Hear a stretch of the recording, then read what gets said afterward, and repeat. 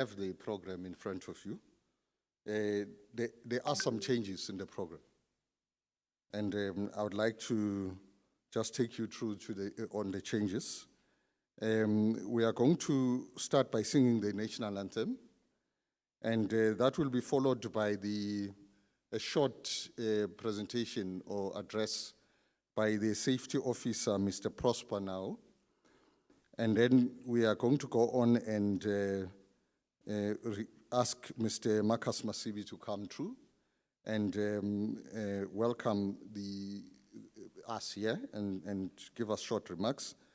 And then after that, our divisional head, instead of the HOD, Zanele Katembo, she's going to make a presentation.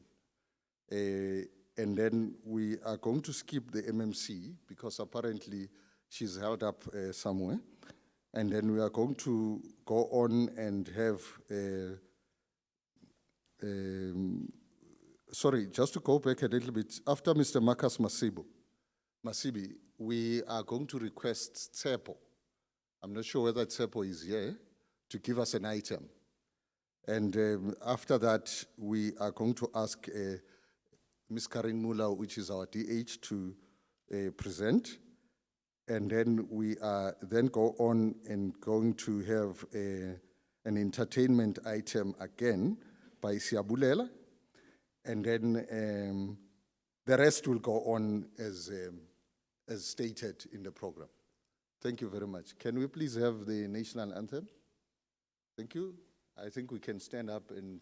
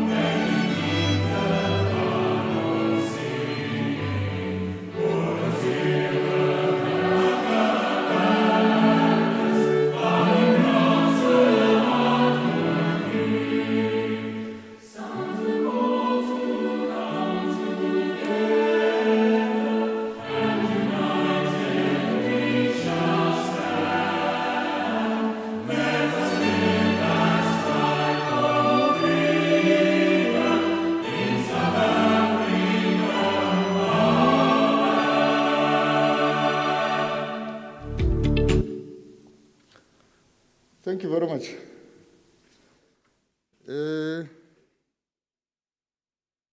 Let me just remind all of us that we are here to celebrate literacy.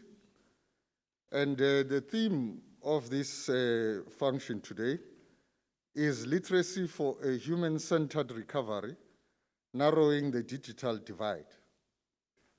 And briefly, I'd like to mention that this topic was adopted by UNESCO, was actually first proposed by UNESCO, and we adapted it from there. And I think the human-centered recovery that has been mentioned here is mainly focusing on the effects of COVID-19. the effects of COVID-19 on literacy, the effect of COVID-19 on education, and the effect of COVID-19 on development. We know what an impact it has had for all of that. And now, therefore, this theme becomes relevant from that point of view, that the world has been taken back many, many, many years in terms of the programs of various governments and even international organizations, because many things could not go on as normal. There had to be schools closed, universities closed down, programs of literacy programs have been suspended, and all of that has happened. That has actually made situations terrible and bad, and particularly for people who are affected by poverty,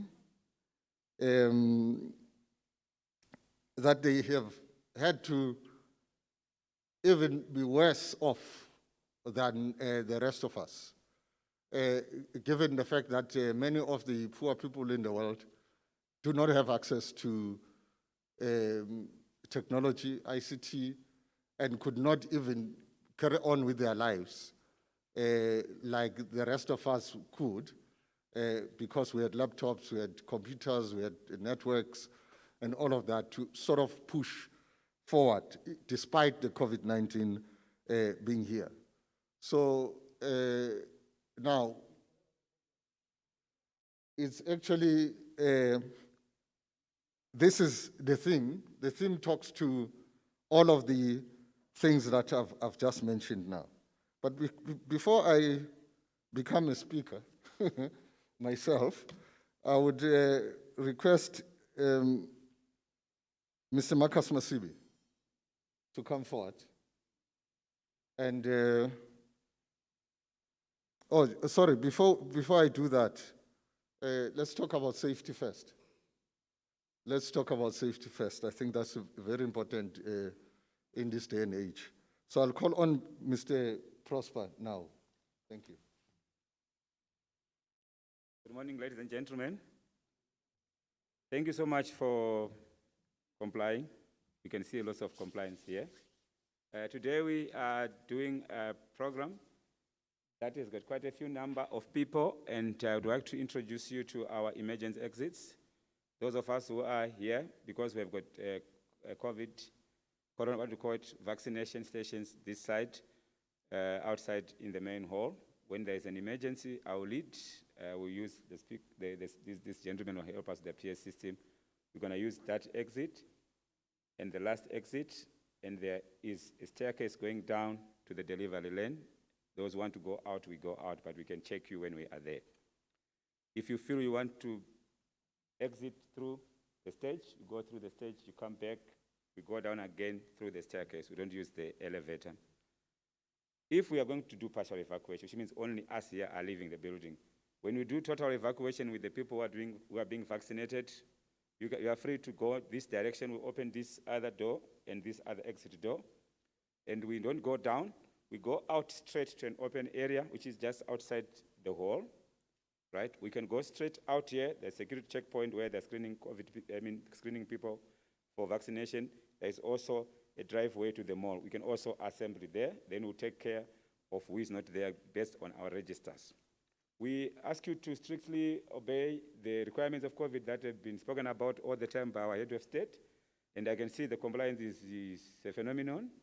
When we go out here, the lady and gentlemen who are there, our team from the city and from my side, we are just asking you to self-dispense the sanitizer when you come back from the bathroom, either the one inside, that one, or the one outside. Just dispense it to yourself. When you go to eat, take some food, come again, self-dispense the sanitizer, because we are sure it stays everywhere. Those who are controlling here, they will be also dispensing the sanitizer, and I'm sure the guys there are also doing that. We wish you well in today's meeting, and that when we leave, those who feel like they want to be vaccinated, you're welcome to join the queue and be vaccinated. Program Director, you're welcome to take over. Thank you so much. Enjoy the day. If you see one of my guys pushing you, trying to persuade you to wear the mask, please try to comply. If you don't have, we are dispensing them. Let's have a good day. Be blessed. Thank you, Program Director.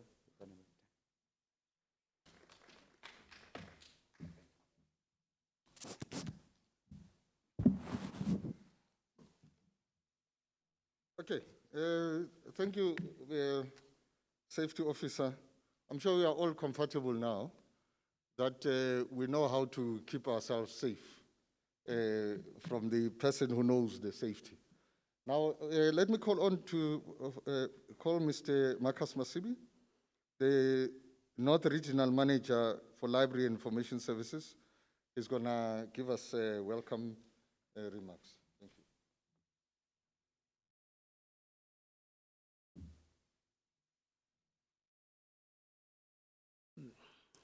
Thank you, Program Director.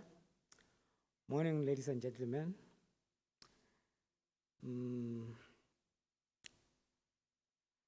I would like to take this opportunity to convey the message from the MMC, Councillor Ms. Nkosi in the Community Services, the HOD of the department, Ms. Zanele Katembu, the DH of the library, Ms. Karen Mula. They want to welcome you into this occasion on behalf of the city of Ekurhuleni. You are all welcomed into this function, and we really appreciate your acceptance for this invitation. We as the library community, we know that we are the information providers. So information providers, it goes hand in hand with literacy. So you get information from the library, it empowers you. It gives you knowledge, and knowledge is power, as we know. That is the slogan of our us librarians. We say knowledge is power. But knowledge is even more powerful when it is shared and used. And today's occasion is the occasion whereby knowledge is going to be shared through literacy information. So we say to you, if we follow that principles of literacy information, it will set ourselves free because it is developmental. With information literacy, we can be able to instill the culture of reading. We be aware, we engage in conversations because we have information. We be aware of our environment and be part of our social cycles. We can solve problems. We can know what to do at what time. Take appropriate decisions so that we develop ourselves.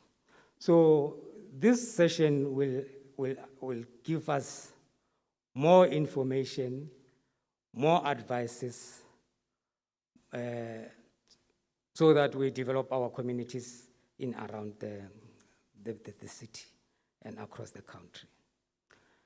So, colleagues, our guests, we hope that you will find this session very, very beneficial and fruitful to you.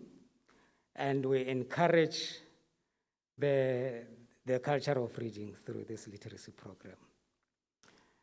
So if we read, we'll deal away with the mentality of saying we hide the money inside the book. So this program, we hope it will give us what can I say? It will give us the information of maybe it will guide us to the point whereby those who said to us, you keep the money in the book to hide it for somebody. So if we attend these sessions like this, it will make those people to regret, because we'll make sure that we turn each and every page of the book. So the money you will not find next time when he comes in. So in those words, I say to you, our colleagues and guests, there's this saying which says, as librarians, we want you to use us because you'll find empowerment. So the best room for a wise man to consult. So don't shy away from the library, because the best room for a wise man to consult is the library. The library is where you'll get this information, which will empower you, which will give you the benefit of life. So with those words, I say to you, engage in this program, contribute, and share it together with those who are not here, so that it expands, it benefits the whole community. I thank you.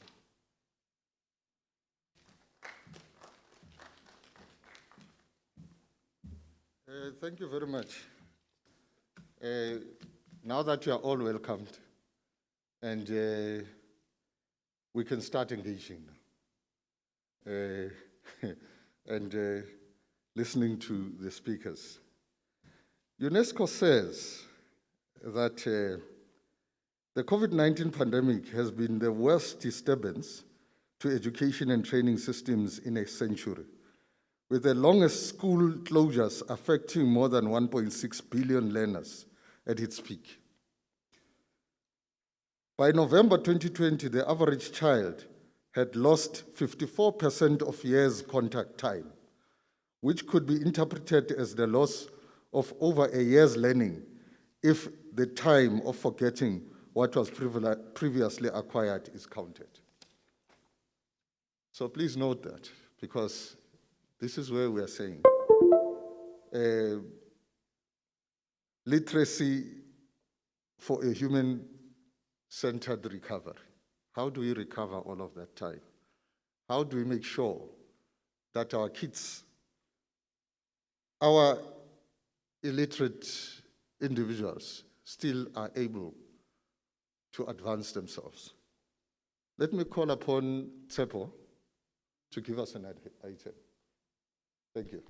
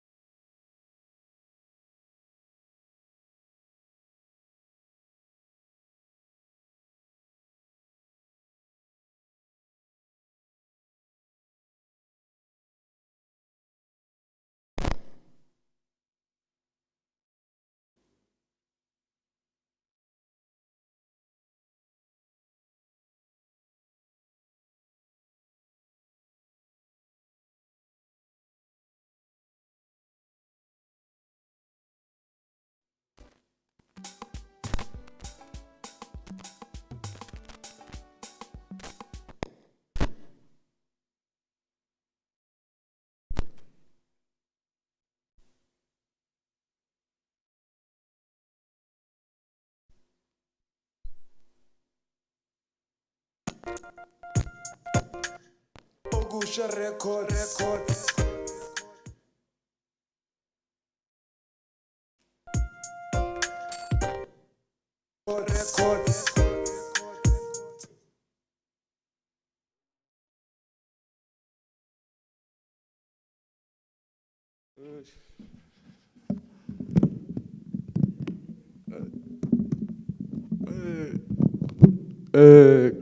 Good morning, everyone. This is Tepo, aka Team Music. We're having some technical issue, so yeah. Oh, take it, then, my selector. Okusha record. Team music. They back book and the truth of it. Buniti wataba. Yo, it's been long time coming. Make it up with a man. For all I wanted was to make a career of music. Make it such a man who ever bothered to listen vele kiva utabari. Agunanda bagez buzagajado bakudindaba everyday TV. Kiva utabari ya fast buzagajado cause it is day and night. Now they go my we shake up brother to Tupac, hey, and they have a fun, but they've lot in common, like composing great music. All eyes on me, I guess. I gotta do this for dear mama, before it's too late for mama. Keep put one is under my chest, cause wherever I go, I see the same girls. Thinking, baby, Nomadlozi, cause I ain't made it, yo. So please, baby, don't cry, cause it end up straight. We gotta hit him up, Naman. Yeah, vested, they can't come apart. Make it up with a man. For all I wanted was to make a career of music. Make it such a man who ever bothered to listen vele kiva utabari. Agunanda bagez buzagajado bakudindaba everyday TV. Kiva utabari ya fast buzagajado cause it is day and night. Now they go my Bishop Brenda and Tupac, hey, and they have a fun, but they have a lot in common, like composing great music. Are you ever felt? Can you feel it?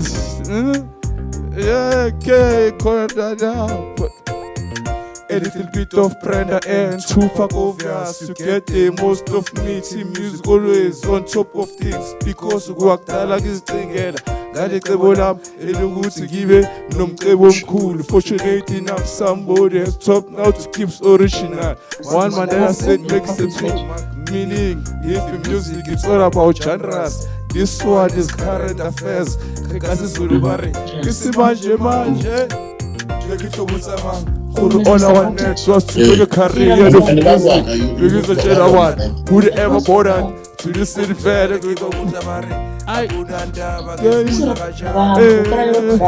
don't know why. Thanks everybody. Hey, that's okay.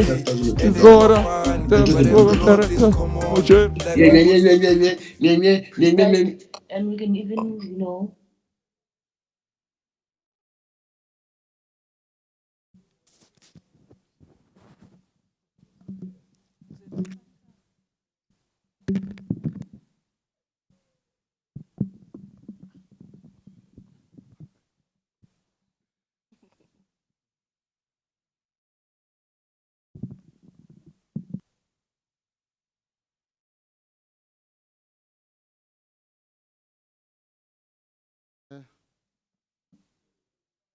Hello? Okay. It's fine. Thank you very much, Sepo. At least Sepo has relaxed the mood. And we can all now relax. We've been welcomed. And Sepo has given us an item. And now we can continue.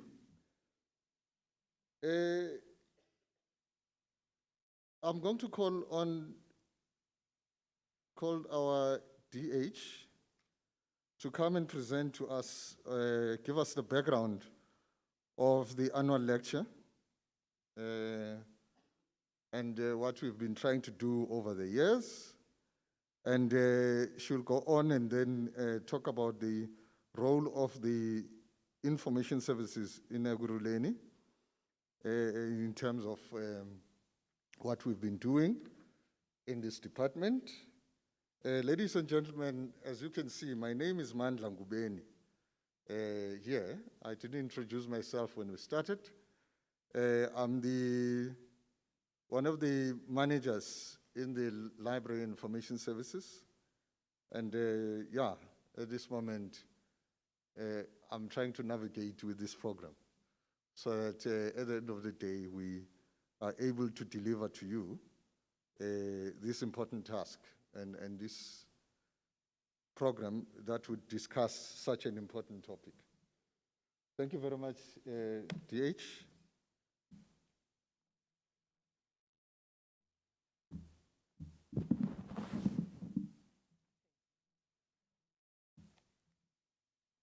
Good morning, everybody. Unfortunately, I can't sing and dance like that young man, and I won't try it today. I think there will be serious consequences on this old body if I do that. But I'd like to welcome you all to this wonderful occasion today for libraries. But before I start, I think we all are aware with COVID, it changed all our lives. And please allow me to just convey my condolences to each and every one of you who lost loved ones during this time. I think nobody can say we're untouched during this time. So to all of you, it is a very, very difficult time for us. But let's celebrate our loved ones and take them with us to make us better people in future. It's an honor for me to stand here as the Divisional Head of Library and Information Services in the city of Ekurhuleni. I've been in the library field for a number of years. I think some of you were not even born when I started my professional career. But for libraries, it is so important that we take hands with our communities and say, where are we going? How can we make sure that all of you can achieve the best that you are? My professional career really took me to places, it took me all over the world, it really enhanced me and really meant so much to me, and I won't change it for anything. I know there are much more glamorous professions out there, but as a librarian, I still learn every day, and I personally believe if you don't learn a thing a day, then that's a lost day. And I think in this current situation, we all realized you can't lose any days out there. You need to make sure you make the most of every day. The City of Ekurhuleni Library Services, we consist of 47 libraries all over the city, from Modderfontein to Nigel to Kingsway, all over in between. So we've got a very wide range of libraries all over which you can go and visit and can join. And I want to emphasize this, it's for free. We don't charge people to join our libraries. I always said I will never let anybody decide between a bread and to join the library. Libraries are free, they're public spaces, and we are working extremely hard to make sure our libraries are public spaces where all of you can come and get the benefits out of that. And I'll do my marketing of my programs just now. I think the staff know by now when I get the opportunity, I'm the best marketer for my libraries because I'm so passionate about our libraries and I know what we can do. And I saw in the past how we changed lives. I've got numerous stories and good to tell stories of how we changed people's lives. Through the City of Ekurhuleni Library Services, we moved into a different direction. Our strategic directive now is to be more virtual and 24/7 library accessibility. And that doesn't mean that we open the doors 24/7. We've just put measures in place where all of you can access books and other services outside the normal library hours. We all know, all of us are on our phones, on our laptops, and wherever you go, you need to have on the social media.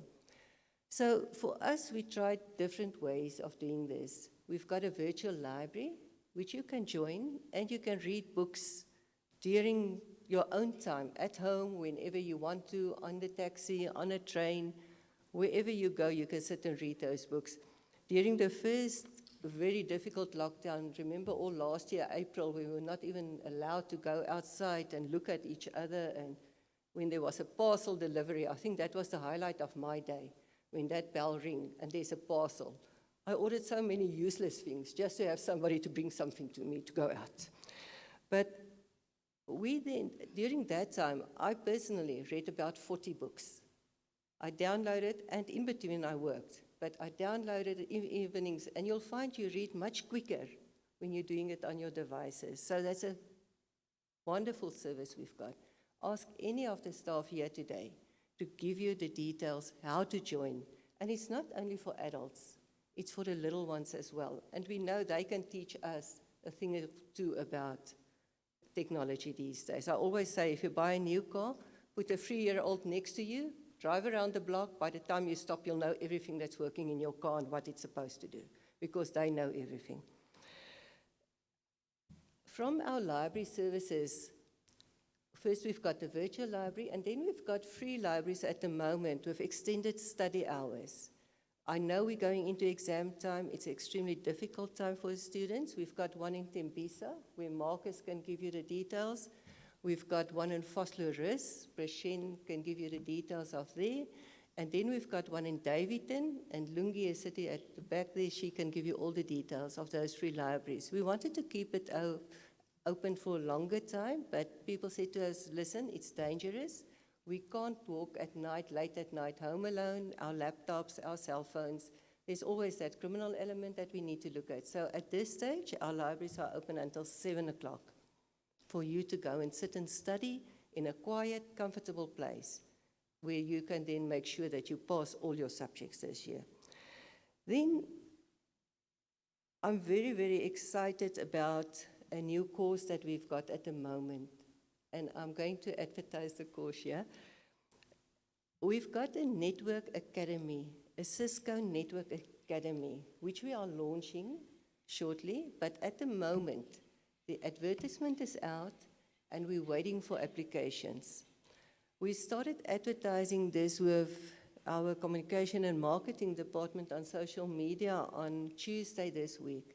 And since Tuesday, I received at least 20 applications per day. So that's quite a lot. And we thought we're going to keep it small as a pilot, so we need to rethink our whole approach here. The Cisco Academy is, and I want to take a step back there, we're one of only 9 libraries countrywide which were selected to establish a Cisco Academy. And I think that is a great thing for our libraries and for our communities. What you do is you register. We've got application forms. You can register. We've got certain criteria, which I'll go through right now. And what you then do is we select, because we've a limited number of people, and it's a 3-month self-paced course. So you can, on your own time, whenever you've got the opportunity, you can either go on and learn yourself, or if that's a challenge, and I know it's one of the most difficult things to do an online course. I recently had to do a qualification online, and I can tell you the time management, the discipline, it's really one of the most difficult things to do. Or you can go to any of our knowledge centers where we will have people that will assist, will teach, will learn, will help people to assist. The value of this course, which we are basically allowing people to register for, it's estimated at 5,000 Rand. So that is a qualification. It's an IT qualification, a recognized IT qualification.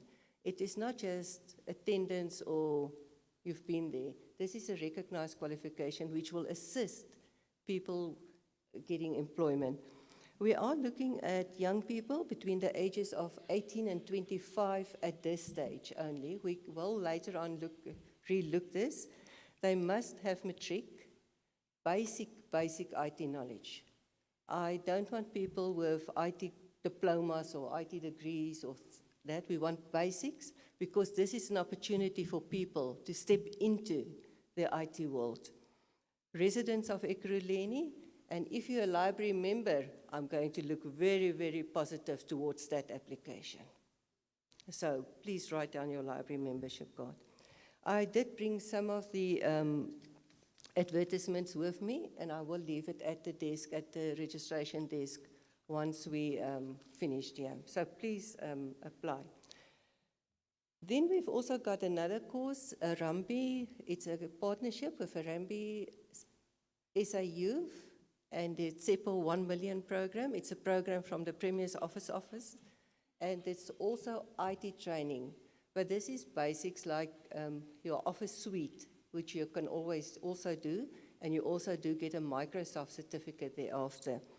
There's also a number of courses regarding financing your own business, managing your own business, and these are all self-paced courses, because we know some of us learn faster than others, some of us just need a little more details. I know for myself, whenever I learn, if I need to submit a project, I'll go 4 free times and redo it.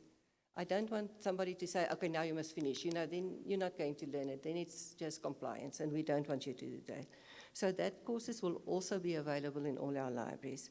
And in any of our libraries, any of the staff members there must be able to tell you about these programs. And if they're not, you're welcome to send me an email personally.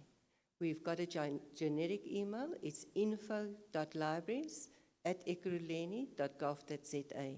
You're most welcome to send us a mail and say, I went to this library and nobody knows anything about it. The staff are all trained. They're all aware of this.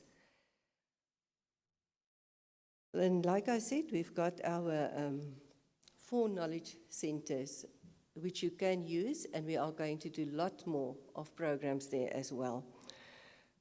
Our main focus is the empowerment and development of youth, but we're also looking at other areas. Our ECDs, our little ones. Next week we've got a great program where we're going to talk to the mommies expecting babies, and we call it Born to Read, so that we can catch them young. And if you read to a child before the age of 5, they would have heard 1 million words, which a child without reading to won't hear. And you can imagine how you can develop that little brain if you're hearing all these words, all these little things going all over. That will develop. And that will make that child, just giving him that step ahead in life so that he can work. So libraries are extremely important right from the beginning. So next week we've got a Born to Read program, which we're doing in the Palm Ridge Library. And we're going to roll out this program to our other libraries as well. And then on the 25th of September, we've got a program at the Jerry Malloy Library in Etwatwa, where we're going to do a spelling bee competition, because literacy and spelling going hand in hand. And I'm not sure about you, but our spelling is really not very good at the moment. I mean, we all know how we WhatsApp spell. And sometimes when I get a message, you sit there and think, okay, exactly what does this person want or say? And I sometimes don't answer because it can look very silly if I answer something is totally wrong.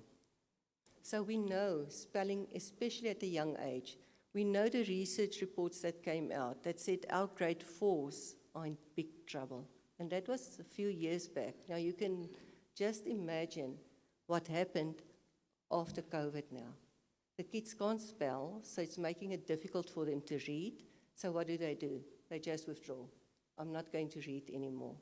And let me tell you, it's never, never too late to start reading. And I'm not one to say you must read Tolstoy or you must read this or that. You can read anything as long as you read.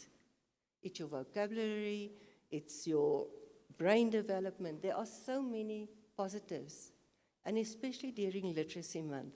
And that's where we started with this program, with the annual lecture, is to put a focus on literacy. Because remember, people out, we all know how important it is to read, but do we really sit still and say, what do I read?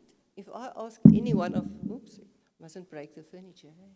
If I ask any one of you, what's the last book you've read? I'm at the moment busy with a John Connolly book, and I don't read it at night because sometimes I get weird dreams thereafter because it's quite vicious and things like that. But I mean, all of us need to have that book that you read at all times, whenever you sit down waiting for a place on your device, just go open and read it. It's a great way of developing yourself. Then this program every year, like I say, it's the focus on Literacy Month and the importance thereof to say, wow, we can celebrate literacy.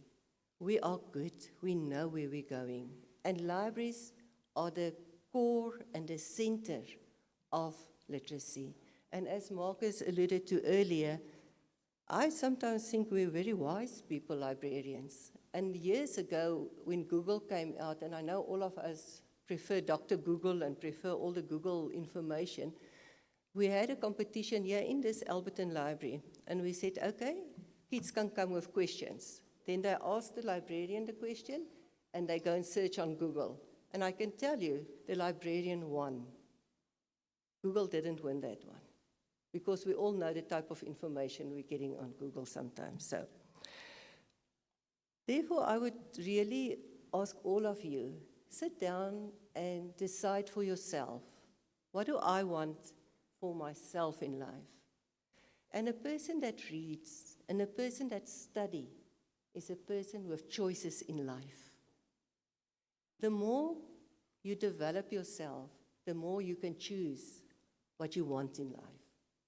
If you only have basic minimum, this scope, this is where you'll go, into this scope. But open it up, and you've got all these other choices which you can achieve and do in life. I would like to thank the staff. I think sometimes we forget to thank our staff, but I would like to thank the staff for all working extremely hard for this program. You don't know all the stress and all the arrangements and all the logistics going into programs like this. And I really want to thank the team for bringing us today to this point. And we've got an online audience as well in our libraries and at different places. So I really want to say thank you. So I want to leave you with the words that you are the driver of your own destiny. Decide for yourself. Nobody else can make that decision on your behalf. And education and reading and learning is the one thing that nobody can ever, ever take away from you. So please commit yourself to join this literacy movement and to become a world-class reader and have choices. Thank you very much.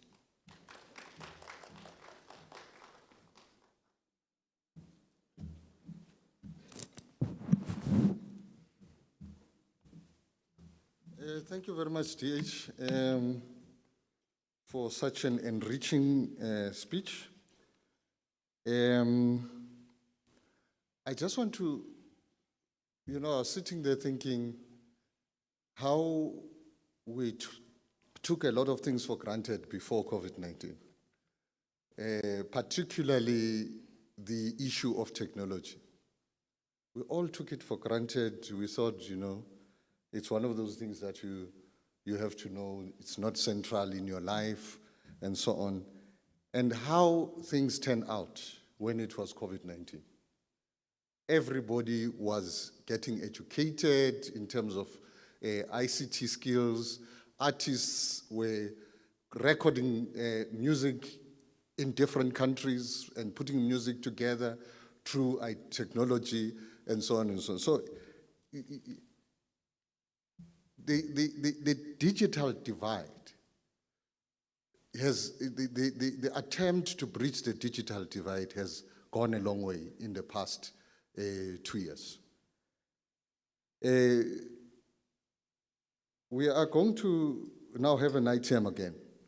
And this time around is going to be Siabulela. And I'm sure Siabulela is here now. Where is she?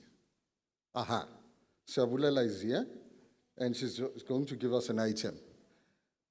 While he's busy preparing himself, I want to go on again and say, UNESCO says, the pandemic and its repercussions have also magnified the pre-existing inequalities in access to meaningful literacy learning opportunities, disproportionately affecting 773 million non-literate young people and adults with low or no reading skills and writing skills. They tend to be more vulnerable in managing their health, work, and life. So I just wanted to highlight that. And let me give it over to Siabulela. Thank you.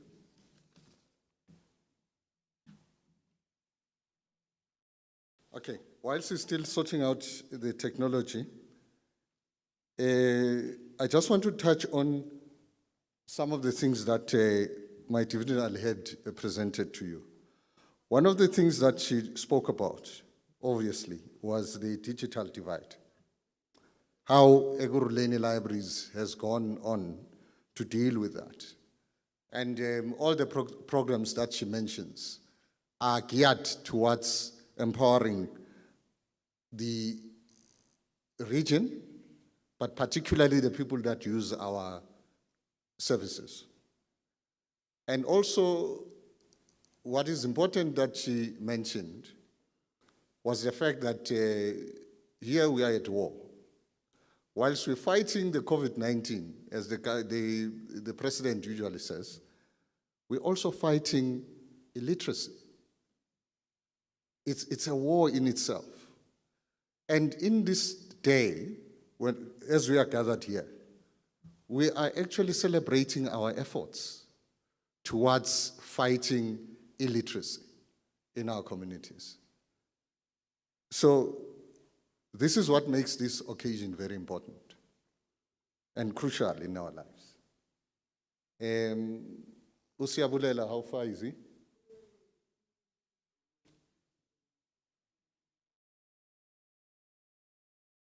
Is he ready? Oh, he's still preparing himself.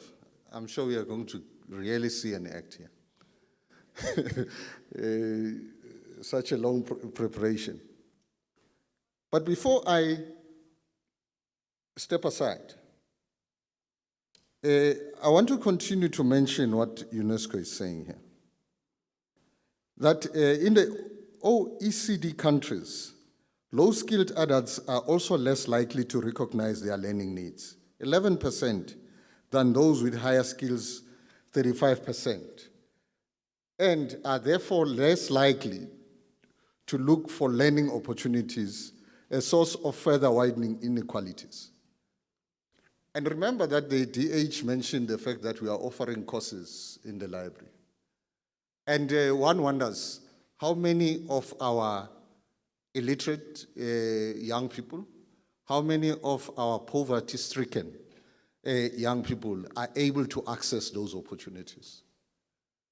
Maybe as librarians, as information workers, as educators, we should put together strategies of really going into communities and being able to identify young people who actually deserve, even though they don't know that they deserve, even though they don't know that they need these opportunities. We should be able to go out there and make sure that they actually understand the fact that they need these opportunities. So that's what UNESCO is saying. And so it's incumbent upon us, because I believe that all the people that are here are people that are converted. They know and they understand how literacy is important for our own development. So I challenge everyone here that where we are in our communities, we need to be able to identify people that need these opportunities and be able to educate them and be disciples and apostles, or whatever you call them, that spread the word of literacy. Thank you.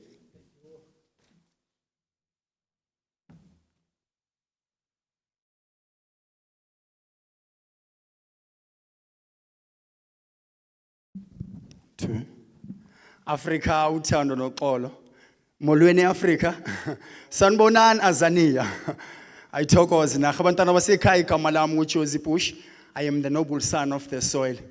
Ndiyanibulisa bantwana basekhaya, MC nimenzise umsebenzi omkhulu kakhulu. Bantwana basekhaya ngicela ukudlala ingoma. Ma selector, let's do music, please. Igama lami nguJozi Bush, right? Ngithanda ubumnandi bantwana basekhaya, ngithanda ubumnandi, andikwazi nokuzibamba nje ndiyachaza intambo. I just wanna, you know, ngithanda ubumnandi, masizame. Ingoma awuvumanga gama uJozi Bush eAfrica ekuruleni bantwana basekhaya. This is a beautiful country, man. My teacher, I'm ready when you are. Right? Sizame bantwana basekhaya. Jozi Bush, igama lami, Africa, igama lami. Bantwana basekhaya, I've got a CD there. Une CD, phila sande ngicela ungiphelele CD le. I've got a CD, I do music. I've got an EP, EP lami. I'm currently now selling at 60 rand. 60 rand ngajabula kakhulu Africa. I do music for a living. Ngibonga kakhulu ekureleni for this opportunity. I do music for a living. I've got an EP. I'm selling at 60 rands. It's available online.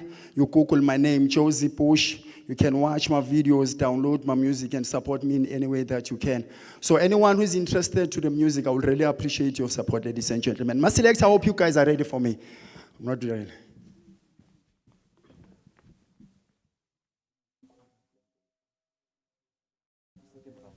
All right, Africa, I'm that versatile. Because apparently technically music awusebenzi. Africa ndivumele ndithethe nawe ndithi hey kambe luhluthando. Andiswele mazwi amlomo ukuthetha ngomuntu endimthandayo. Ndichukumiseke enhlizweni ngokumjonga nje emehlweni ndichulumance emoyeni xa ndisiva ilizwi lakhe.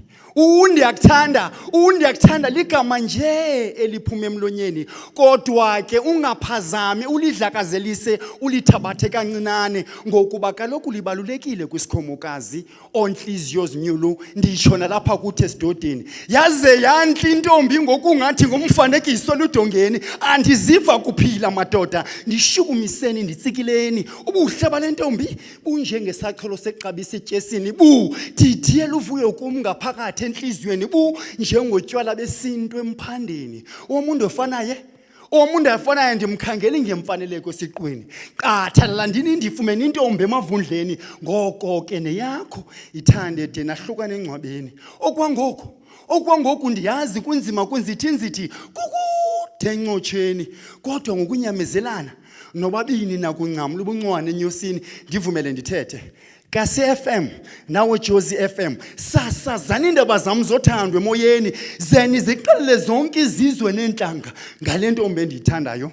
Kuba mnandi nangakumbi kwezi ntsuku zibandayo, ngokuba kaloku umuntu ofana uyandanga, andibeke esifubeni, sabelane ngothando. Yehova, sambathise ngengubo yothando, kodwa ke usikhusele kwingcuka, nditshona kwiintlebengwane ezalilali, sindizele phezulu njengenkonjane, siqabane sixolelane, siphinde futhi kwakhona sithandane. Hey, kambe luhluthando. Africa uthanda izandla for nina masambeni. Let's go, ladies and gentlemen, please. Allow me. Now before I go, mandizazise ndingubani mna. Mna ndinguXhosa wakwaXhosa, indoda ekhula ithetha isiXhosa. Ndifana ncakasane nenqoboka ndiyabotyoka. Vungu semimoya ngalomboko ndiyaqopoza. Xa ndiphethe umboko eqongeni nezithulu ziyamamela, ngolwazi ndiyathulula ndikho lula ndingo-a ebhenqe. Ufuna undiva ngodondolo? Shh, ndicela inzolo. Ndiganya ngemiqondo nasi isace senza itsholo. Uqamo waphusile ndiqinisekile nothukile. Ubush ufikile, ugqatso luqalile oqongqothwane bagqotsile, ndinyukela ngasentla ndishiya ngemva befolile. Ingabe uyamkhumbula uMatthew Sigoniwe, imibongo yami ihloliwe, nale verse nutrition, inqabe egcwele ulwazi engasoze iphalaza igazi. Africa uthando noxolo, Nkosi igcamakho. Thank you.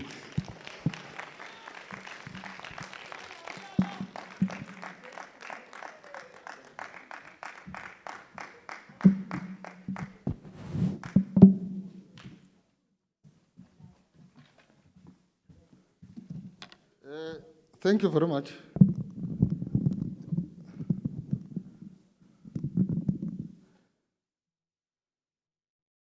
So literacy does not only mean that you should learn to speak English. Literacy means that even our home languages, we should actually know them well. People have a tendency to think that when you talk about literacy, you are talking about people being able to speak English.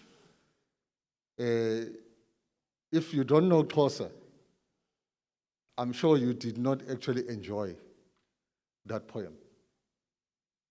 The richness of the language that was actually communicated there, highly entertaining and highly educative as well. So it tells us that it's not only English that one should be literate in. There's a lot of knowledge that we miss out by not understanding other languages that are crucial to us. I know that there's lots of information and philosophy that is common is in the books written in French. There are very interesting philosophers who write in the French language. So that's part of the learning that we need to engage ourselves. Right now, we have a speaker online. As you can see that we are now moving things. Mr. Rambao is online and is going to present to us the insight on heritage. He is the Senior Manager, Heritage and Museum Services, and this is part of the divisions within the Department of Sports, Recreation, Arts and Culture. And if we are ready, I'm going to hand over to him. Are we ready? Okay. I'm going to hand over to Mr. Rambao. Mr. Rambao, over to you. Thank you. Good morning, Program Director. Am I audible? Am I audible, Program Director? Yes, you are. Thank you very much, Program Director, for this opportunity. Divisional Head for Libraries, Ms. Karin Muller. Managers, Zukisa Peterson Mandlangoveni. Unfortunately, I could not be with you physically because I'm a bit fluish. So that's why I decided to connect with you online or virtually. My role here is very, very simple, Program Director, is to share insight on the role of libraries, specifically Program Director on heritage protection and preservation. The significance of public libraries in preserving and maintaining history and traditional culture cannot be overlooked, Program Director. You will all know that ever since we attained our democracy in 1994, a national process took care of people literacy through the establishment of public libraries. So I think now we are proud to say, as the city of Ekurhuleni, we've got libraries in almost all the townships of our region. These were placed in various areas across the country with a mandate to provide information and knowledge free of charge to communities for the purpose of research, number one, and secondly, for the purpose of education, and lastly, Program Director, for the purpose of recreation. It is for this purpose that libraries are to envisage in their programs cultural activities, and I think this is what we have been doing for some time now as the city of Ekurhuleni, which must be collected and documented and preserved for posterity. The usefulness of preserved information, Program Director, I can safely say that it lies in the fact that the generation to come will be able to identify or establish their identity. I think just to add on that, the Program Director, I would like to engage also on the importance of documenting oral history information. Right now, we're busy with a program called 00 Hour Incident. Program Director, we're in a process to document 00 Hour Incident. A public notice has been issued and was also published on the Beeld Sowetan Star newspaper. Just to bring you up to speed, Program Director and the rest of the delegates, is that the 00 Hour Incident is about 8 young activists who were killed in an explosion involving a booby-trapped hand grenades in Duduza, Kwatema, and Tsakani, what we commonly known as Kwatsaduza, on the 28th of June 1985. So these are information that must find space in libraries. And we are proud to say that we are busy now making sure that this information is documented. We are making sure that we are conducting your oral history documentation so that it can be documented in a written format, so that we can put them in our libraries across Cllr. I think that is where we are as far as preservation of history is concerned. I wanted to give you the practical example of some of the things that we are doing, so that we are able to share the progress that we're engaging in. Program Director, I think the last few years, there's a growing discussion about the need to effectively and efficiently manage cultural heritage information. Specifically, there's a need to describe the cultural information, heritage information, with the use of most relevant and efficient standards. And I think, Program Director, the goal is to succeed among others. Number one, open access, storage of this information in digital format, which is very, very much crucial. And I think when we speak about the digital format, Program Director, from our point of view, from our department, what we're trying to do, we've opened a portal for Tamingele Fine Arts Awards. This is the first in its kind for the city of Cllr to be able to open a portal which is digital, wherein artists can register their information and participate virtually.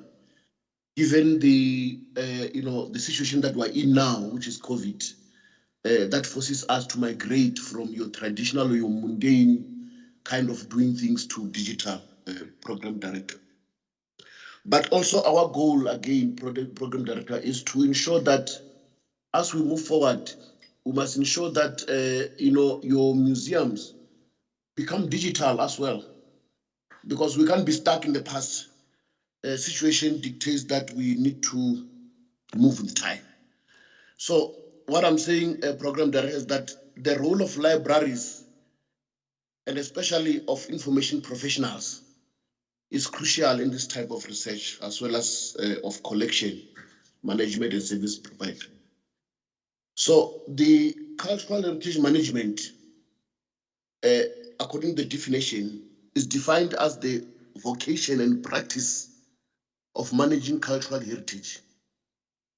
It is a branch of cultural resources management, which is called the CRM. Although it also draws on the practice of cultural conservation, restoration, museology and archaeology, as well as history and architecture. Managing this type of information based on international standards and best practices allows the reuse of information, Program Director, but also the linkage of resources to raise better or different understanding of historical events, but also assist other types of activities such as the restoration, number one, digitization, and also preservation. Program Director, I don't want to bore you with a lot of information, but one would argue that different types of libraries, you've got your public libraries, you've got your academic, you've got your research, you've got your national, serving the well-defined needs of specific users. However, the basic aim and thus value of a library remains the same. That is to collect. That is the role of the library, Program Director, is to collect, number one, is to manage information in order to provide access to all interested parties, which is very, very crucial. Program Director, I would like to conclude by saying that the city of Ekurhuleni libraries have a wealth of heritage artifacts.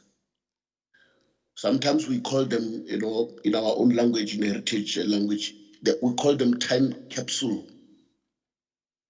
These are artifacts that are consisted of newspaper clips and other important insignia that dates back to 100 years, Program Director. And I would like to conclude by saying that libraries are important centers of preserving institutional memory of the city of Ekurhuleni, but also we must take cue from the Timbuktu Library, which has shown us the way, Program Director, but also help us to demystify the stigma of illiteracy, which has been forcefully attached to our identity as people. I can conclude by saying that heritage preservation will never exist, Program Director, without our libraries. Thank you very much.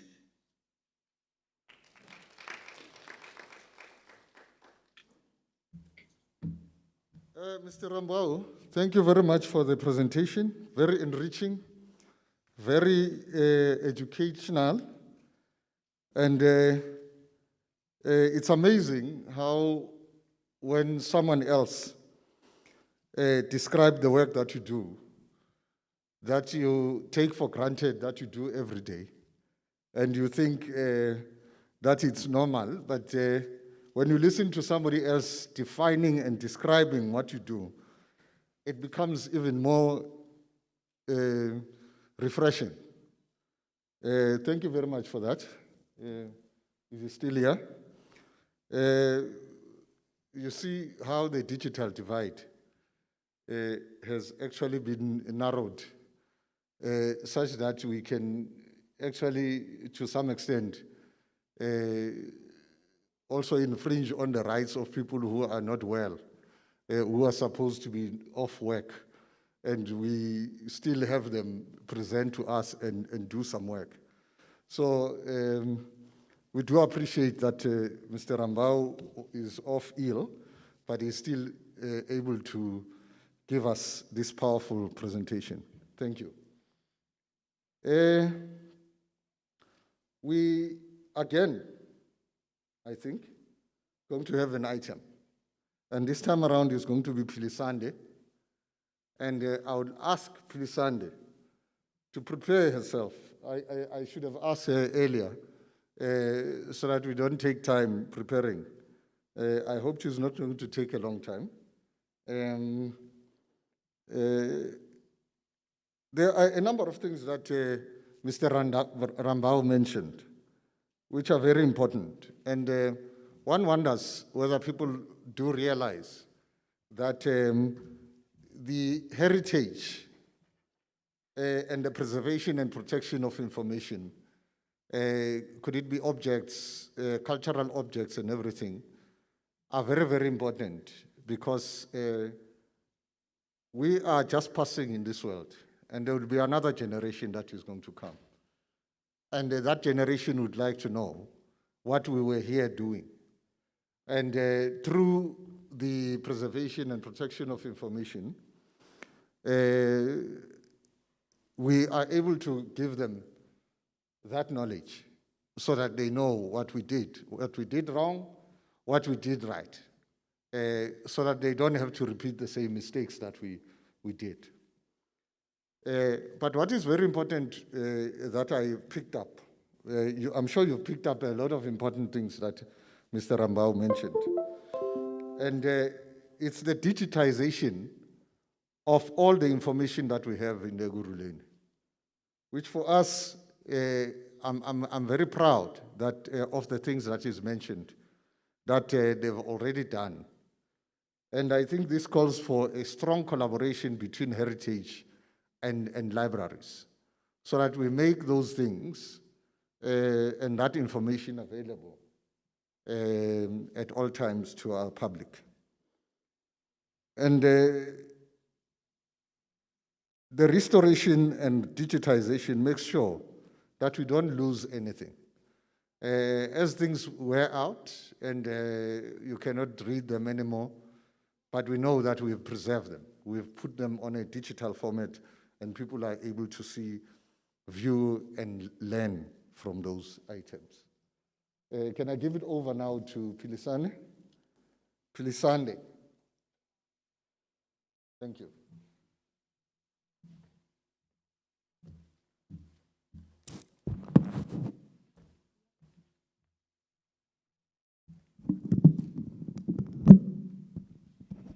Molweni, ngokigama ndinguphila Sande umntwana ethongo Camako.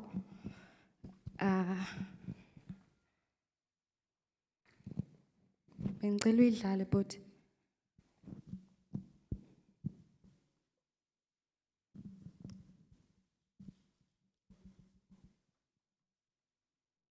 I think banengxaki.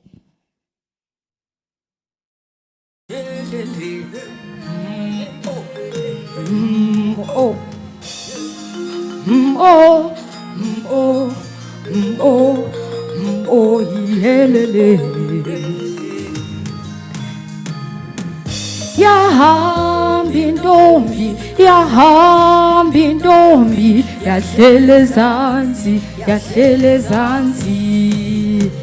Yahamba intombi, yahamba intombi, yahlele ezantsi, yahlele ezantsi ibhodini. Ntombi emnyamazana, ntombi emnyamazana, yahlala ezantsi, yahlala ezantsi esibhodini. Uyathi hamba bhekile, hamba bhekile, sukuhlala ndawonye. Mamela, andinabongo mna, andinabongo mna. Ntombi emnyama ehlala esibhodini, ntombi esimanga ehlutha buyisa.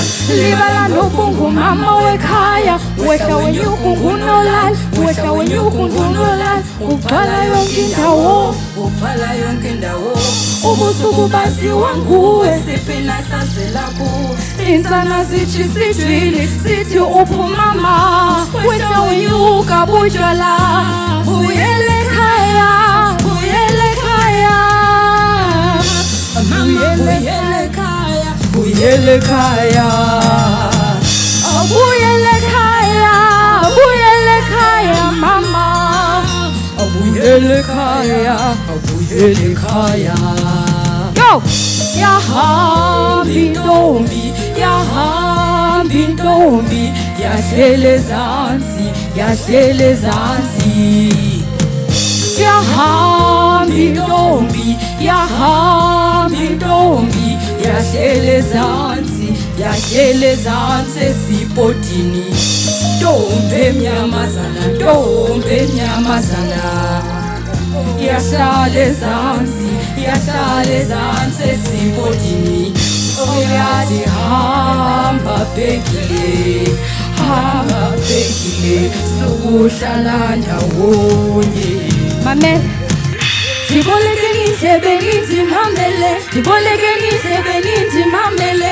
Andizenzanga mna, andizenzanga mna, ndenziwe ngabalele mna, ndenziwe ngabalele. Yimivimba kulo mzimba, zinyembezi zikaFaro, zinyembezi zikaFaro. Ndicela uncedo ndinalo umkhalo, sinqobo sam usachonyiwe, ngxaki zam zisaliqinile. Ndilamleleni bo, ndilamleleni oh oh, ndilamleleni bo, ndilamleleni. Yathi ntombi emnyama iphakamisa ibhekile, ntombi emnyamazana, ntombi emnyamazana, yahlala ezantsi, yahlala ezantsi esibhodini. Yahamba intombi, yahamba intombi, yahlala ezantsi, yahlala ezantsi. Yahamba intombi, yahamba intombi, yahlala ezantsi, yahlala ezantsi esibhodini. Ntombi emnyamazana, ntombi emnyamazana, yahlala ezantsi, yahlala ezantsi esibhodini. Oyathi hamba bhekile, hamba bhekile, sukuhlala ndawonye. Mamago, uphila sande lona umntwana ethongo. Ndisezawuphuma ndiyabulela kakhulu ndithi ndandiziqikaqika eqaqeni okweqaqa iingxaki zam zindigqiba ndaguqa ndaya emsamo athi amagqirha xa liduma liyagqitha ndilufezile olwamagazi ndiyabulela kakhulu.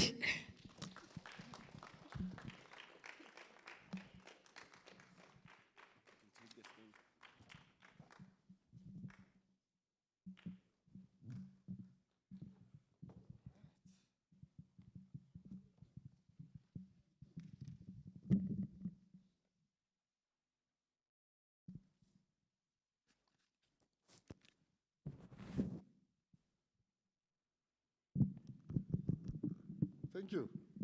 That was very powerful. Beautiful voice, beautiful song for those of us that can hear it. For those that do not know the language, I don't know how I can summarize that song for everyone to understand. But I think it has an element of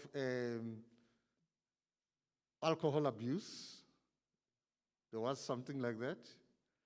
There was also the pride of,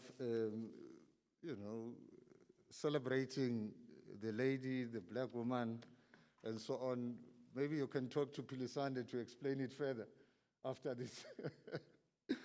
But it's a beautiful song. It actually, if you look at it, it gives you, for those of us that have been in the rural areas, you actually sort of picture the song and what is happening there.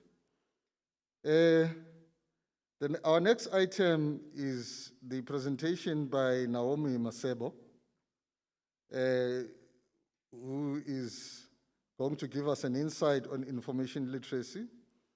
And she's the acting director, Deputy Chief Education Specialist for the Library Services, Learning and Teaching Support Materials. So I would like to invite her to come and give us a presentation. Without much ado, thank you.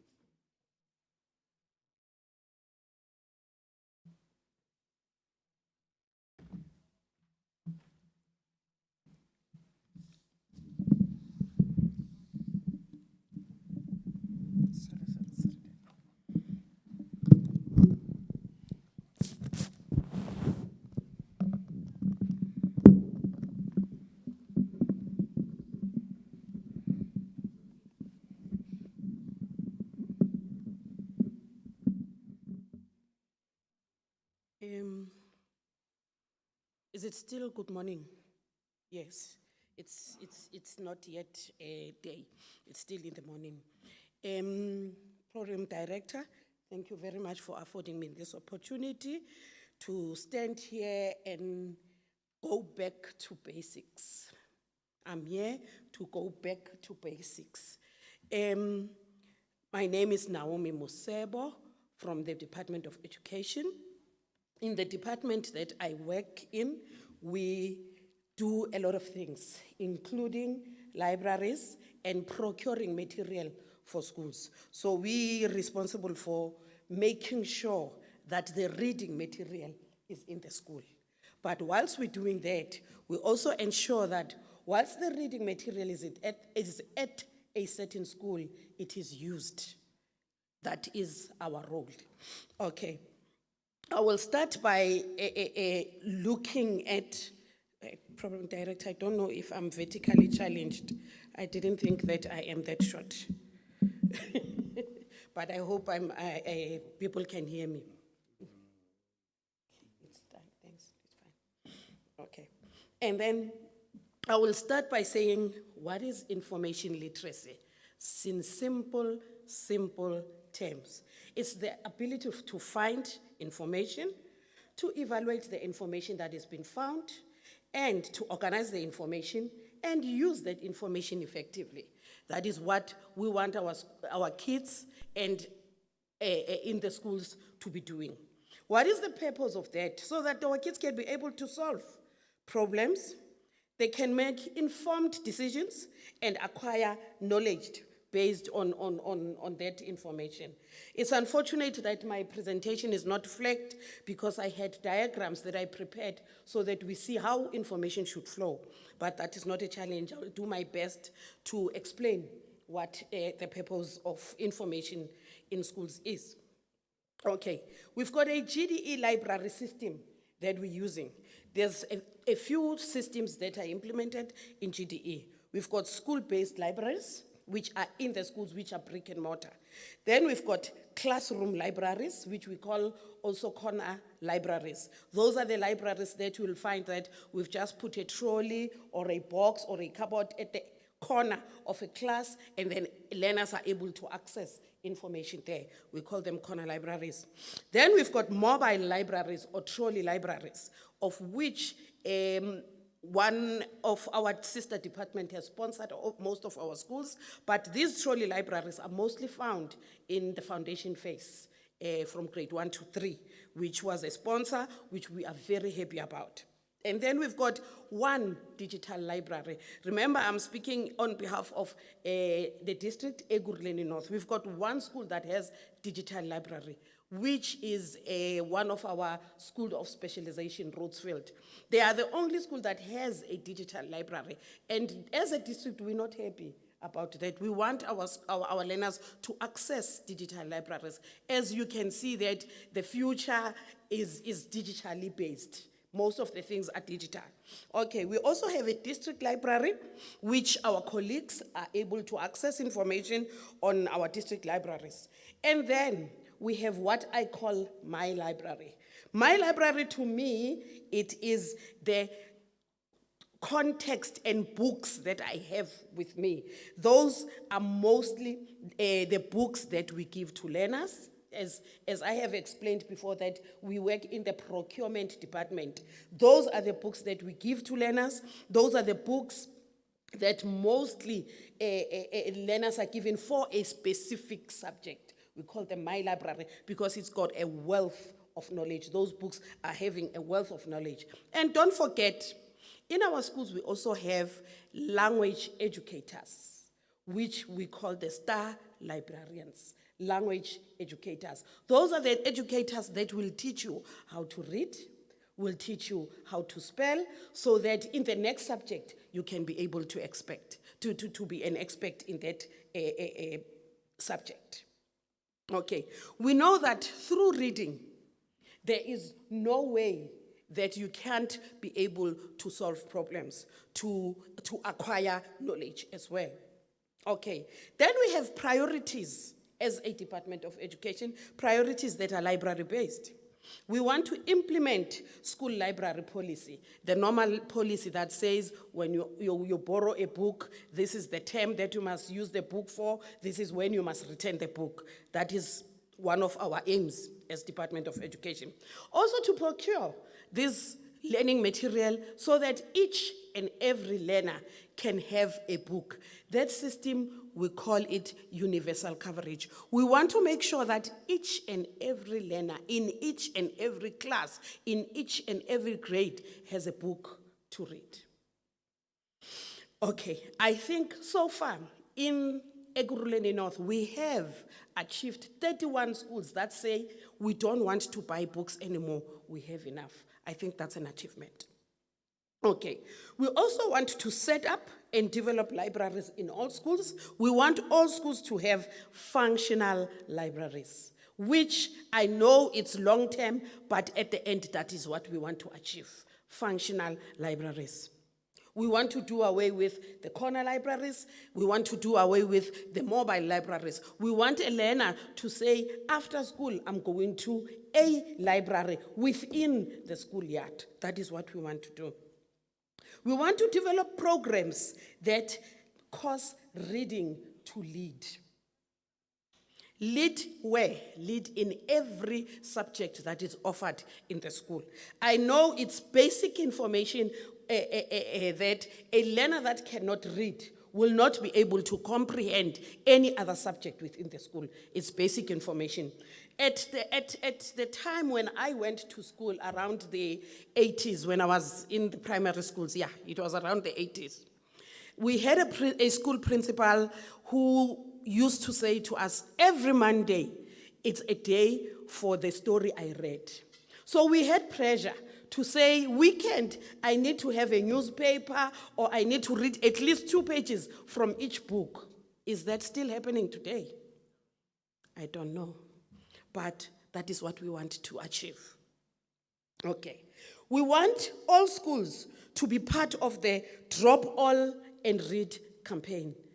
I know there are challenges that will stop us from doing that, but we want those challenges to be resolved so that every learner can be able to read, can be able to make sure that the reading gives that learner problem-solving skills.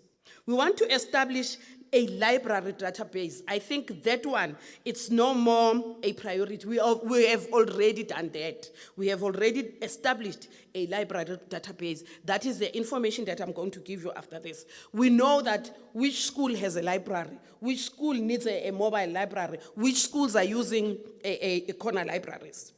Then we want also to create a functional district library, of which that was a challenge because of space. Now, as a district, we have a lot of achievements, but those achievements still have a room to develop. I'm going to be very statistical now. I hope I'm not going to lose my audience. Okay. As a district, we have 172 schools all in all as a district. Now, out of that 172, 138 of them have reading clubs. I think that's an achievement. Reading clubs means that at a certain time during the day, learners drop all and read a book or whatever resource is available at that time. Then all our schools in Ekurhuleni North are part of the drop all and read program. Whether they implement it, like now we're saying we've got only 138, we still need to work for the others so that 172 schools can do drop all and read. Okay. Out of that, which I am very proud to say, in all our schools, we've got 31 schools which are part of the young writers. Those young writers who write books. Their books have been approved, and all 31 of them are found in Ekurhuleni, which is an achievement. Then we've got 66 schools that have functional libraries. Can we see that if we have 66 schools that have functional libraries, what is stopping us from having 172 schools? That is something that we can achieve. Okay. We also have municipalities supporting us. The Ekurhuleni Library is supporting us in terms of our learners going to their libraries and accessing information. We also have library exhibitions that we've done with publishers and other service providers, which gave our educators insight of the type of books that are available in the market. That is an achievement because when we did that, it was all the 172 schools that attended, and all the 172 schools were given a chance to see what is in the market. We've got 29 schools that are participating in the spelling bee. I was very happy, program director, when I heard one of the speakers talking about the spelling bee, that the spelling bee will be coming back. I was very happy because this is a program that most of our primary schools are happy to have, and it develops certain skills in our learners, because I know spelling is one big challenge with our learners, especially with the social media that is being accessed today. When learners spell, when my kids spell, I always say, can't you go back to the basics? When they send me a WhatsApp, when they say thank you, they will say THK. And I will say, what is THK? I need to think about it before I can say, okay, this means thanks or thank you. Can we go back to the basics? Can we go back to the basics? I know that now I'm speaking to parents, I'm speaking to grandmothers and grandfathers, but can we teach our children to go back to basics? When that child sends you a WhatsApp message that is written in their language, can you say, I don't understand, please resend? Especially when they're asking for something. So that we frustrate them and show them that let's go back to the basics, spell correctly so that I can understand what you're saying. That's my message today. We've got days where we commemorate national and international days. That is done in the district, that is done in our schools. You should see when these programs are done in schools, those learners are proud to be Africans. They sing the national anthem, they sing the African anthem, which is very, very impressive.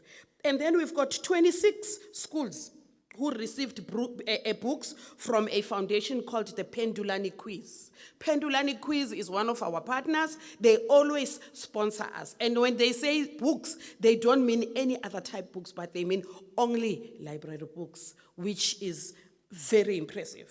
Then, out of the whole 172 schools that we have trained what we call reading champions in 2021. We did the training this year, 2021. You know those PYE employed learners, those that have grade 12, those presidential learners. Those are the champions that we trained so that they go back to our schools and show our children how to read, how to interpret reading, how to use the material that they're going to read to solve problems. That is our reading champions. Then we've got another project called the Walk and Read. Walk and Read is done mostly in primary schools. In our district, we've got 10 schools that are part of that. What Tsepo was doing earlier on, the rapping, you know, what do you call it, rap? Ne? It's rap music. Am I correct?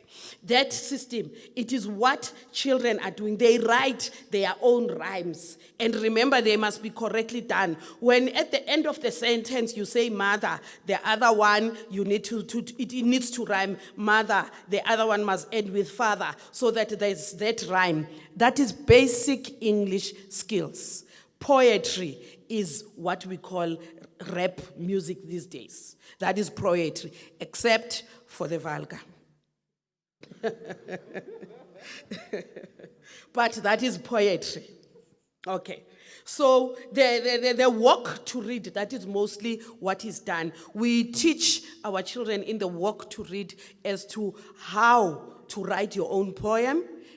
Whilst you're walking around the school, sing your song, rhyme your poems, say your poems. That is what we call the walk to read. Okay. And then we've got serious challenges, which I think this is the correct stage where Eguruleni must come in. Program director, I don't see anyone taking minutes. I wish we could take minutes to say the challenges that we have in schools need collaboration with the municipalities. Challenge, COVID has posed a serious challenge in terms of rotation. We know that our kids are now rotating. They come twice a week, the following week they come 3 times. So it means in a month, a child is losing 50% of contact time with educators. Where is our library time there? Where is our library time there? Okay, besides COVID, we have 134 schools that have no reading clubs. They don't want to be part of it. The reason is that they say this, we don't have time for this. Remember, our MEC, Panyaza Lisufi, and the nation is also saying performance, performance, performance. Where is performance gauged? With our grade 12s. If the school is performing very well, we would say, yo, their grade 12 results are very good. Fortunately, I have one of our veterans here, Mr. Makubo, He used to produce good results when he was a principal at one of our schools. But I know that he had to bend certain rules. He didn't accommodate library at that time because he wanted the 100%. He did achieve 100%. How many times, Mr. Makubo? Maybe more than 10 times. Ne? He's just there. He's one of our veterans. He used to produce. But I know that at a certain stage, he bought everything for every learner at the school, but library always suffered. And you would say, why? But because of the pressures that we had, competing priorities. To say, I must perform as a principal. My school must produce 100% for me to say, to be recognized. At the same time, you're expected to say, even the library must be there. I don't know. Egurleni, please help us. Okay, we also had 43 schools which are using libraries as classrooms. I think we all know that in Gauteng, we have a serious problem where we have a high influx of learners from other provinces. I don't know what is good about Gauteng. Maybe it's the gold. But we have a serious problem in Gauteng where learners are moving from your Mpumalanga, your other provinces, and they're coming here. That is why when we come to our admissions, we have a serious problem with grade 1, grade 8. The other parents, the other day, somebody asked me to say, Naomi, what is happening in the Department of Education? Why are we is only Gauteng doing administration through the online system? I said, yourself, you are from Limpopo. Why don't you take your learners to Limpopo? The same learners that you are applying from, they used to go to school in Limpopo, but now you want to have them here in Gauteng. Why? And he actually answered himself. He says, your Gauteng has got a lot of things. There's schools of specializations. I said, and so? Every parent wants the best for their learners. So that is why we have a high influx in Gauteng. That means that we don't have enough space. That is why we're taking the same libraries that should be used as libraries, we're using them as classes. Eguruleni, assist us. Open those libraries for our learners to come and access information where there are no libraries. Because as Department of Education, we are trying. We are doing corner libraries. We are doing a mobile libraries so that our learners can access information. We have 100 schools that have no space for libraries. They want the libraries, but they have no space for libraries, which means there is way too many classes that are used for teaching as compared to space for building a library. Municipality, open those yards for us. Give us more space for yard so that we can build libraries within our schools. Now, libraries are not accommodated in the school's notional time. I think this I have already alluded when I spoke to performance and results. To say, in the timetable, there is no time where it says now it's library time. There is no time like that. Subjects are given time within the libraries. But we still have our champions. Remember I said we have star libraries. We still have our champions who are trying to close that gap in terms of language teachers. In every school, if I'm talking secondary school, for home language, every child gets 3 genres. Get a book for poetry, maybe folklore, drama, whatever you can name. For home language, a child will get 3 books. And then for FAL, the child will get 2 books, which means this child has 5 language books from grade 12 to grade 10. That is the FET phase. That child will have 5 language books, which those books are part of the library, but they are used as set works in the class. That is why I so respect our language teachers, because I feel that our language teachers are the ones that are champions. Because in the absence of library in our schools, if there's no library, but at least that child's reading skills are still developed in the class. I hope we agree. even though it's a challenge, but at least there's somebody who's doing something to resolve that challenge. Okay, in primary schools, remember I spoke of the set works as secondary schools resolving issue. Now in primary schools, the learners are linked, there is a book, the learner book is linked to what we call a core reader. A core reader inside has your poetry, has maybe 5 poems, has maybe 1 short stories, has a few stories within the book. And then that is where primary schools that do not have library at least are able to access reading material that we call a core reader. That is provided already from the Department of Education. Okay, then we've got curriculum activities that are prioritized in schools. I know, Mr. Makubo, you'll understand me when I'm talking of the annual teaching plan, ATP. That is a pace setter. It says run from here to here. By June, you must be there. By February, you must be there with your subject. It's called an annual teaching plan. Abbreviation is called an ATP. This ATP, educators, when they use it, it sets pace for them. And it doesn't accommodate library. So you see, we've got a big challenge. We need Cllr to assist us, to say after the teacher has ran with his ATP, after the language teacher has taught a child to read in the class, in the Zulu class at that time, can the libraries open so that the learners can access other genres of books, so that the learner can be able to say, besides what our school is providing, Cllr Libraries is providing us something different. Thank you, colleagues.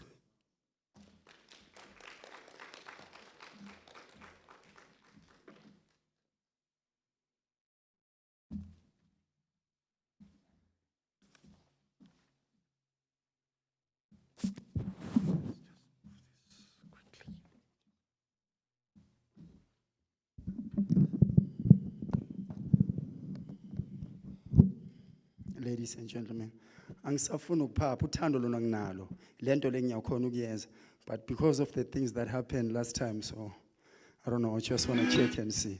When you're ready, ladies and gentlemen, I go by the name of Josie Push. Let's do music, Noble Sons. Please, man, thank you. Mama Yololo. Let's go, my selector. Africa Masambe. Sure. Ikena bani wati zate zabandatu awusifundanga ndakunda ndatenda thumela bakhosi bayokulanda awuvumanga mfazi wami. Ikena bani wati zate zabandatu awusifundanga ndakunda ndatenda thumela bakhosi bayokulanda Africa, let's go. Ikena bani wati zate zabandatu awusifundanga ndakunda ndatenda thumela bakhosi bayokulanda awuvuma uzwa ngithini ke asela lam lenhliziyo hlala pendilo wena nivulelanga awena nivulelanga awena nivulelanga asela lam lenhliziyo hlala pendilo wena nivulelanga thina sobabili ndithi ungithinelanga wena usisifuthumana ubuhle benyanga ungalalela abanamanga ungalalela abanomona ungavumela abathakathi ungalaleli nabangande uve asambe Africa Ikena bani incwadi zakhe zabandathu awusifundanga ndakunda ndatenda thumela amakhosi bayokulanda awufumanga mfazi wami. Ikena bani incwadi zakhe zabandathu awusifundanga ndakunda ndatenda thumela amakhosi bayokulanda awuyanga mfazi wami.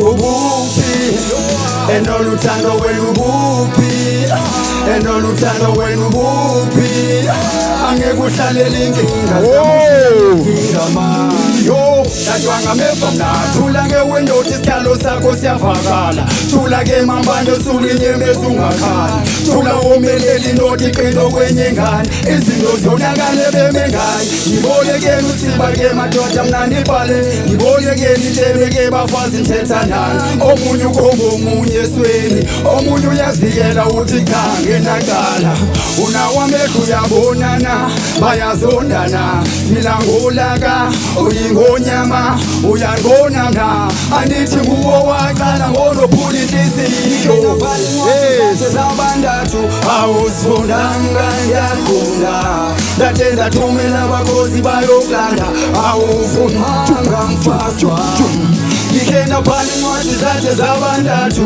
awusifundanga ndiyaqonda ndade ndathumela abakozi bayokulanda awufundanga mfazi wami ngikhe ndabhala incwadi zakhe zabandathu awusifundanga ndiyaqonda ndade ndathumela abakozi bayokulanda awuvumanga mfazi wami ubuphi enoluthando wena ubuphi enoluthando wena ubuphi angeke uhlalela inkinga zama ushiya ngikudinga manje nice one Africa oh asambe selector ay ukhumbule ngithele la city likhona la ngithi yeah cho ay yeah apha majita uzwa ngithini angithi ngibize cho angithi ngibize ngizuyamba yeah angithi ngibize uya asambe wenza you know ladies and gentlemen yeah man asambe ke cho angithi ngibize igama lami Jozi Push right cho angithi ngibize yeah uyamba cho angithi ngibize yeah uyamba ungiphimbi kongize ngize ngiyomlanda ungiphimbi kongize ngize ngiyomlanda asambe ke cho angithi ngibize yeah uyamba cho angithi ngibize yeah uyamba ungiphimbi kongize ngize ngiyomlanda ungiphimbi kongize ngize now check Ansakboni kula malanga baby wena nsakutholi ngikonile noma yina usafoni ukombile noma yina usaqoli aloma ngebe inhlizweni yakhawa pholi I'm sorry noma ngamala ngisokoli I'm holy mana mehlo marabonda bangoli ngomzayoni mangizi bandoyi Afrika ukhona asambe ke angithi ngibize uyamba angithi ngibize uyamba ungiphimbi kongize ngize ngiyomlanda ungiphimbi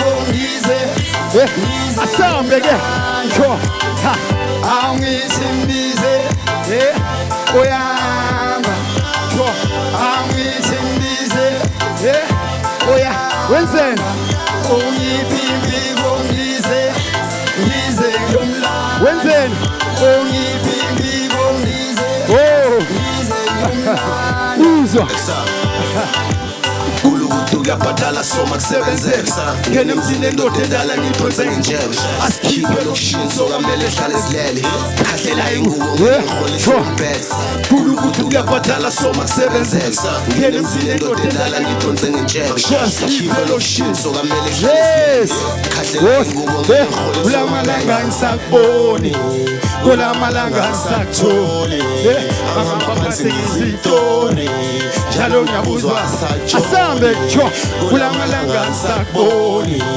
kulamalanga ngisakutholi angaphansi ngizitori njalo ngiyabuzwa asajoli cho angithi ngibize uyamba Angithi mbize, uyahamba, uyiphiphi kongize, ngize umlando, uyiphiphi kongize, ngize umlando. Afrika sabe, angithi mbize, uyahamba, angithi mbize, uyahamba, uyiphiphi kongize, ngize umlando, uyiphiphi. Yes, yes, umlando. Uzwa. You my shining star, you the one I want. You my morning sun, you my favorite song. You my shining star, you the one I want. You my morning sun. Oza, bize, angithi bize, bize uyahamba. Bize, angithi bize, bize uyahamba. Yes, sure. Angithi bize, yes, senyayazi. Angithi bize, bize uyahamba. Yeah, uva. Bize uyahamba. Akekho ngapha. Uyahamba, uyahamba, trust. Angithi mbize, uyahamba,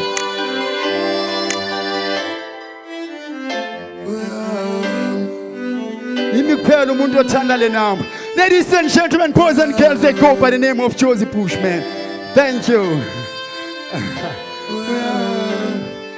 Ngiyabonga abantwana basekhaya. The thing is, I love music, you know. I love it for me. Hopefully you love it too. Thank you, Eguruleni. Thank you, ladies and gentlemen. Oh, man.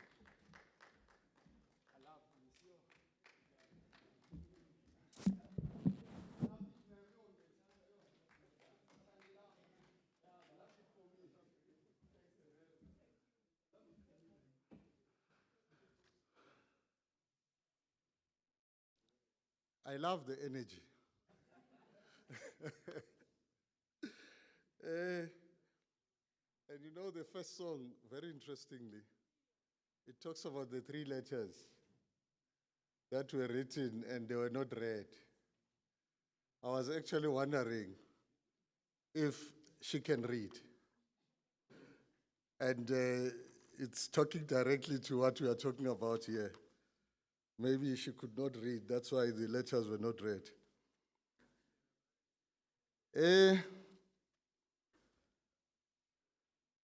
Professor Mweketsi Litsika is the holder of the UNESCO chair on ODL at UNISA. He's a professor of philosophy of education and editor-in-chief of Africa Education Review, a scholarly journal that is jointly published by UNISA Press and Taylor and Francis in the United Kingdom. Africa Education Review indexed by the Department of Higher Education and Training, international bibliography of the social science, and Scopus. Professor Litsika is chairperson of the Finance Standing Committee of the World Council of Comparative Education Societies and a member of the Council of Da Vinci of Technology Management, Moretfontein, Litabong, Johannesburg. During 2003 and 2005, Professor Litsika served as a senior researcher in the Human Science Research Council, Carnegie-funded study, higher education industry partnerships under the leadership of Dr. Glenda Cross. The study's operating budget was 3.8 million. The study investigated the depth and breadth of collaborative partnership between industry and public higher education institutions in nanotechnology, information and communication technologies, and materials development. In 2005, Professor Litsika served as the guest editor with Dr. Cross, research director, HSRC of the London-based scholarly journal Industry and Higher Education, volume 19, number 2, which reported on the Carnegie Foundation-funded HSRC National. During 2005 and 2008, Professor Litsika received $90,000, 1.2 million, from Ford Foundation in support of the HSRC Student Pathway Study, in which he served as principal investigator and professor and project leader. The study, which sought to answer the question, why university students drop out without obtaining a qualification, was conducted at 7 public higher education institutions in South Africa, namely Stellenbosch University, the University of the Western Cape, the University of Fort Hare, the University of the Witwatersrand, former University of the Northwest, now University of Limpopo, former Peninsula Technikon, and former Pretoria Technikon. The study surveyed 34,548 respondents, 20,353 leavers, and 14,195 graduates, and yielded the following research outputs. I'll leave that to read for yourself. I'll go right to the end and say Professor Litsika is a co-author and 14 client research and consultancy reports from the research projects he worked on during his tenure as senior research specialist in higher education at the HSRC from 2002 to 2008. He has read papers, received invitations to give keynote addresses at national and international conferences. Ladies and gentlemen,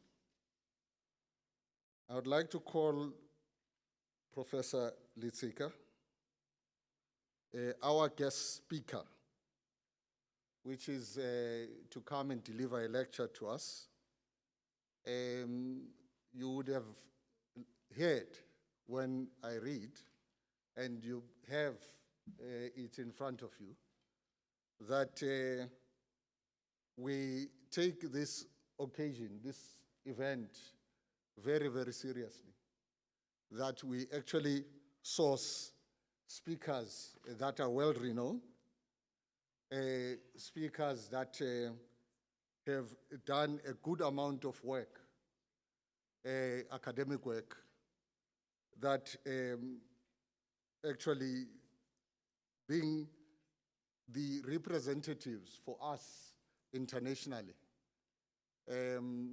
making South Africa a nation and a country to be reckoned with internationally, to come here and share with us on this topic, literacy for human-centered recovery, narrowing the digital divide. Thank you very much. Professor, my honorable professor, thank you very much. Thank you.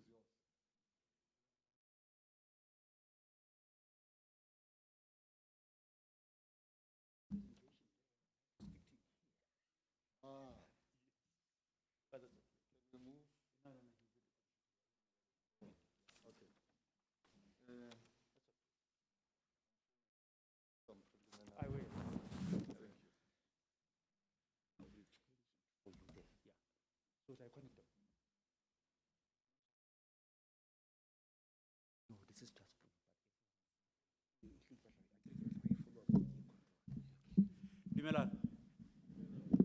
Molweni. Sanibonani. Abshey. I can't say goeiemorgen, it's in the afternoon.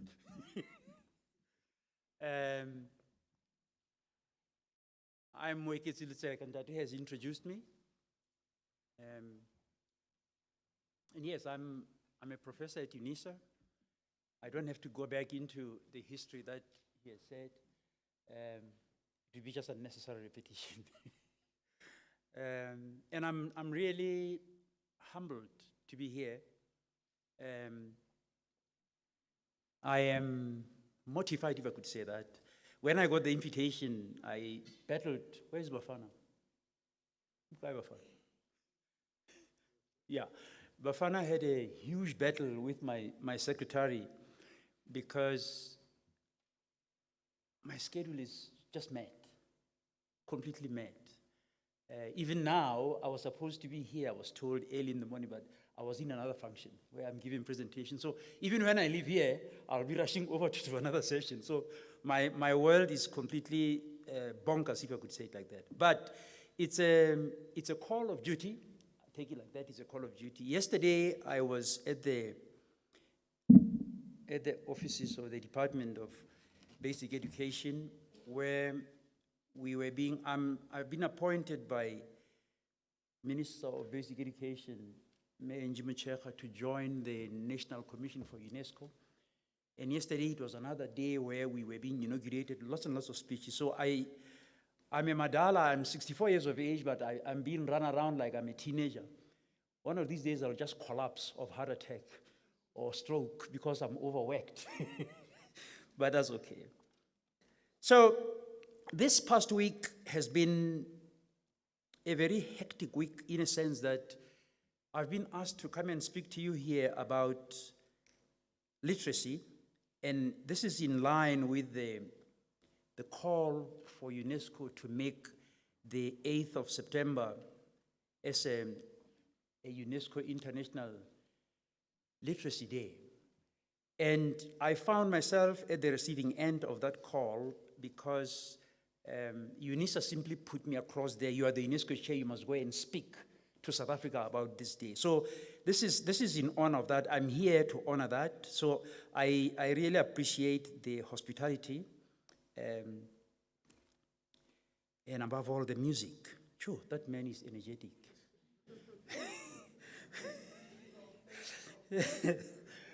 As he was performing, I pulled out my phone and I didn't know who he was. So I pulled out my phone and picked on the Shamsa up and I put it up and it brought him in, there he was. And I just showed Meh here that I now know who you are and I'm downloading your music on Spotify, ha, ha, ha, ha. And I think it's important that as part of literacy, we recognize the work that this young man is doing. We need to find a range of projects and generations, and to keep this younger generation occupied. One of the things that bothers me as a professor and an authority in the issues of young people, and this comes from my work at the HSRC, is the issue of youth unemployment. The study that I did at the HSRC in 2010 basically focused on why university students drop out and what happens to them when they drop out. Many of you may not realize now that there's a terminology called NEET, N-E-E, I think T, not in education, not in employment, not in training. And a lot of our youngsters fall in that group. They are not employed, they are not in training, so they're idling. It's a social crisis. Bafana, can you just operate that? I'm trying to figure this out here, and I'm now really a born before technology person. Bafana, come down here, please. Okay, yes, that's okay, I'll find it, it's okay. Yeah, I saw it out here. So when I turn the screen here, I'll just tap it so you can put it up.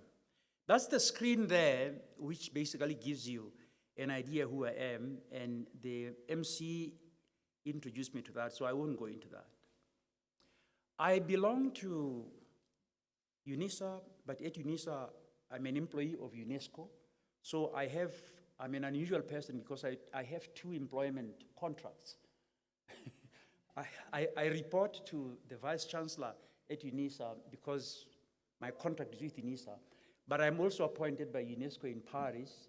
So at the end of a month, I report to Ndati Carlton Mukwevo, who is the General Secretary of UNESCO in the DBE. I report in Harare to the SADC Regional Office. I report in Nairobi to the African Authority, and then I have to send my report to Paris, which is the head office of UNESCO. The work that I do needs to be reported, it's part of the reporting. What is UNESCO? Most of you know that UNESCO is an agency of the United Nations. It's simply called the United Nations Educational, Scientific, and Cultural Organization. So I'm a member of that. because UNESCO I put together a proposal in 2016, 2017 to establish the endowed chair at UNISA. I'm not going to tell you the money because some of you know Zombambinku is Mangpumala. But yeah, UNESCO pledged millions and millions of rands to my project for a period of 4 years, renewable to another 10. What's my job? My job is to basically set up a research center that looks into the development of educational projects for young people, but primarily to produce open distance learning research outputs. UNISA is an ODEL institution, and what are we doing about it? We teach students that are not with us, that are out there. How do we do that? The world needs to know that.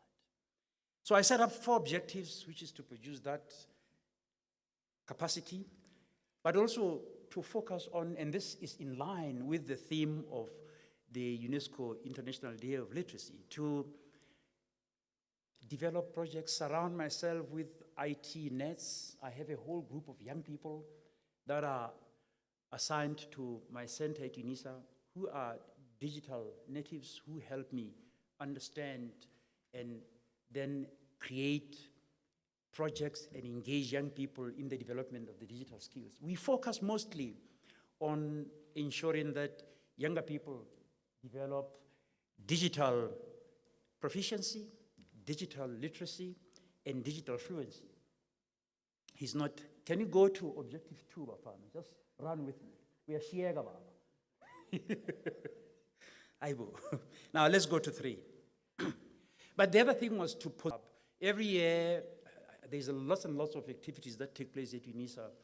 I have a program of 10 research seminars where I invite experts from overseas and from locally, and they come and share their research ideas. I've just run a successful conference virtually where I had 1,600 delegates from 26 representation on the African continent and basically globally. Huge. The papers, we are ready now, turning those papers into scholastic products in the form of journal articles, and I'm expected to put some of them into a book that I'll edit. You didn't mention, to date I have 6 books that I've actually presided over and edited and co-edited with people. So this project is just intended to make sure that more scholarship comes out of that. When we produce, as scholars, when we produce journal articles, we produce books, we archive the work that we have done for posterity, so that young people that are gathered here can go into the libraries. And the lady who spoke on the library there, sorry, I didn't know your name, but that's exactly the point. We produce work so that people who are working in education and in the library can then pull this work and make it available for younger people to learn and to appreciate and to grow and to be people who can serve their countries because they've now acquired those requisite skills that make them economically active people. The number 4, yes. The last one of the objectives was that then I should connect the UNESCO chair with the world. When you work for UNESCO or any United Nations agency, you have a responsibility to forge what are called North-South, North-North, and North-North collaborative partnerships. That means you need to connect with the world and you need to engage with the world. So far, I have collaborations with the Open University of Mauritius, the Open University of Botswana, Zimbabwe, you name it, Open University of Tanzania, the National Open University of Nigeria, which has over 1.8 million students. UNISA is big here in Southern Africa, but we have just over 400,000 students. So we're talking about a university that has over 1 million students. Yes, she's looking at me and saying, is that possible? It is possible. So part of what I do then is to network, to create those networks. And I think people who invited me here, I'm sure you guys Googled me. Now we are being Googled. Bafana, come down. So I was asked to come and speak today about the role of UNESCO and maybe the role of UNISA, the role of the chair on this literacy. The theme of this year is literacy for human-centered recovery, narrowing the digital divide. And I was asked to share with you my ideas as far as this is concerned. This has been a walk I've been doing these talks. Last week, I did the same talk to the UNISA Gauteng region of the libraries, which it was almost the same gathering like this. So I'm being called upon to share ideas. So the idea, and I think there are two other assignments that I have to do. So as you understand that I'm busy, completely busy. Bafana? Yeah. I just wanted to share this with you. I'm very proud to work for UNESCO, primarily because I think UNESCO is doing a very important job. As far as this day is concerned, and I wanted to share this with you, that UNESCO consults broadly with the UNESCO commissions across the world, and they always send a questionnaire to say, this is the year, what are we going to talk about? How do we identify a topic that we think will be of utmost importance? And we had a video meeting, and the Director General of UNESCO was there. I think one of us in Africa asked, what is important to who? Is it important to you guys north in Europe, or is it important to us here? That word importance carries a lot of contested meanings. And we argued about that, and one of the things that we said was that what's important to Europe might not be important to Southern Africa. Here in South Africa, what is important for us is how we intervene in the lives of the youth. How do we make the system of education efficient? We can talk at the global level and speak about the International Literacy Day, but if we don't service that day properly, if we don't make sure that the purpose of that day is sufficiently serviced such that it is fulfilled, then there's no point in going to Europe and sharing cognac and talking to Europeans about the day, but here in Africa, we're not doing the job. So my message to you is that these themes are consulted, they are negotiated, they are always debates.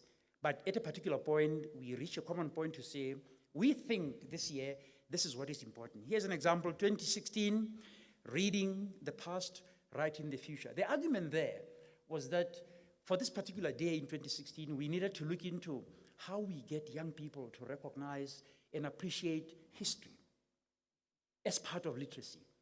There is a saying that if you do not know the past, you do not know where you're going. And I'm very saddened. I work very closely with Minister Njimi Cheka, and I have these discussions with her on a regular basis. I'm very saddened that history does not enjoy that important place in our curriculum. It's not really treasured. So we have young people who can have the bachelor exemption, matriculations, and they can go to university, but when you ask, how many of you have studied history? How many of you know where you come from? They don't. I grew up in Lesotho, and I grew up in a community. My grandmother, who was 92 at the time, sat me down and said to me, "Why do you know who you are?" And as a 14-year-old, that was a shocking question. Yes, I know. And she goes, nah. What do you know about your family lineage or your totem group? So she took me through who I am. She made me repeat this several times, and when I got it wrong, she had a stick, she knocked me on the head. Wrong. And I repeated that until I grabbed it. So I knew if I got it wrong, there was going to be a knock on my head. So this is me. Ke motho wa mohaila tsepa wa kgomo nkgate wa sebotwana. Ke motho wa mohaila tsepa wa kgomo nkgate wa sebotwana. Kgomo e hatile moshawana mono o monyane a lositse. Ke mofokeng wa maotwana finyela. Aka dinaledi. Aka jwang ba tshane molelengwane. What does that mean? The story is that when the Bafokeng were being chased, they got to the river, and the leader said, "Ooh, these guys are going to follow the trail, and then they'll catch us." They had children.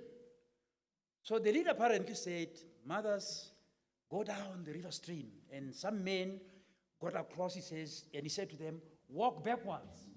So on the other side of the river, they walked backwards. So the chasers came in, they found the footprints coming into the river, that side. So they stood there So that's why I told him, like, they just disappeared in the river. That was, and you can take that lightly, but the grandmother was saying to me, you need to know the local. I mean, if you can't tell me who you are, not that you are Virginia Malchus because you have a BRA, more than that. That's literacy. It's about knowing yourself, and history provides that. History is not so much about reading who started the war, Hitler killed so many people. No, that is history. But the history should be about ourselves. Right now at UNISA, as part of literacy, we are driving a major project called Africanization and decoloniality. We are trying to get young people who are coming to UNISA to understand that their education has to start from their own African roots. They should start who they are. It pains me, I have to say this to you, it pains me that sometimes when I sit in the panels where we are discussing the PhD or master's thesis that are coming through, a white professor will say, no, that thesis is poorly theorized. So I asked one professor, what do you mean poorly theorized? And he says, well, this is about political science. I don't see reference to Samuel Huntington. I don't see reference to David Helt. I don't see reference to, it was all American political scientists. So I said to him, but that's unfair, because what you're doing, you are privileging Western European epistemologies over what ought to constitute knowledge. The student had used David Ake, who is a Nigerian, I think he had used someone in Kenya, Ali Mazrui. And I said, but these are established authors. Why is it that the knowledge of this particular authority, simply because they are Africans, the thesis then becomes poorly theorized? You understand that? And these are the issues that we deal with on a regular basis. The privileging of particular epistemologies is very important, and literacy, in my view, is about starting at our roots. When I was an undergraduate student at the National University of Lesotho, the prince, who is now the king, he was a young boy, he just turned 50. He had passed matric, and the king then wanted to send him to England to go and study in Oxford. We protested, and we said, no, our king cannot go and get a foundational law in England. He must study at the National University so that he understands the law of Lesotho before he can go to England and do LLM, but the foundation, and we won. This young king had to do his BA law at Roma because we wanted him to understand the laws in Lesotho. All right? So the themes, we debate them. There they are. We debate them. Look at that. Literacy in a digital world, literacy and skills development, literacy and multilingualism, literacy teaching and learning in the COVID-19. Now, this theme is basically responding to the fact that we want to pursue literacy, but we are also cognizant that we are doing that in an era ravaged by COVID-19. And that is why it's about the way it is. Let's go back to this theme. This theme, I put it up there, yeah, here it is. It says literacy for a human-centered recovery, narrowing the digital gap. We recognize that because of COVID-19, the playing field has completely gone porous, and I'll explain what that means. COVID-19 has caused so much global havoc that we now need new ideas, new brains on how to operate. And the more we can get our younger people to begin to think strategically, proactively, and creatively about how we navigate our ways in this massive crisis, I think the better we'll be as society. Come back to that. When UNESCO started this day, that was in October 1966. This is when this day was originated. It ran that caption there, and you can see how old it is. It was the idea of digitality at the time. But inside there, the UNESCO authorities agreed that literacy is not only the ability to read and write. On the contrary, literacy is about overall development. So you can read and write, but if, for example, you do not have what you call interpersonal skills, you cannot relate to others, if you do not have senses of respect or you don't empathize with others, if you do not have considerations for the differences. We now talk about gender-based violence. I ask us, and I want to throw this to you, why are we having so much violence against women. I think it goes into the education. We need to be educating our young men in particular how to understand that people of the other gender, females, they are human beings like anybody else. And we need to get young people to understand that just because you are a male, you have muscle, doesn't make you a better person, because that one is feminine and she's not as masculine as you are. And that's where the root cause of literacy should be. How do you develop a much more broader understanding of this thing that I think is ostrich woman who migrated to the United States, Hannah Arendt. She released one of this powerful book called The Human Condition. How do we understand this thing called the human condition? So literacy is more than that. But for this year, then UNESCO decided on these 3 ballpark points. That the aim is to highlight the importance of literacy to individuals, communities, and societies. So as we are gathered here, and when we go to our own homes, whether you are a parent or whether you are about to become a parent, it's important that we get this in our heads, that in this world, it's important, it's absolutely critical that we take literacy and make it our project number 1. So when you have a child, think about how can you create enabling and supportive environments for that child that you have in your house, that this child can go on, study, and be provided so that they can grow intellectually, but they can also grow and develop as people. And they can reach, let's say, the heights of Wole Soyinka's, or if not, they can reach their own heights. Heights are different, isn't it? And we need to create space for each one of us to aspire for who we want to be, but we must be supported to do that. So literacy is all about that. It's all about supporting those smaller initiatives that, as a collective, they contribute towards the development of a whole human being. A whole human being that can be proud in their own space because they are able to live their lives according to how they prefer to live it, not how we design for them to live. And that's very important. It's all about choices. We live in a country that is classified as a constitutional democracy. We need to understand the imperatives of that constitution. It allows us to be who we are in our own spaces. But UNESCO also recognizes that literacy plays a critical point in people's understanding, because there's a connection, it says, between illiteracy and countries that are in severe poverty. So a lot of countries that are deemed poor, UNESCO decides through its own studies that there is always a connection, that when you are poor, it's because maybe you have not received the support to allow you to exercise your intellectual faculties so that you can innovate and you can create jobs. Or basically you can make choices that are informed about who you want to be and how you want to be.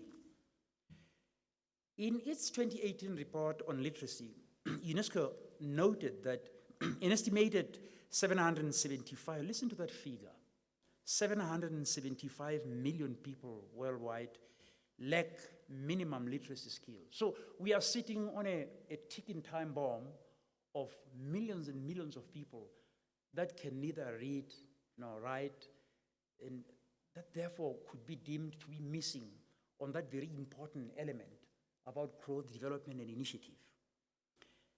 1 in 5 adults are still not literate up to this moment, and 2/3 of them are women. So the world has always been unfair to women, and I always challenge people by asking a simple question, and I'll ask you this question, all of you, and if you know, don't raise your hand, just shout. The African continent has, I think now, about 56 countries. There used to be 54. You tell me, in this continent, which country, or which countries, as I'm standing here before you, which countries are ruled by women?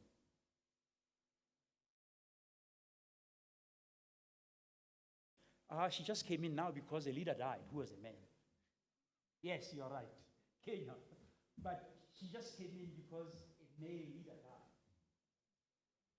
Tanzania, no, actually it's not Kenya, it's Tanzania, actually it's right. Kenya is ruled by Kenyatta. Yeah. Yeah, Tanzania, yeah. The lady came in because the president died. Now, she was not elected. She was appointed by cabinet. Like Ndate Mutante, when he became president, you remember that? Yes. So the Tanzanian people went to the elections, but they actually did not opt to elect a woman. She was appointed within cabinet to be a deputy, and therefore that's why she had to step in. Basically, my point is that even the Tanzanian people did not see it fit to put a woman in a position of power. Any other country on Africa that is ruled by, there's one country people, eh? No, you are right, but the Liberian woman has served her term. Yes, you're absolutely right. The Cllr Alif, she served 2 terms. Liberia is now ruled by that soccer player. Yes, he's a man. Again, the woman did wonderful jobs in Liberia, excellently. But when they went for election, they still want a man.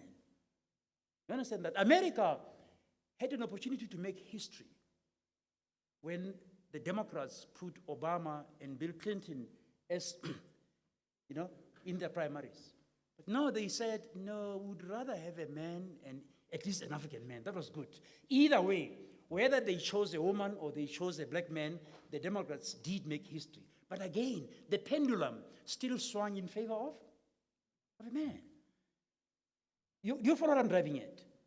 What does that mean to the ideas that we have? The ideas that are circulating here that are perceived to be knowledge, they are men's ideas. You have few women who are at the top of the poll. Even in universities where I work, women still struggle to be recognized in order to become professors or to become executive managers. The entire executive structures of universities is still male-dominated. Okay? But we need younger people to engage in these very important ideas. I'm retiring, I'm about to reach retirement, and I can share these ideas with you, but my time to change the world is gone. In 5 years' time, I'll be 6 feet underground, or 6 years' time, or I hope to live until I'm 90, but then I don't want to wear diapers, no. I don't want to do that. Okay, so these are very serious issues. Yeah. So this year's day has these 4 key aims: to explore ways in which literacy can contribute towards building a solid foundation for human-centered. I spoke about that when we educate our young children, what are we thinking about? We shouldn't be thinking about giving them papers, certificates. Yes, certificates are important because when you are about to get, the question is, what qualifications do you have? But if we focus on qualifications and we don't pay attention to what is it that this person brings, then we are missing the point. There are so many people who have many degrees. I always say to people when I speak about issues like this, that there are so many people in the world who are certificated. Do you understand that? There are so many people who are certificated, but who are not necessarily educated. So we need to differentiate that. There are people who pursue papers, and someone wrote in the papers last week that he has 5 master's degrees. So somebody asks, what do you want to do with 5 master's degrees? What are you chasing? My answer is that this person has got no idea what he wants. You understand? He doesn't know what he wants, so he's chasing everything. For him, it's prestige to say I have 5 master's degree. You need a bachelor, you need an honors, and you need that master's should be something that you thought hard about because it's your passion, and it's something that you want to master, and so that you can come back and use it to serve society well. So in 5 masters, this person is just all over the place. This is a radarless person. If you give this person GPS, it will be like this person just landed in Lagos. You know what happens when you land in Lagos and you pull out a GPS you are driving? Lagos is a complicated city. Nigeria now has over 200 million people. We have just over 60 million here. I want you to understand that in terms of the demographic proportions. So you can walk in Joburg and think that Joburg is a big city. No, my dear. Wait until you land in Lagos. A city a capital city of a country that has 200 million, Lagos is complex. You understand? Lagos is as complex as New York. Completely complex. So the saying is that when you get out of Murtala Mohammed Airport in Lagos and you get your car, you drive, you don't know where you're going, you put GPS. The streets, Olamite, Olagaja, Olashija, even GPS can't figure the streets.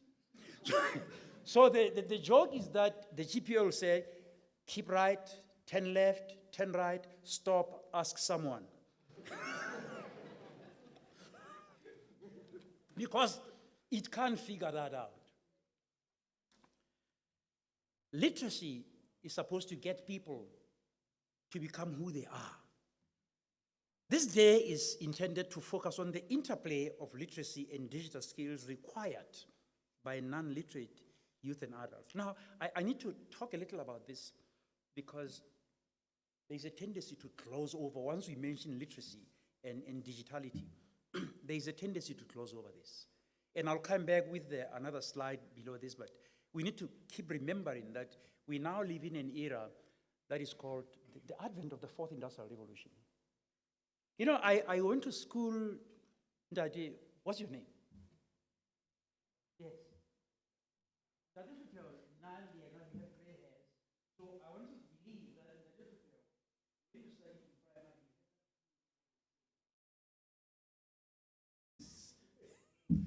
you don't know the slate. Oh, no, I'm saying the lady here. When I get one, when I'm when we studied, I went into the primary in the 1960s. So we had the slate. There's a wooden thing here, and we had pens that are like that. I always tell people those were our tablets at the time. We wrote on that, and it was the tool of the time. You understand that? Digitality is an era that has transcended that manifold. Now, I always say people know that we're in the fourth industrial revolution. Do you even know what's the first industrial revolution? Do you know what's the second industrial revolution? What's the third industrial revolution? We don't, but we all know that we are in the fourth industrial revolution. In the 1600s, the steam engine came. That was the first industrial revolution, when the world, imagine the trains that were loaded with coal. It was the massive innovation at the time. Go to Tokyo now and look at what are called artificial intelligence bullet trains. They cruise at 400 to 500 kilometers per hour. Wow! By the time you see it coming from there, it's gone. Compare that with those trains. Woo, the Trapsukis, That's where we are. And when you look at those trains, you're looking at the world we're in right now. The world we're in right now is a world of laptops. It's a world of artificial intelligence, of Wi-Fi, of interconnectivity. The second revolution was the revolution of the factory line. Ford popularized that with the development of Ford cars. People who worked in the factory line, a car is assembled, it's moved. Your job is to simply install the wheel cap. And that's what they did. But they put people in line to make sure that all these parts are assembled. That's where the assembly line came in. And Ford was actually one of the most powerful generators because Ford cars became the cars that actually defined the world. The American presidents showed the world how they can be driven around in their own innovation. And in the late 1980s, 90s, then we had the computer revolution, not what we're in right now. The book came out and said, The Networked World by the Spanish philosopher. The computers that we had in the late 80s, 1990s are nowhere. Go back in that box that you used to have in front of us. We didn't have the mouse. We had an instruction that said Control Alt. I know F10 was safe. If you haven't worked on those computers, then learn from us. Well, now we are ancient beings. But now, young people mouse, even the phones that we use now, the tablets, the world, our homes, we have uncapped Wi-Fi. Even our TVs, our smart TVs, you get YouTube. This is where we are. We are living in a world where artificial intelligence, blockchain technology, the Internet of Things, these are the things that drive the world. And we need young people to be in that space. Literacy allows us to grow our young people so that they can master this era, innovate, and be the leaders. I have had the privilege to travel into some of the Middle Eastern countries. You all know the United Arab Emirates. Yeah, but people only know Dubai. Once you speak, they know Dubai. If you go to Dubai, Qatar, there is a lot of automated stuff. The airport, the trains, there's no one in the train. It's driven by an algorithm. You are waiting at the platform, the train comes. Please stand clear of the doors.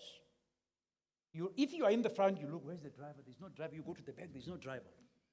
And when I call, I'm not getting a driver. You run away.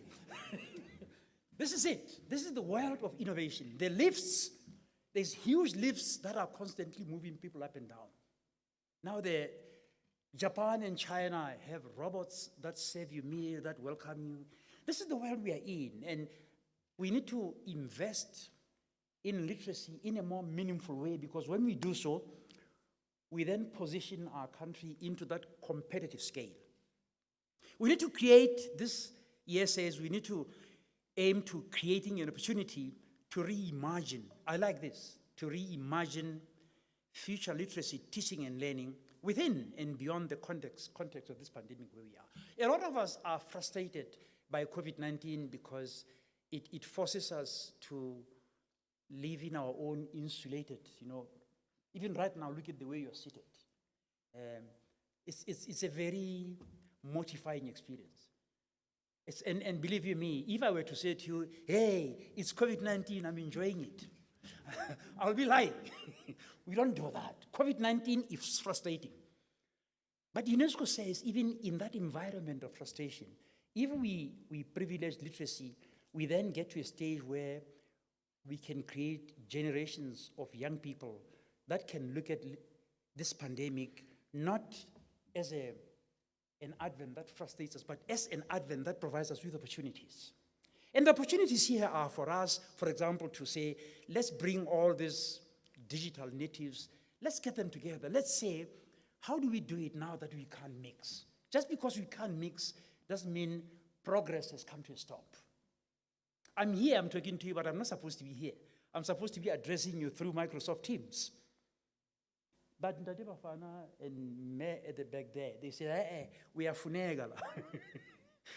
So I had to come here reluctantly, because at UNISA, I'm classified as a vulnerable adult. I'm actually banished from entering campus, but I have a wonderful workspace at home. The entire system of UNISA is created in my house, so I can work, I can conduct lectures, I can do anything at home. But once in a while, it's important that I can come here and meet people and listen to Cllr. I mean, this guy just made my heart again. Sadka.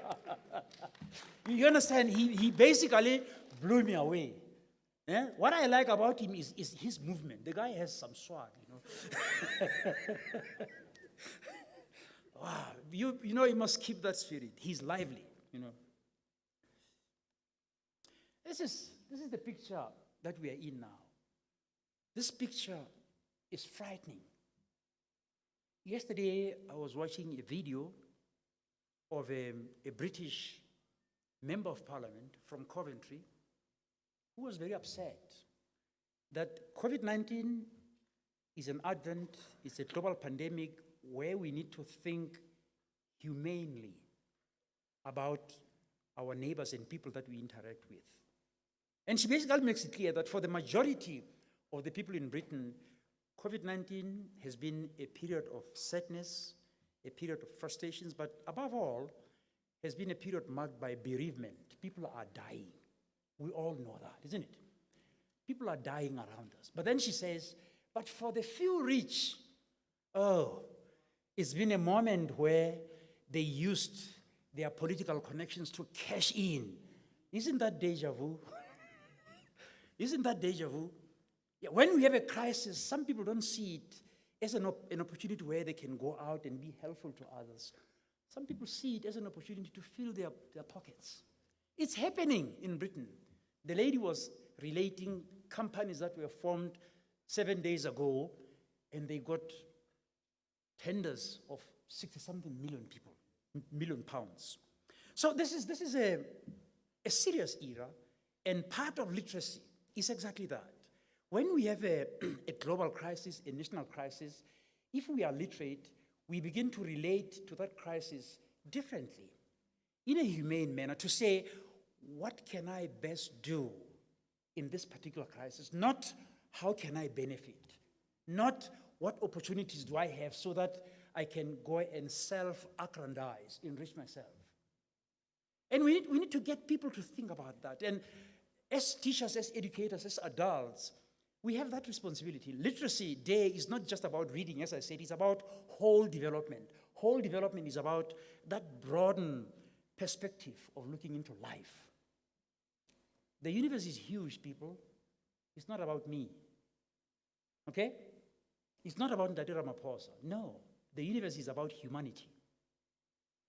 And if we can get that message among the young people, that they grow understanding that we have a role and responsibility as human beings to other human beings.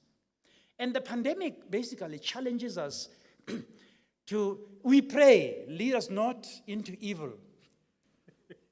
Yeah, we go to church. We all pray. And I don't know whether, when we say that line in prayer, lead us not into evil, but do we really mean it? Or we are just saying it because it's just words?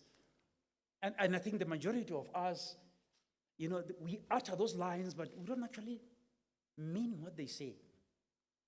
That in itself is lack of Ubuntu, utter lack of Ubuntu. And literacy is supposed to get us to begin to change those mindset. I just pull out the stats here to say to you that these are the stats as of this month of September. They are frightening, completely frightening. And I don't even want to dwell on them. We all know, isn't it? The statistics globally is frightening. I think the last time we had a crisis of this nature, what is that flu that came after the Second World War? Spanish flu, where millions and millions of people were killed, and nation states and leaders didn't know what to do. People were dying. A kind of flu that just spread like bonfire. COVID did exactly that. So the statistics here are frightening. These are our own statistics in this country. Again, whether you take statistics with the United States stats, the UK stats, they basically show an era of crisis of unprecedented status. And it is in these moments like this where UNESCO calls upon us to say, we don't give up, but we need to be thinking about the young people. How do we get young people to grow and to be creative and to be those people that can come out and become change agents, people who can lead and develop creative ideas to say, here we are in a crisis, but how do we navigate our way out of this so that we reduce remorse, instead we heighten a sense of well-being? And that's what literacy is all about, okay? I pulled up this because I remember when COVID started, I was in Cape Town, and I'm one of those people who flew at the time when the lockdown was about to be announced. I was in Cape Town, and this poster, this is Long Street, by the way. I don't know if you know Cape Town. This is Long Street. You drive into it, and you're going down into Parliament. That poster, for me, has always been, it stays in my mind, stay at home. COVID basically was about staying at home. This was all over the world, whether you were in Belgium, Brussels, stay at home, stay at home. When you're staying at home, how do you create? How do economies flourish when people cannot be in the workplaces? How do we interact with others when COVID forces us to be within our own enclaves called home? And there was a reason for that. If we mixed, we're going to spike infections, isn't it? So we shouldn't do that. We should stay at home. And this is why Dr. Patel, Ibrahim, has been saying, no, Dr. Ramaphosa, when people are staying at home, as a Minister of Trade and Industry, how do I explain to you that the economy right now is in dire straits? Our economy has been shrinking, but it is shrinking. There is growth, but it's just minuscule growth. And that's the reason why our employment is now at an astronomical 34.4% and is still growing. Youth unemployment is at 75%. So the younger people, the very same people that we're talking about here today, many of them are out there unemployed. People, when young people are unemployed and we're not able to harness those energies, it's a social crisis. So literacy is intended to ensure that we combat, we circumvent any possibility that the younger people can become social and they can cause social problems. So we need to educate them, we need to challenge them. Those of you who are teachers, you know that you probably have been. How many of you are teachers here? Raise hands. Hey, Nkosi yami. I'm a teacher, so when I say teacher, able to the back there. All of you who have been teachers, and I know some of you started training at the teacher training colleges then, you know this thing called classroom management. You know how to keep the attention of kids together. How do we do that, ladies and gentlemen, when we're at home? So we parents who work at home, there's a problem now. When you work at home, you also have to juggle and manage children. Oh, my goodness me. Work at home looks nicer, but now it's a crisis. But that's exactly why we need to really apply our minds to how do we generate ideas that will fit into literacy so that we can begin to develop programs that allow us to intervene in the growth and development of young people by growing them in the literacy programs so that we don't get boredom, but we innovate. An opportunity that COVID, in my view, brings is exactly that. Let's think of ways in which we can continue doing work and doing it better because we're in a crisis and because we do not allow the crisis to paralyze us. Again, that's where my view is that literacy is very critical at that level. There.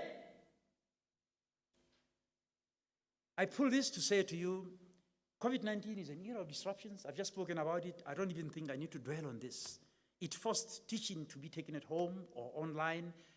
Again, there's a problem. In this country of ours, you know, it's smarter to say, let's teach online, isn't it? It's a nicer thing to say that.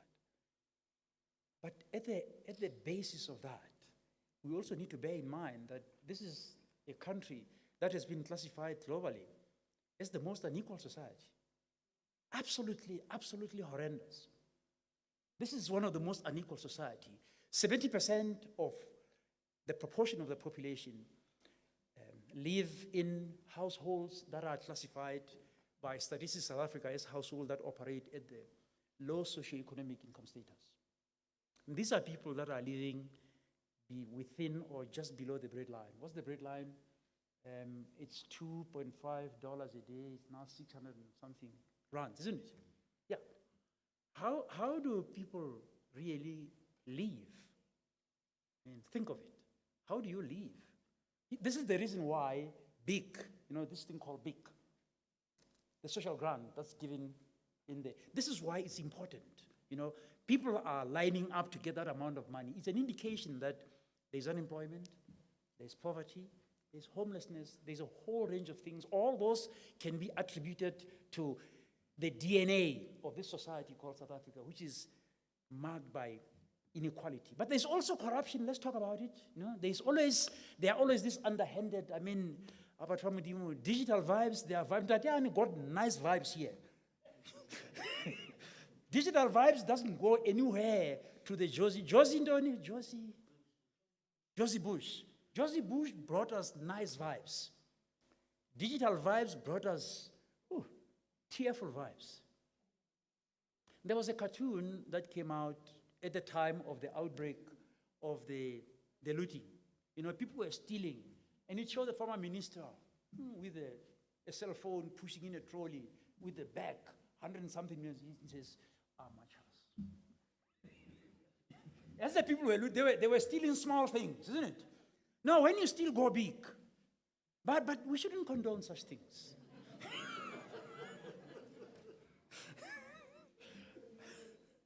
Yeah, I mean, don't get arrested and be in jail because you robbed the store of 600 rand. You are an amateur.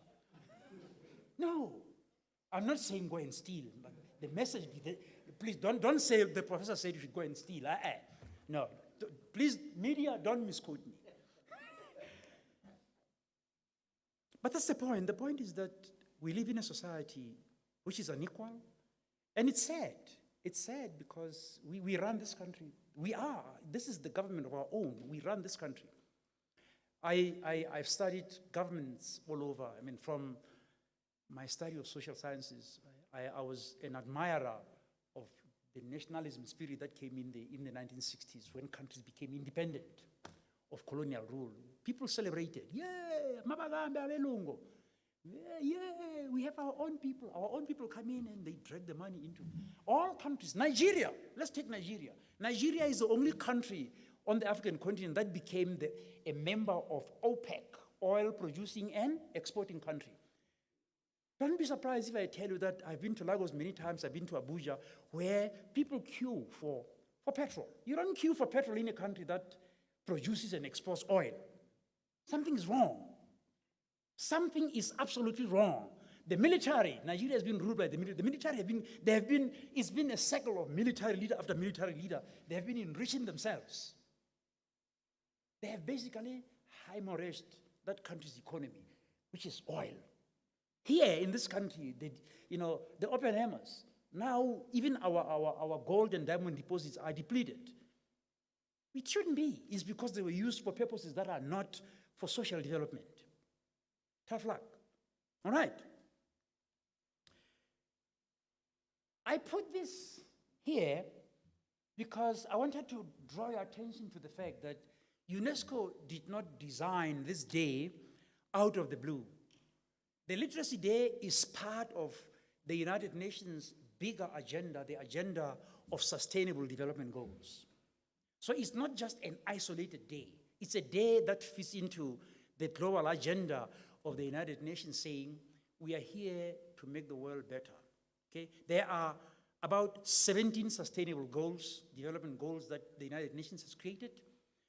The International Literacy Day falls into sustainable goal number 4, which is about education. So it's not, you need to know, it's not just an isolated day, it's a bigger day, it's part of the global narratives of saying, how does the UN, in consultation with nation states, how do we think critically about how to make the world better? Literacy, education are dialectically networked. They are not mutually exclusive. Do you follow? Yes, and that's exactly the point. So I thought it's important that I emphasize this. SDG 4, you can read it there. I'll send you this presentation, so you don't even need to be writing. Yeah, and people who are here, you'll send it to them, okay?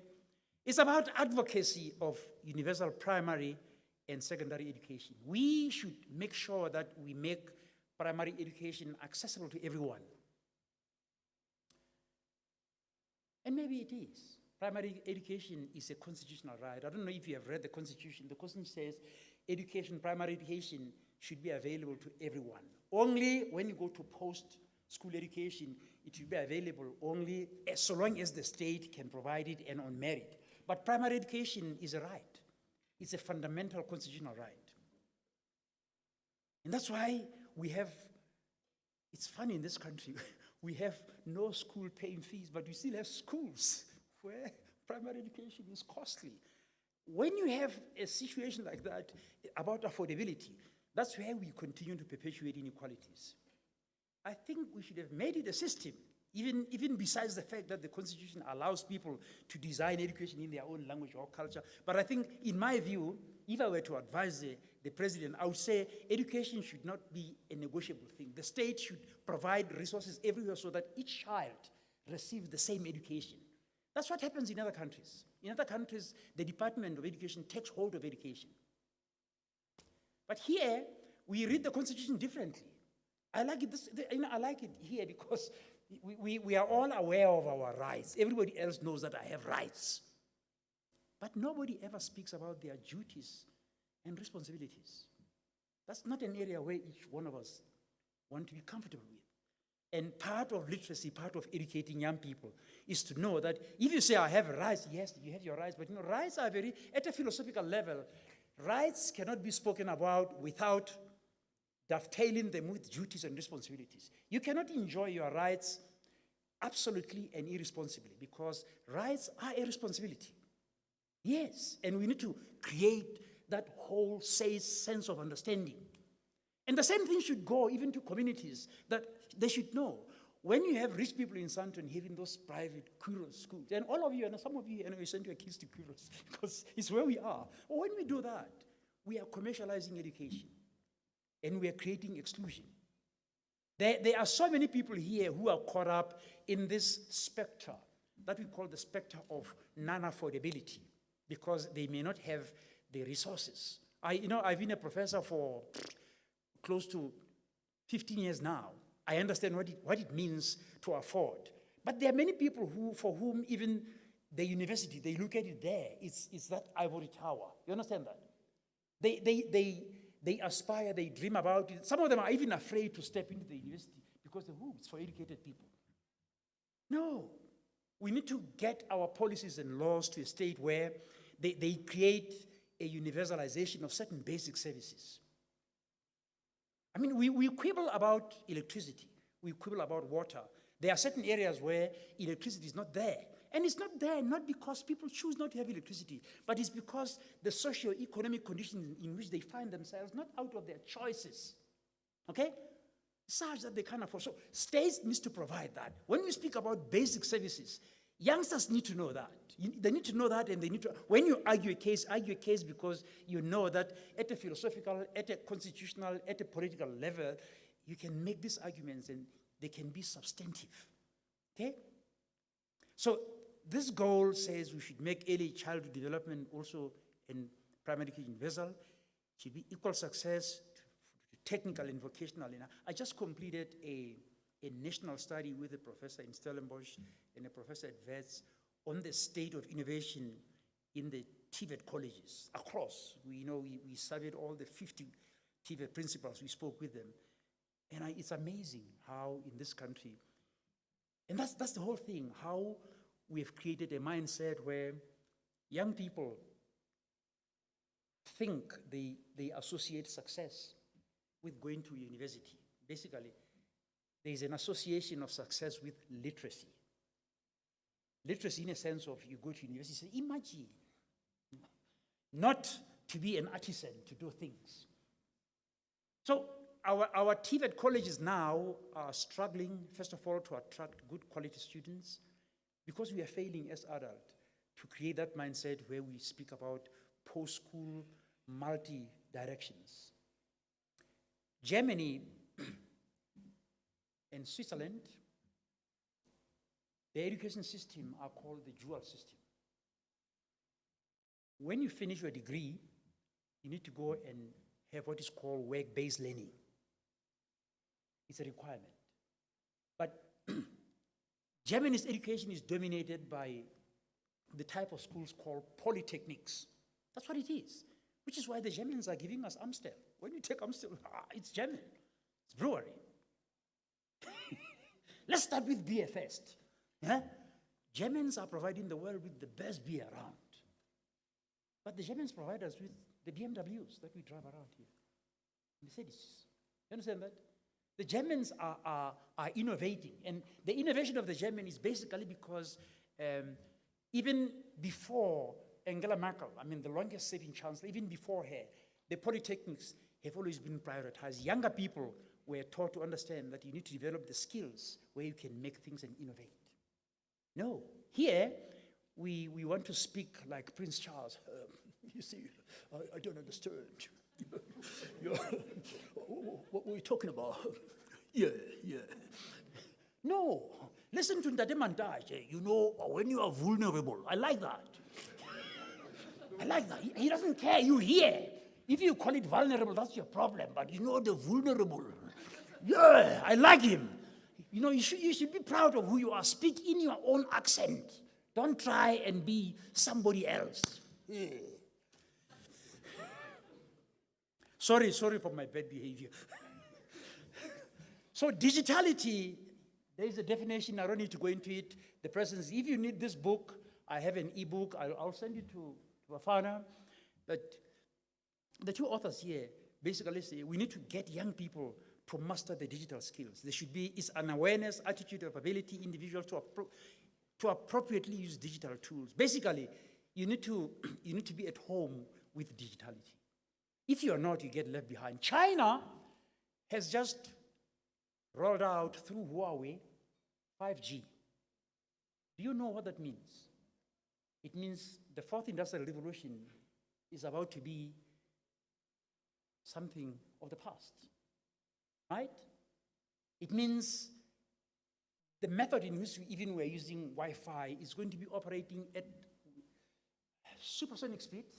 That supersonic speed simply means things are going to be done as fast as you can. If you are still left behind now and you can't even get a grip of this 4G technology, already China is rolling 5G. Huawei won the tender.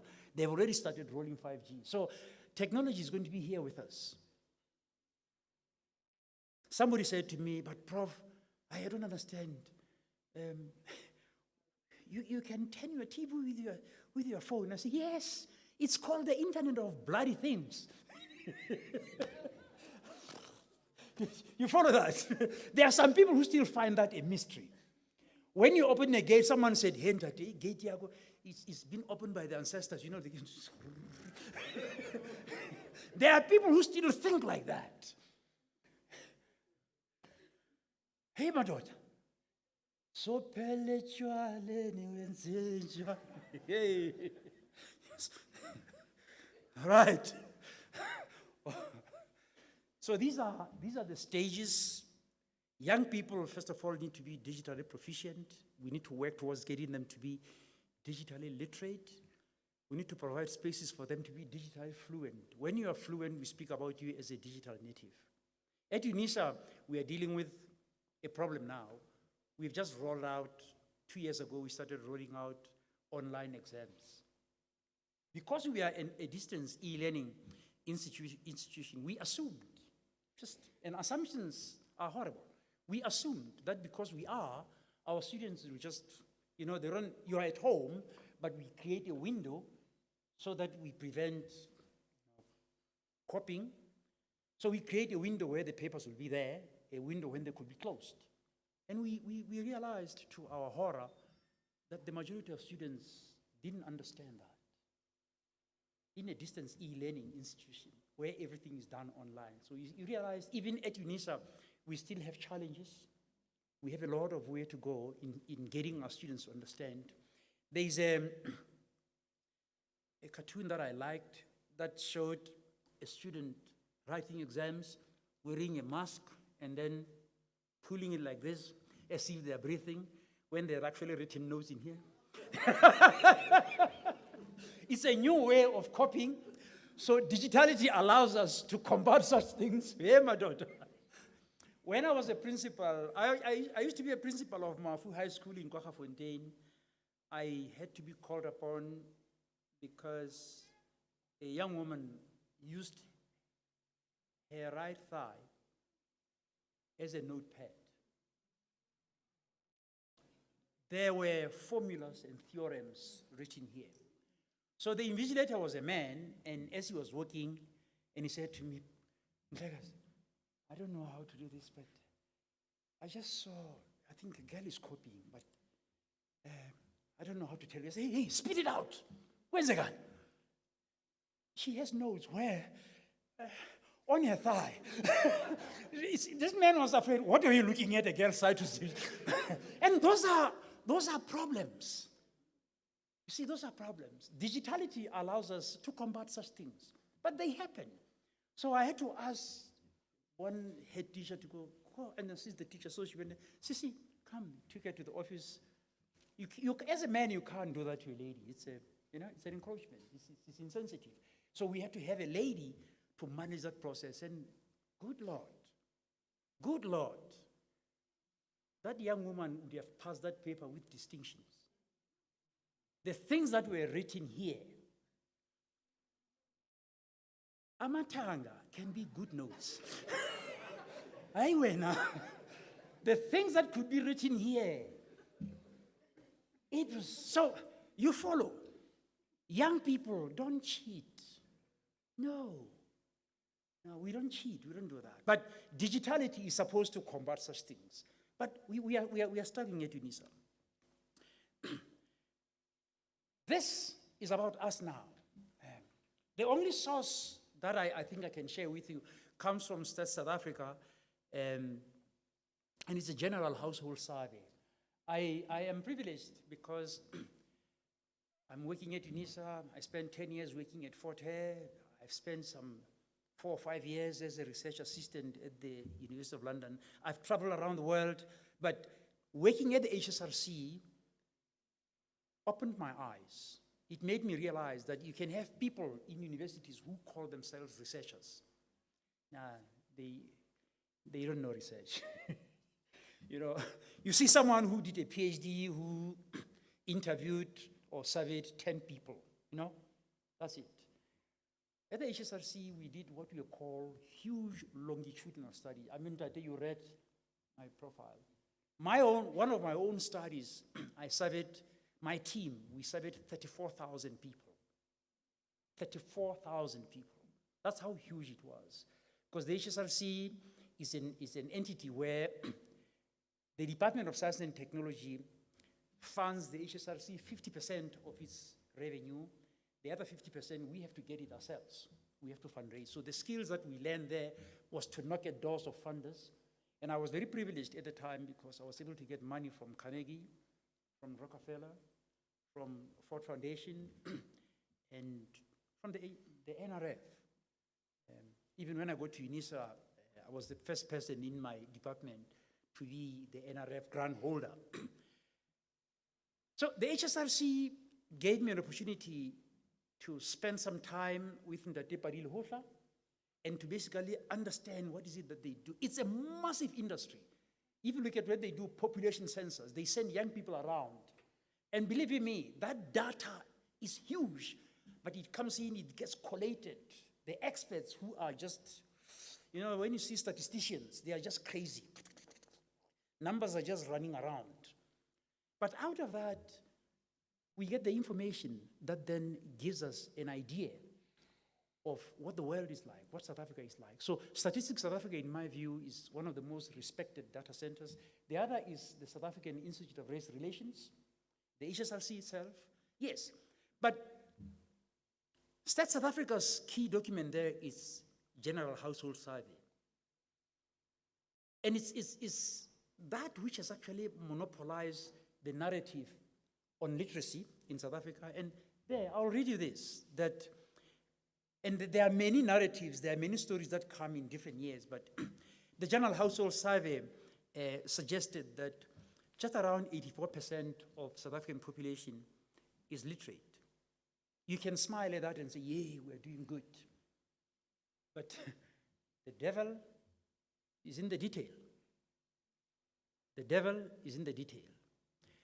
Literacy is a very nebulous concept, because if you read this concept of literacy on the surface, it's like when you have an onion, you just pull out the first layer and you know, there are many layers in an onion. Yeah, and literacy is like that. So when you go into literacy, you have to, as it were, demarcate it into other things.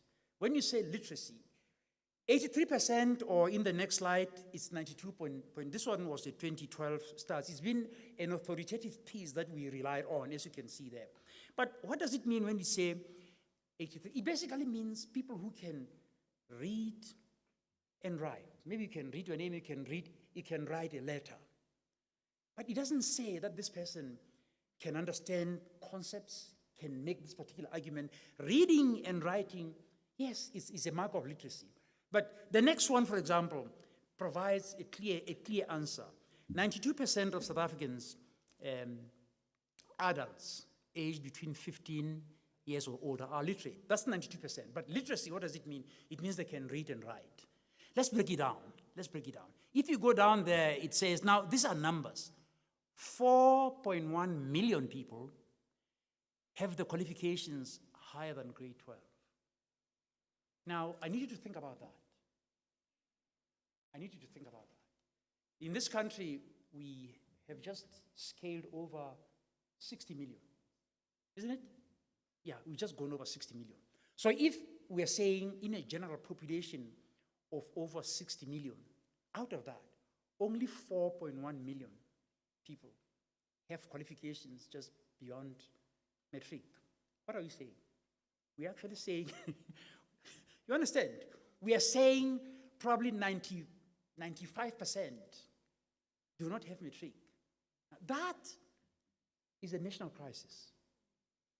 Whether you can pride yourself and say, this person, that the person can read and write, it's when you drill deeper, what does it mean? Now, this particular piece of a point here basically shows you the dilemma we're facing. Only just over 4 million people have qualifications beyond matric. But everybody else can read and write. But just because you can read and write does not mean you are able then to deal with those complexities, particularly in governance. I saw, Nkosi, I saw one of the councillors reading a budget. Hey, I wanna,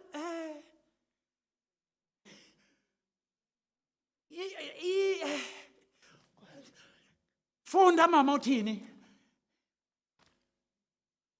And this is a leader. This is someone who determines the budget of a municipality. But because they are elected, when you are elected, it's popular opinion, it's a vote, it's a democracy.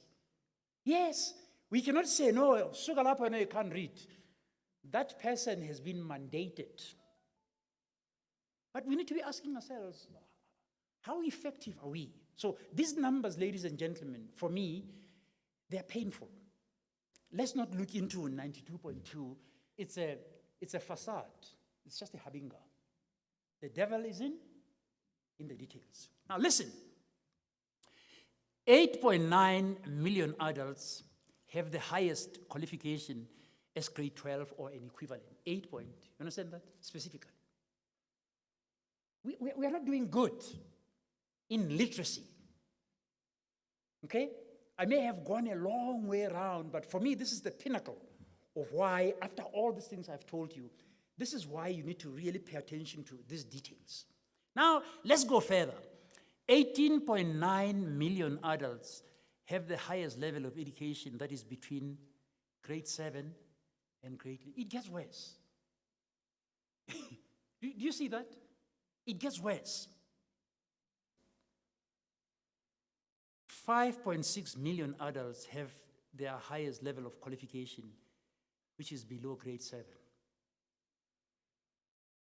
If qualifications are a mark on how we get appointed, then we have a very small pool of people that would have the credentials in order for the employers to trust them to do certain tasks to drive the economy.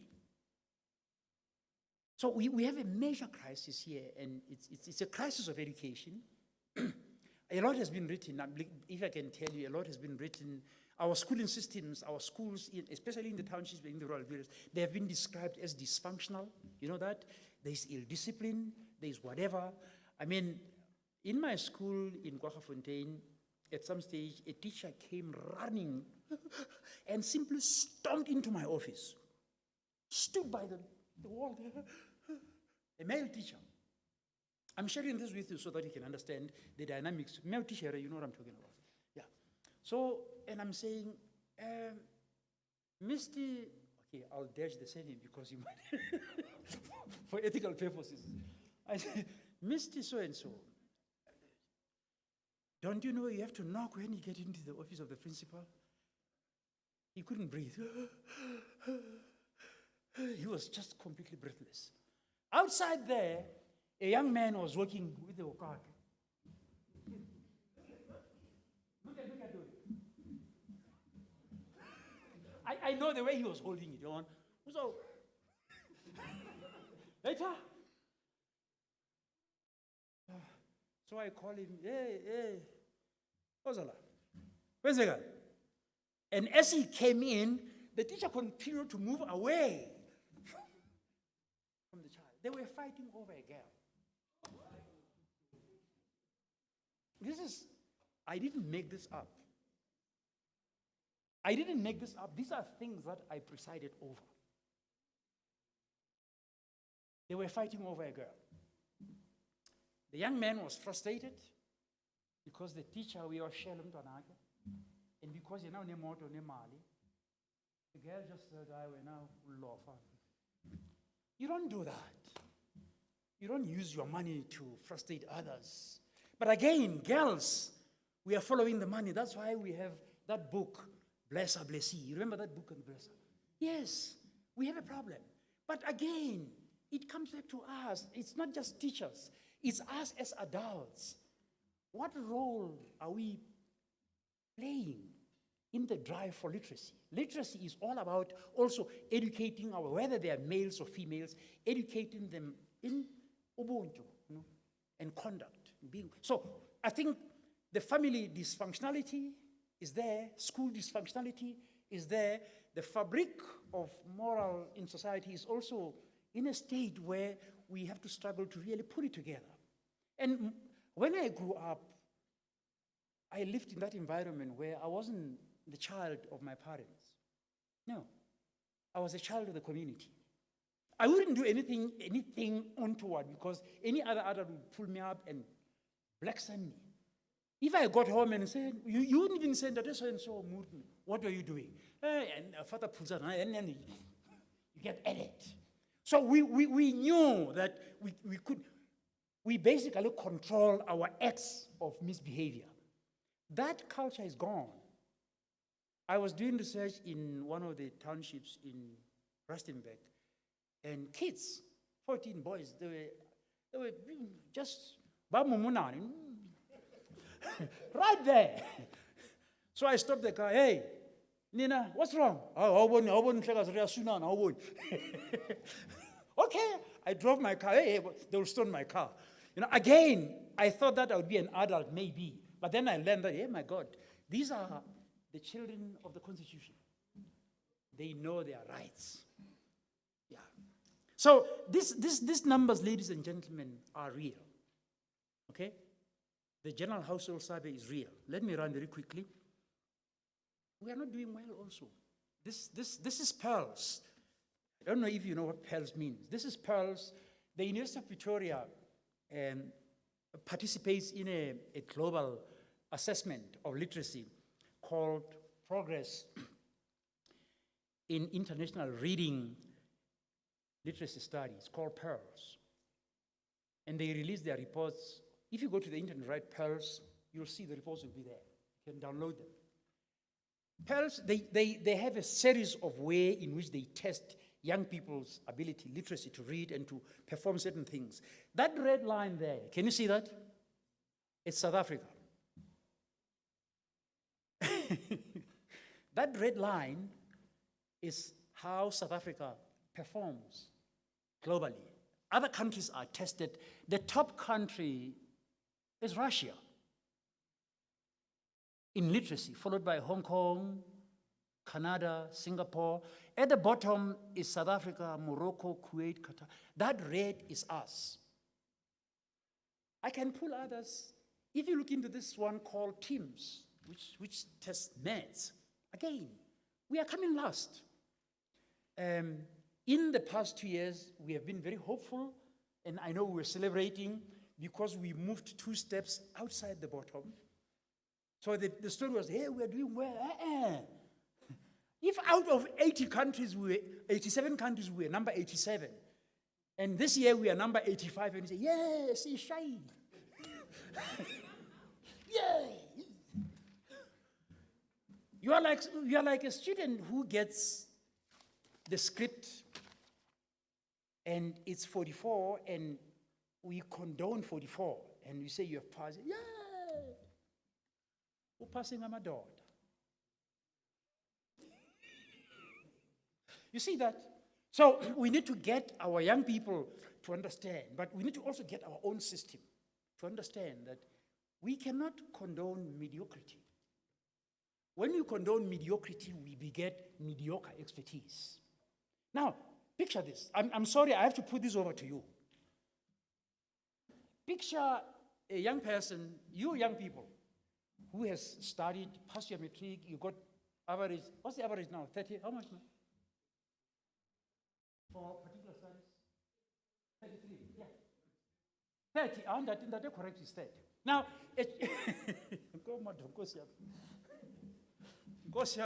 okay, this child that has passed all the 7 subjects, and the person has got 32, 31.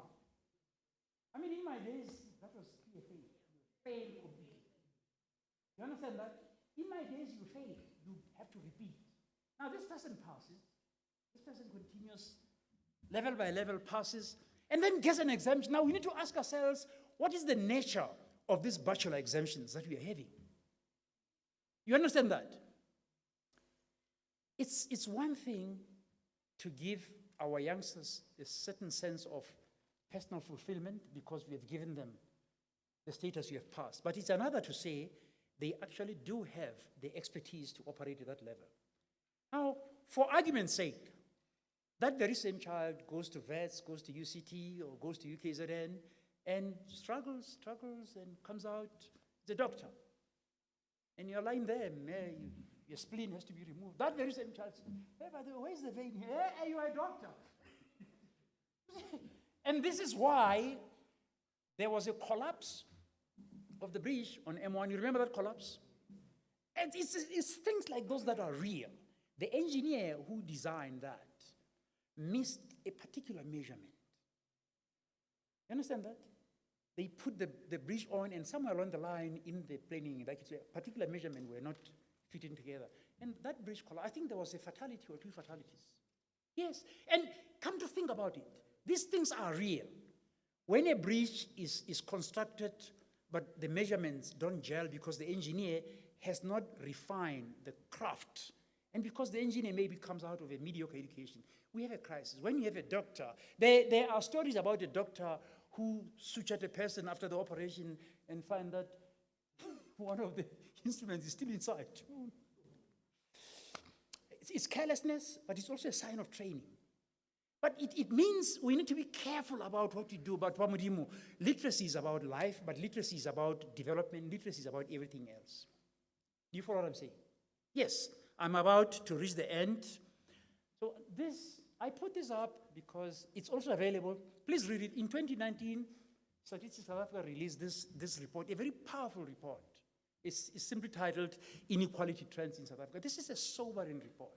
The government can tell you we're delivering services to the people, blah, blah, blah. Stats South Africa comes in and tells them, no. This country is unequal. Over 75%, this report says, over 75% of households in this country are living in abject poverty. Abject poverty. When you live in abject poverty, and we are saying to you, we need you to focus on the literacy of your children. No, the immediate thing that comes to mind for a person who lives in abject poverty is, how do I put bread on the table? And there's nothing wrong in that. It's an immediate need. If you are a parent and you can't feed your children, then you are being irresponsible. So when you don't have the means to provide, it means you are constantly focusing on the livelihood, the things that we take for granted, educating people. Those are peripheral. They should be important, but you cannot focus on them because you're focusing about survival. So a lot of our households are now operating in survivalist mode. Okay? So we need to do something about it. I'm not a politician. I'm an academic. I'm a researcher. And I share my research with that's why I'm serving in the commission right now. The idea is for my research to be there. If our own leaders, even here in Ekurhuleni, I wish the MMC were here. Are they here? You see, I wish they would be here because I would tell them that do not look down upon researchers. Researchers go out into the field, they do their research. Yes, they conceive, but they bring data. When you design policies, even for youth or anything else, those policies should be informed by research, because research is information that says to you, this is how the world is. how the context is. So you plan from an informed position. If you look down upon research, you are being suicidal as a leader. The book you spoke about, the study that was funded by Ford Foundation, a very powerful study. 7 universities, and I looked into why university students drop out. I had 7 researchers in all universities that I deployed to go and do the studies. At the end of it all, each researcher, I asked them to develop a case study for each university. Case study would be around between 80 and 100 pages. So each university had a case study. So as a project leader, I sat with them, we looked into all these case studies, we pulled out all the themes. And then we went on a road show. Each researcher, Stellenbosch, Western Cape, and I was there with them. We presented the case study per institution to the executive management of the university. Out of that, we published, I think 15, 18, 20 papers, and a book came out. There's a book that came out, Student Retention and Graduate Labor Market Destination. It's a powerful book. I took the book and the papers and the case study report, and my executive director scheduled an appointment with the then Minister of Education, whose name shall not be mentioned here, because these things can come to bite. And the minister sat there and said, these things were sent 2-3 weeks ago. The minister need not speak on that. Maybe the director general on that. You get it?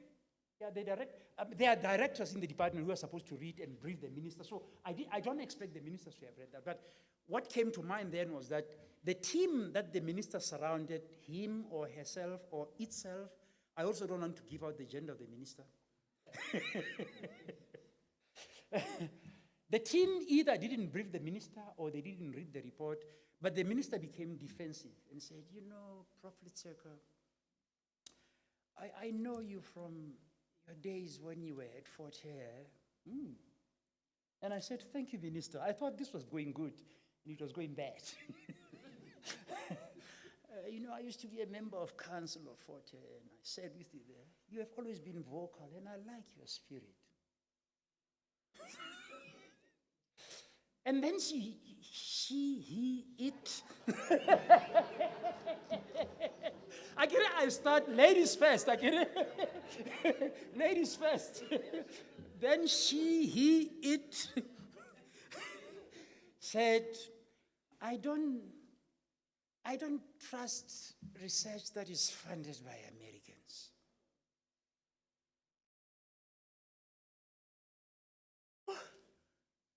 Duh. What has Americans got to do with this? This is work. This is work that had gone on for 3 years. Guys, we sweated. We argued. We got statisticians. The data is of the highest quality. The egonometrist was done by a professor who is the head of the research center at UCT. Powerful stuff. The minister didn't entertain that this data was saying to her at that time, students are dropping out.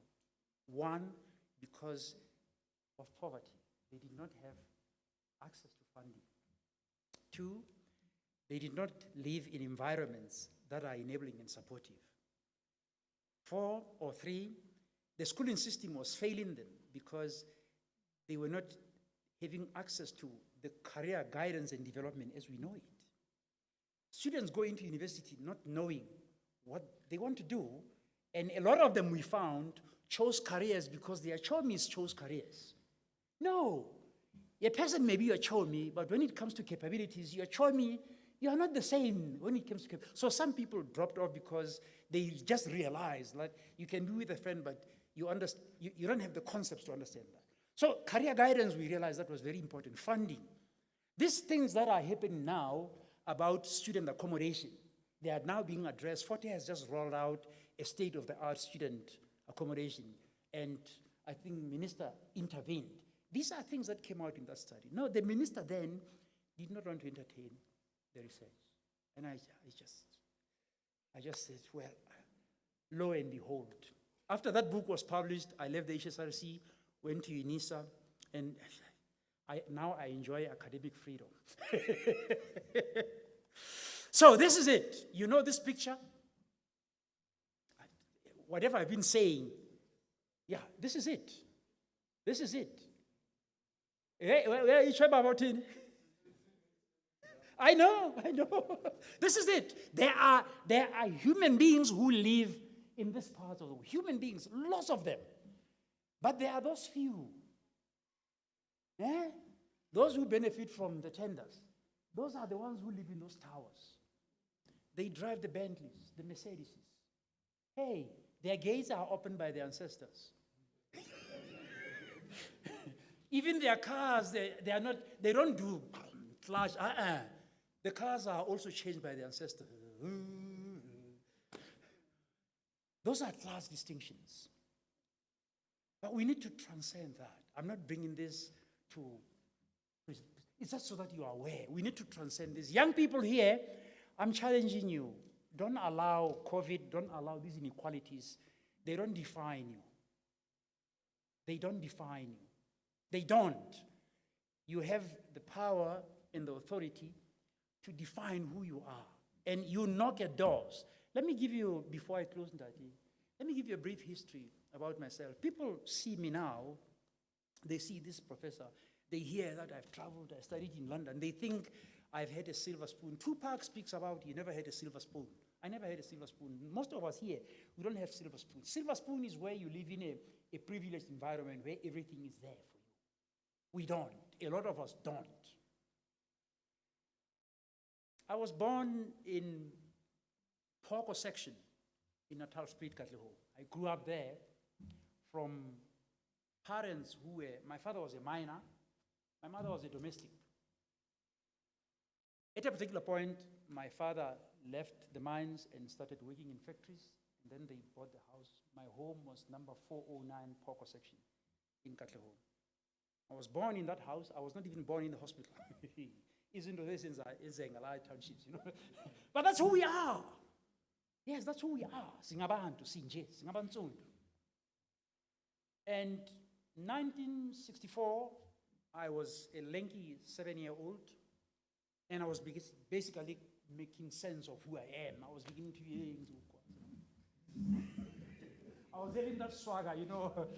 We copy our own brothers, you know. We were having our own role models. And my father came in and said, guys, I'm taking you to Lesotho. Aibo. Hey. La, what is in Komo? You're called. Later, when I was doing my degree, my father sat me down and shared with me one of the most profound stories. He's late now, but it brought tears to my eyes. And I realized then that when you are a youngster, you look at the here and now. My father, even then, as a mine worker, as a factory, he had foresight. I don't know if you guys are aware of what was happening in 1964. The Rivonia trial had just ended, and the Rivonia trialists were about to be whisked to Robben Island. And my father said, if I had allowed you to stay in the township and grow there, there was concern that the entire township was going to be on fire. That was the concern. A lot of people moved their children and moved them to the then Bantustans. You know, people were being moved away from what were called the boiling points. And he said to me, I know you and your brothers and your sisters may have been angry with me, but the reason why I had to move you to a place where I knew you could learn. So when I look at that, I thought, oh my God. And the question is, where would I have been now? I don't even need to go there. But my father decided to take me out of there. And then I got to Lesotho, guess what? I became a head boy. I lived in a house where my grandmother gave me a stick. Hey, Amba. The very first day, I know I was even afraid of the cat. Hey, yes, But eventually you learn. I had to be comfortable. I had to squat underneath and go. You have a bucket here. You squeeze it here, isn't it? And then you go. Every month of November, the cattle in Lesotho are moved to the mountains because the lowland is plowed. It's called transhumance. I became part of that. I never knew Christmas in the township. Christmas was spent in the mountains. Sometimes we got caught up in snow. And sometimes I'd miss school. I remember one year in 1975, I came down to the lowlands in April because we delayed leaving and the snow fell. By the time we left, the snow was melting, the rivers were flooded, and we couldn't cross. It's risky. That's the life that I lived. I came back and did, what's junior certificate? Grade 8. Junior certificate, JC, grade 10, yeah. I came back and did grade 10, finished it in 1975, and then 1976, my father again said, you're not going to school, you're going to look after the cattle. Then we argued. I said, sugar. And this is the first time I disrespected my father. And I said, sugar. So I conscripted myself without his knowledge to go to the mines.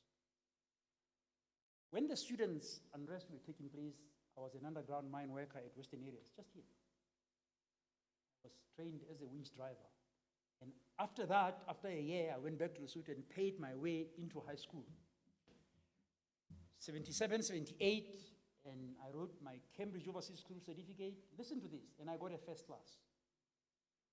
Yes, having worked in the mines, and then out of that, I automatically qualified to go to Roma with a fully paid scholarship, books, accommodation, stipend, and the rest is history. So I'm sharing this with the younger people to show you that don't let this environment to define you. The opportunities are there, but it's all about your mindset. You need to make choices and decisions for yourself. And we are here. Today, I've come here to speak with you here, but I've now, with this event, my being here, I have become the younger people's network. They have contacted me. If you need a piece of advice, Bafana here has my email. That's why we are here. We are here to share experiences with you, but we are also here to provide counseling, guidance. If you need ideas, this is me. I'm here as a father figure, but I'm also here as I'm not an educated person for UNISA, but I'm educated for you. You are part of my community. I'm here for you. So if you need to bounce ideas with this professor, do so. You are more than welcome. I always say to people, I operate an open door policy. I'm not that professor who says, hey, don't talk to me, I'm the professor. So with that, I want to say thank you.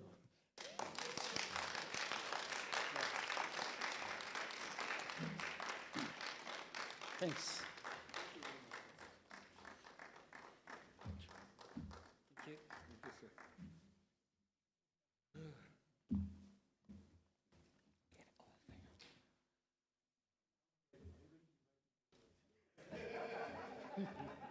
You need to know, this is an evaluation form.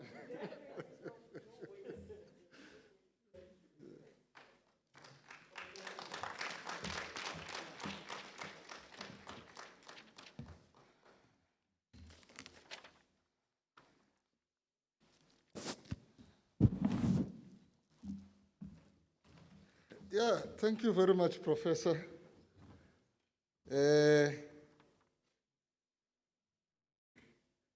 I'm not sure what to say, but this is quite a down-to-earth lecture, which is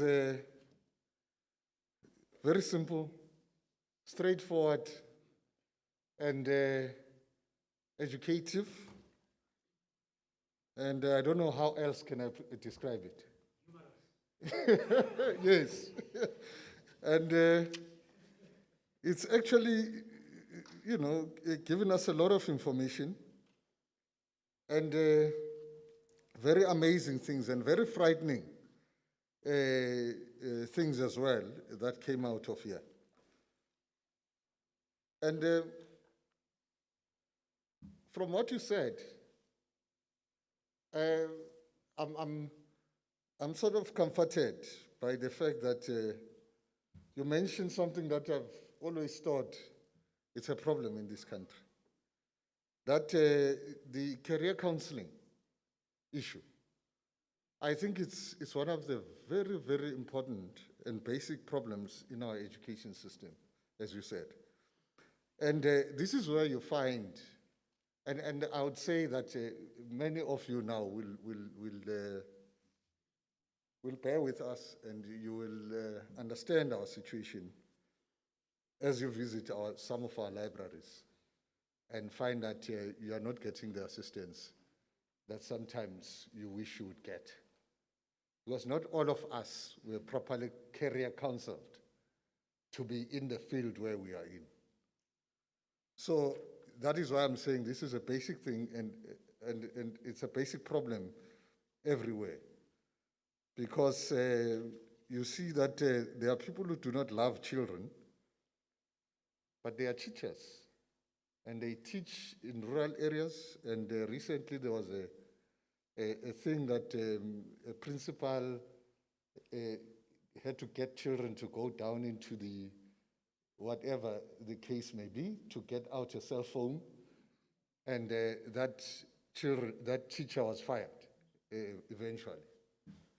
Because as a person that loves, because one of the things as a teacher is to love children, so that when you teach them, you are able to impart the knowledge and the thing so that they can develop properly.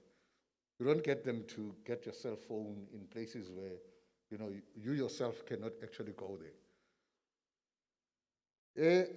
Our program now says that whilst the professor is still here and all the other speakers are still here, first of all, I would ask you to, if you have a question that you would like things to be clarified, or questions that you want to ask, or comments that you want to make, you've got an opportunity now to do so. And then we can get on to a discussion. I was to put together some of the things so that I can conduct the discussion, but the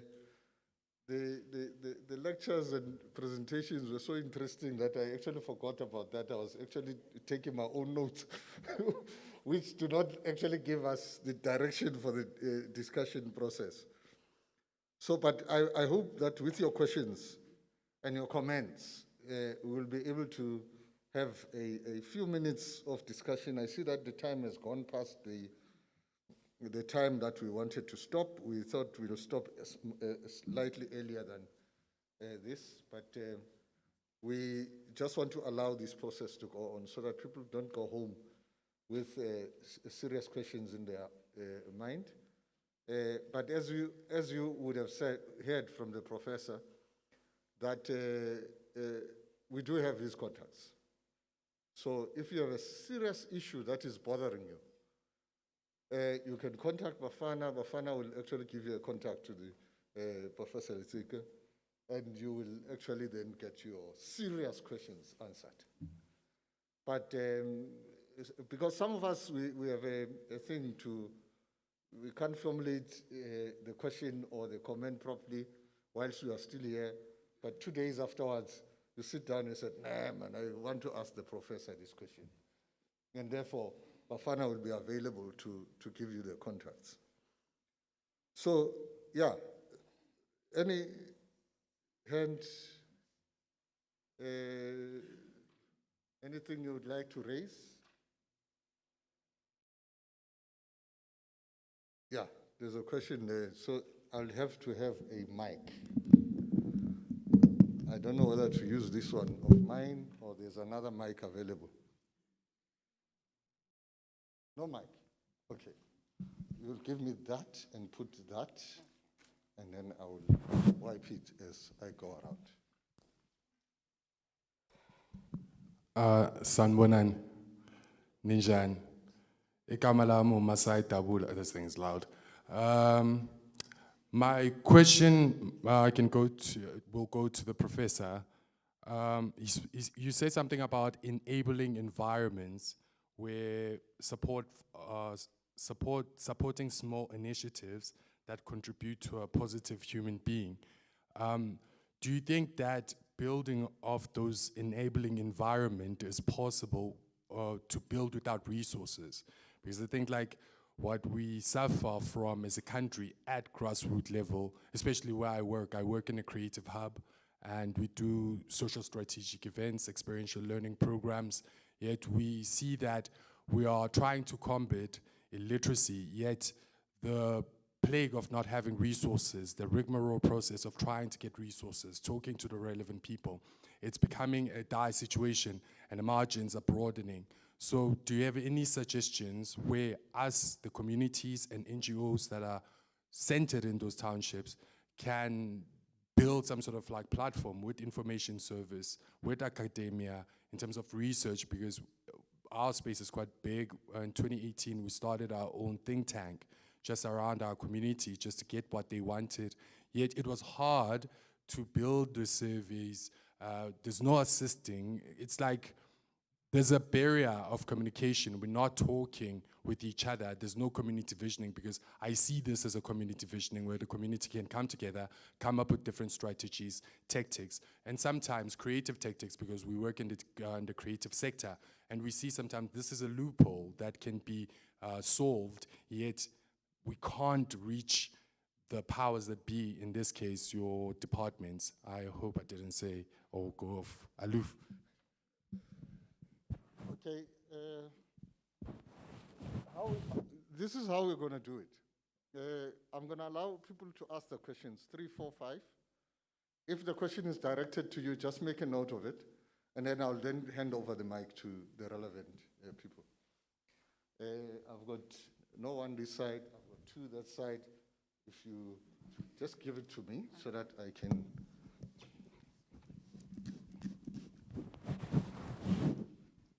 Where's the hand? That one.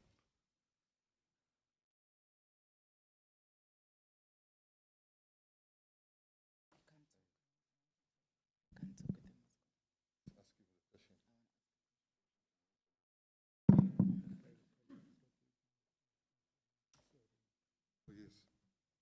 The mask must be on. The message. Yeah. Sanbonani, I go by the name of Sanele Pesimngube. First and foremost, I'm an author of this book. This is a Zulu novel, Ipodlela El Pugile. It talks about gender-based violence and the impact abuse has on children who are being raised in an abusive environment.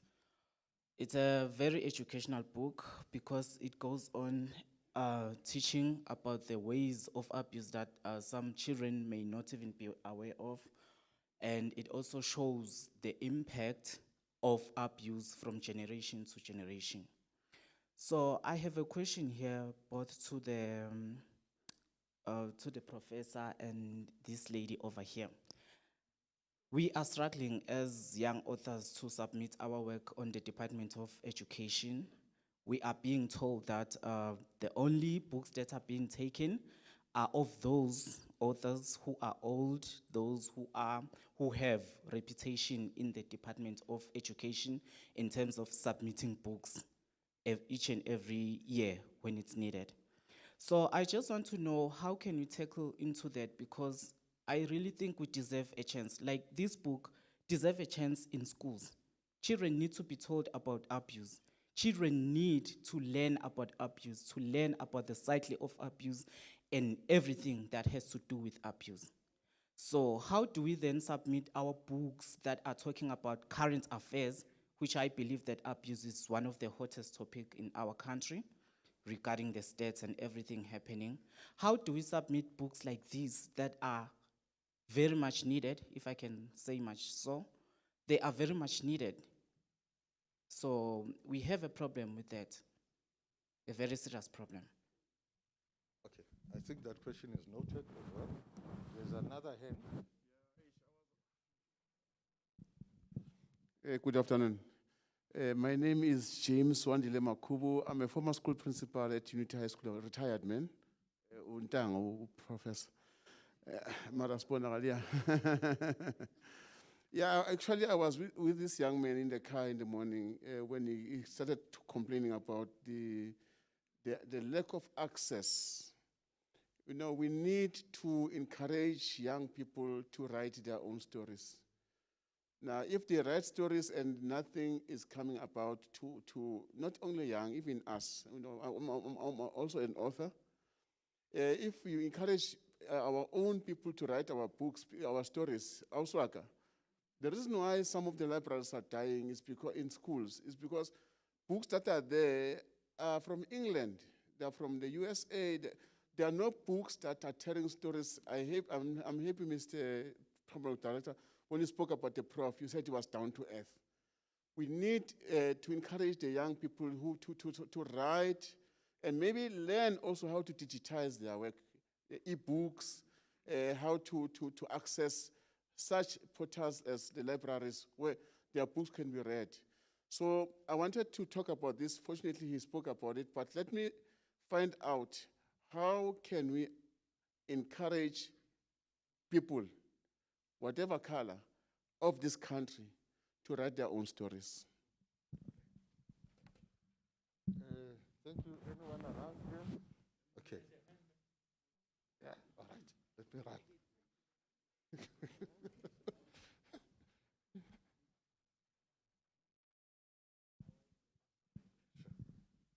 Good afternoon, ladies and gentlemen. My name is Bafana. I just got 2 questions for now. First one, I think it's directed to Mam Naomi, that you did allude that at schools you do have library corners. But my question is, do you guys maintain that, or there's someone that monitor those things? Because through my research, you get there, you go to a school, there is that library corner, but they're not being used, or the books are old and everything. Nobody try to focus on that. Then someone spoke about the ATPs at schools. What I know is that on the ATP now, they've put in this thing of kids must go play in their fields. So I fail to understand what is difficult for Department of Education on the ATP to include the reading part, because they can allow, or they do have a space of putting the program that kids must go play outside, which is good. But how about that on the ATP again? They do include that children must read, because those kind of libraries, you can go, I've went to 4 schools, if I'm correct. Those books are just there. Nobody goes there, nobody teaches them, because if you need that only in English classes that you go, I've never seen a Zulu book that there's a book of a Zulu person that or Sotho. In a Sotho school, there isn't, but it's only English. Then moving right along, I think to go to the professor, you did mention about you guys amalgamating with the TVET colleges. My serious problem with that is that, and you spoke about the career guidance, my problem is that when you apply, say for instance, in a university, you go there, I got my 50%, then hypothetically saying, I wanted to be a doctor, just saying. Then I got there, they say to me, the only thing that I'll get is a rejection letter that says, you don't qualify, end of the story. Then, what must I do next?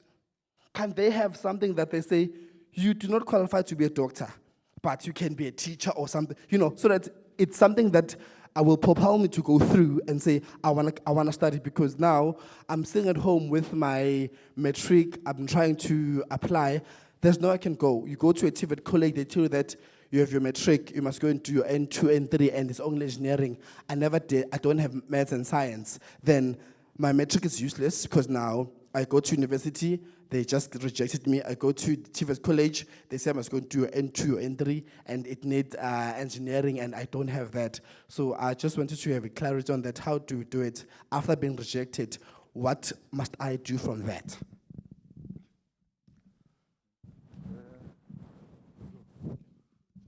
Thank you. My name is Padukolo. I'm a librarian here, City of Cllr. I just want to make a comment or a question to the speaker. I think she was coming from one of the regions from Department of Education. She mentioned that the libraries need to either work with the Department of Education or play their big role in helping or open their doors for the students to be able to go to the libraries and read, which I agree with her. But the challenge is, most of the librarians can agree with me on that. The students, they do visit the library, but reading, they are not reading. They sit there, they chat, they use their cell phones, and even us as librarians, we cannot force them to read. We try to come with programs, sometimes with discussion or debates program to engage them, but we'll have this group today, tomorrow they decide to run away, because honestly the challenge is for them to be encouraged to read. And I believe because 70% to 80% of their time a day, they spend it at school. So if in the program at school, we call it ATP or whatever, there's no reading program, you cannot expect those kids after school, they go to the library and start reading.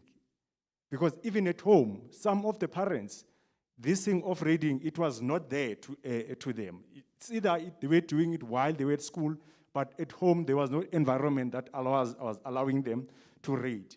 So I think some of the Department of Education, I am not saying only them, they should be involved in helping the kids to read. Even the parents, it goes back to the parents at home over the weekend. We must try and encourage our kids to read, and even having a program for your kids to read, as you have the program for them to take to the park or wherever.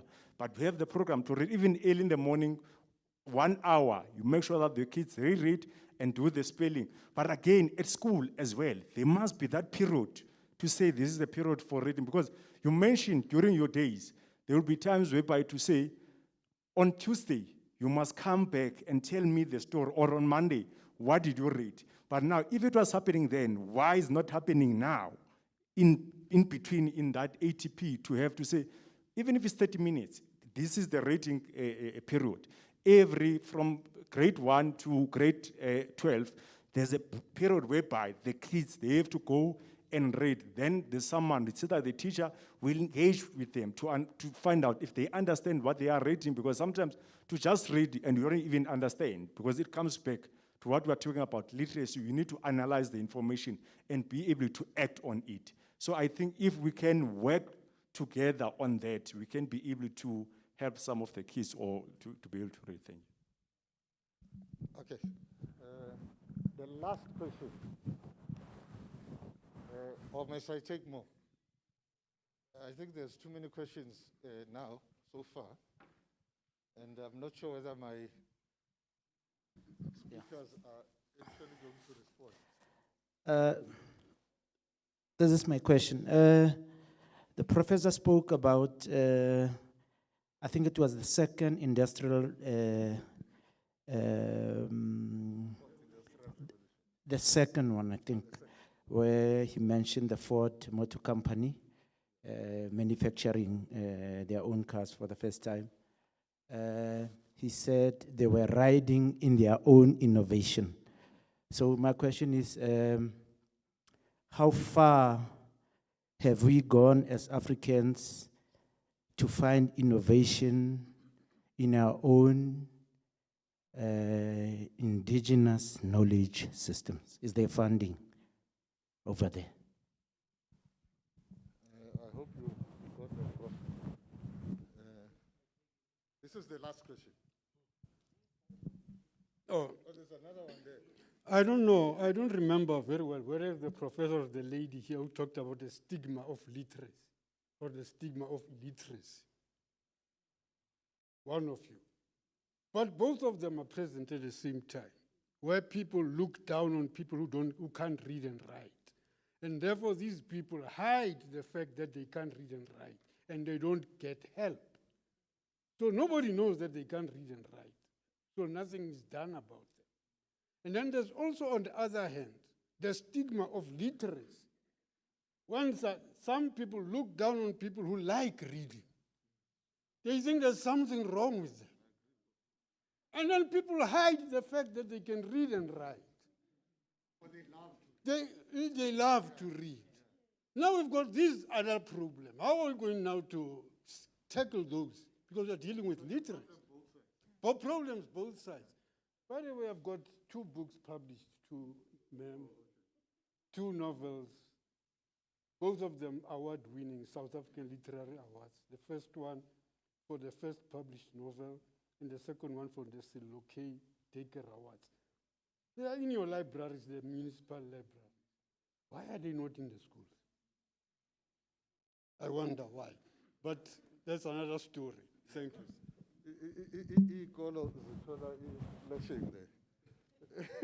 Because they don't have the books.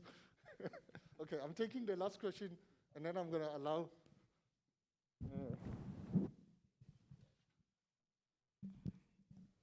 Dumela, sanbonani.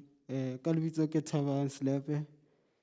I would like to, I have 2 questions for Miss Naomi here about history in schools. Like, I believe that I was one of the people who were interested in learning history in school, but I couldn't do it due to the lack of enthusiasm towards the teachers. Let's say maybe the staff, the teachers, it's multiracial. There's white teachers and black teachers.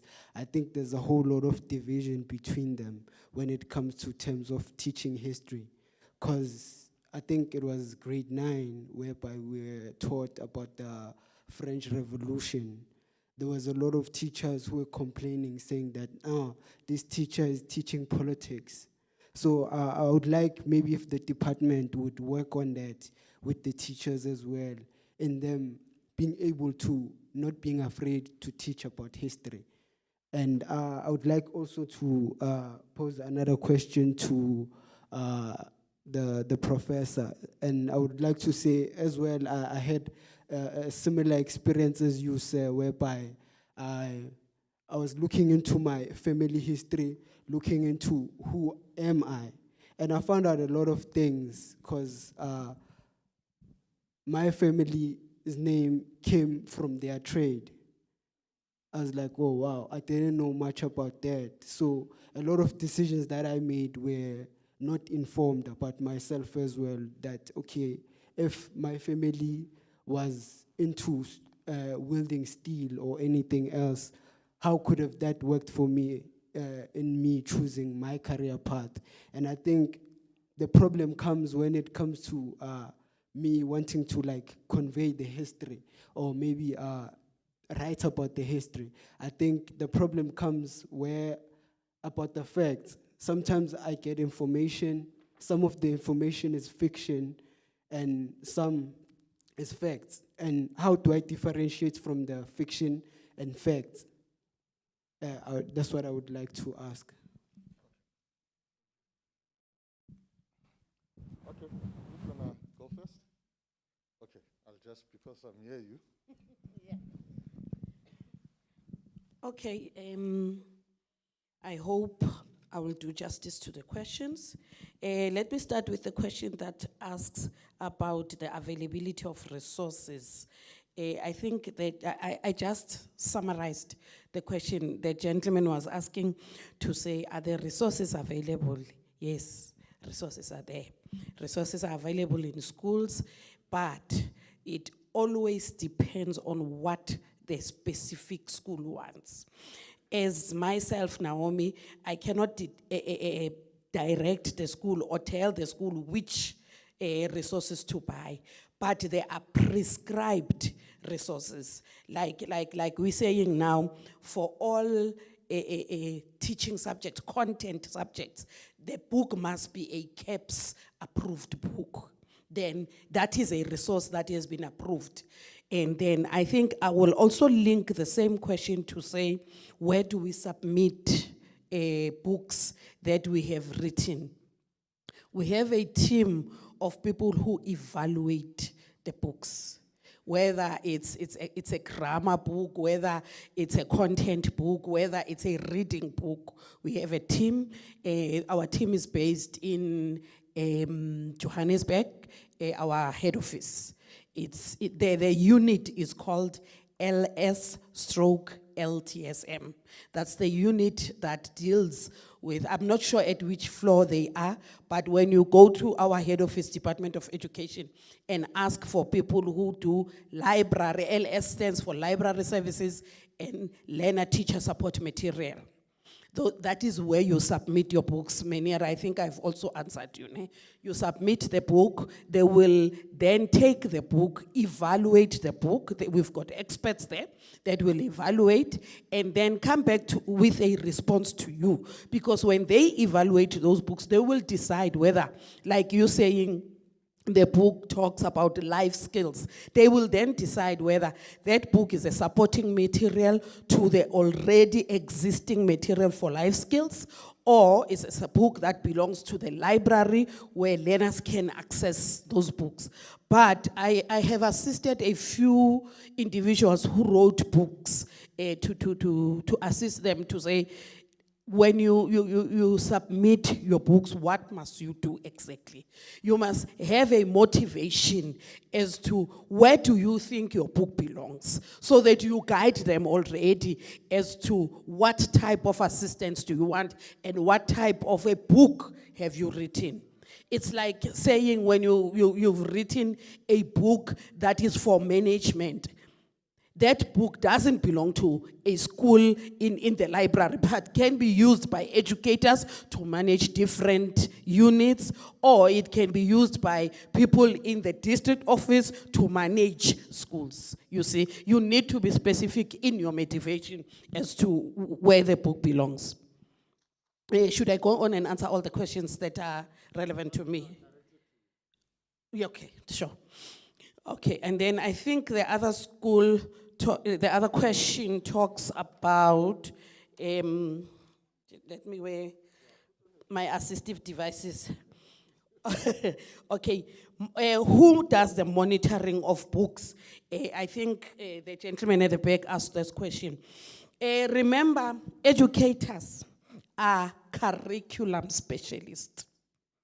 They specialize in their different subjects. So the books that are sitting there at the corner, if you listened to the presentation that I did, I said language teachers are our star libraries in this sense, because they are the ones that must promote reading within the language classes. And remember, from there, it must not only stop there. They must also promote to say, today you've read such a book, which maybe can be a prescribed book, but go to other genres. There's the same book that talks to the same genre, but it's in the library. So our teachers are very crucial. But let us not forget, I don't know if it's a new trend. Parents have learned to relax when it comes to their children's education. We always say, you will do that at school. But that child, you bought a cell phone for that child, the child is always on a cell phone.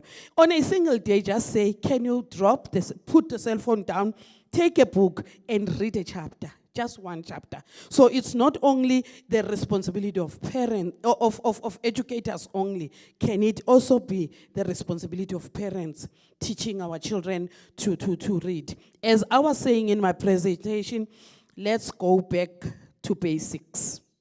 Going back to basics means, can we a little bit forget about the technology that is here and go back and read an actual book? Fortunately, I have practical examples.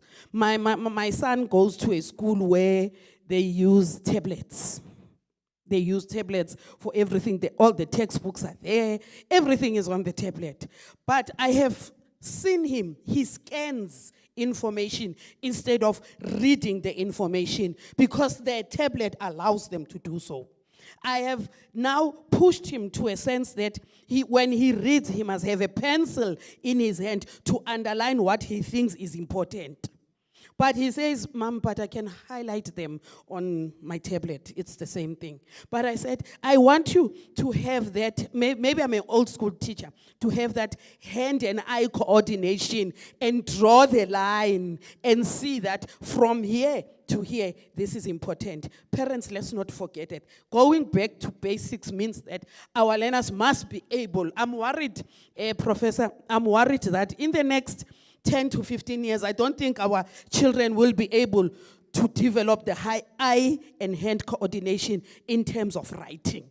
I'm very worried. Writing in a straight line. As you were speaking about slate, I am not the era of the slate. I'm a little bit younger, but I'm an era of the big lines. You remember that foundation books where I had to write my name within the big line. And remember, nothing must go beyond or above the big line. And then I went to an extent of going to the small lines. Can you imagine the transition? From that big line, I was nice and comfortable. Then I went to the small lines. Then I went to the quad papers. So I learned a skill to say, my handwriting must be able to fit into the square lines when I'm writing my numbers for mathematics. Then the small lines, I know that a capital letter was supposed to maybe use 2 small lines, and then the rest will fit into the line that is below. So let's go back to basic, parents. Let's help the Department of Education. It's even now worse as COVID has taken away 50% of contact time with educators. We know that our learners will attend 2 days this week and 3 days the following week because of space. So social distancing has also accelerated the fact that learners cannot communicate with their learners, with their educators. They can not always go to the library. That's another thing that I want to make everybody aware of. Okay, availability, I think I've covered that. Oh, learners that will be visiting the library. Visiting the library as learners, you know they go there as friends. Putwami, it's your task to say when they are at that library to show them. Some of our learners, when it comes to reading, they don't know what to do. You'll find that they are grade 1, 2, 3, or maybe 4, 5, 6. Those people are still very playful. I'm glad that you are saying that you now understand what teachers undergo. Yeah. Teachers, every day, you need to remind Sipho to sit down, take out your book, write.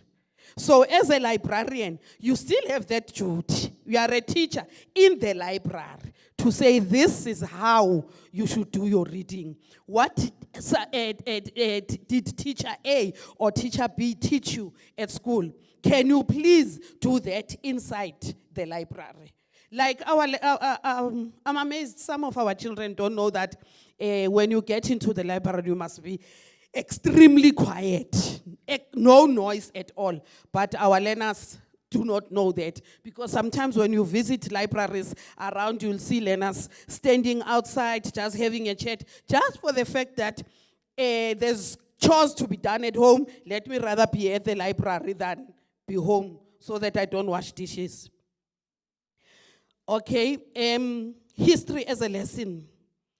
It's unfortunate, Putwam, most of our kids, I think technology and the establishment of schools of specialization is taking away learners from learning history.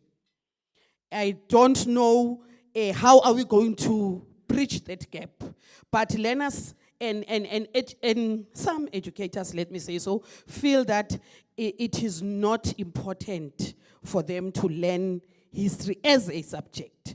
But they forget that there's careers like political science, which you need to have that historical background of our country, where it comes from. But I think promotion of that has been done.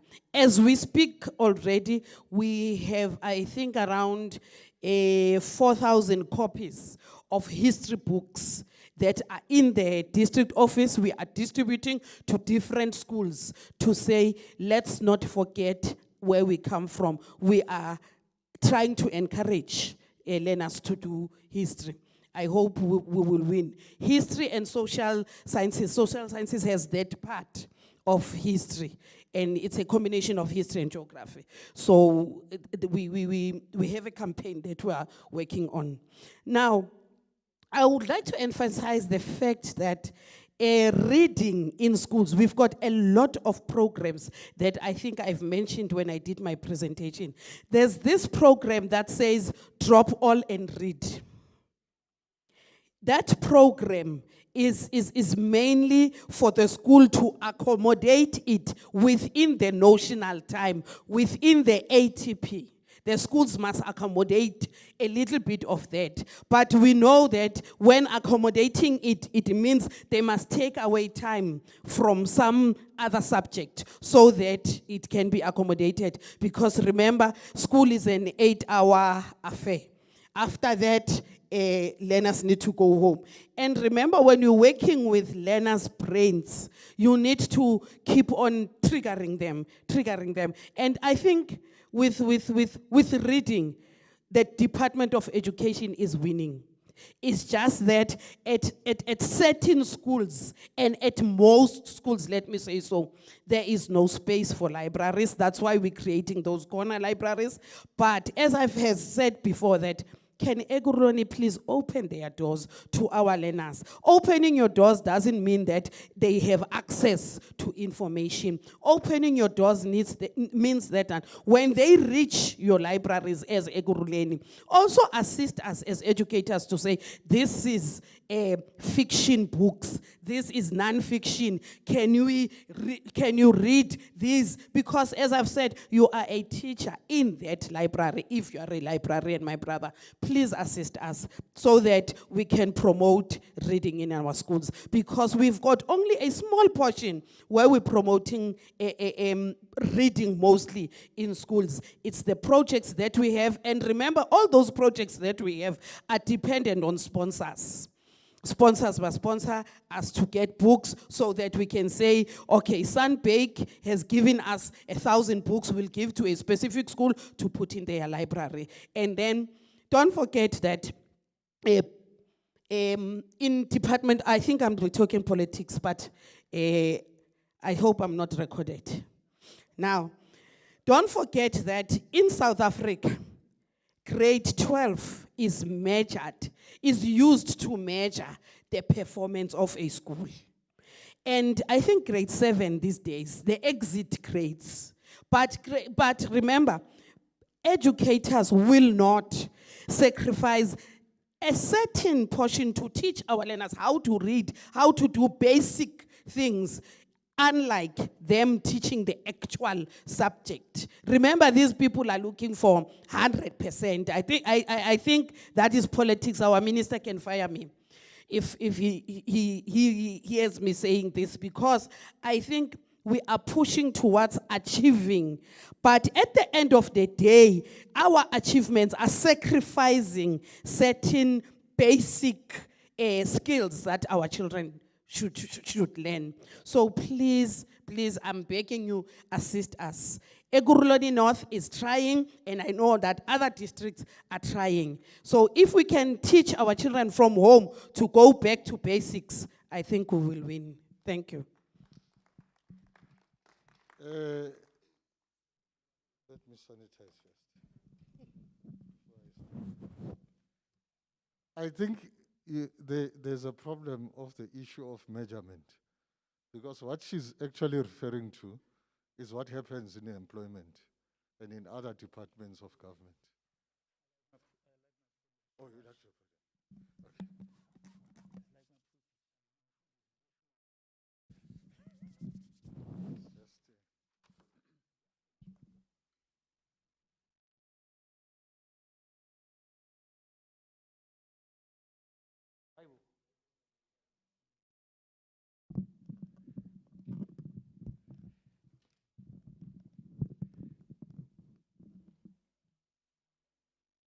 I'm okay.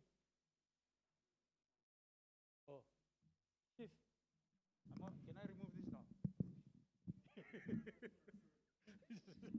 Hey, he reprimanded me. Hey, fucking masculine.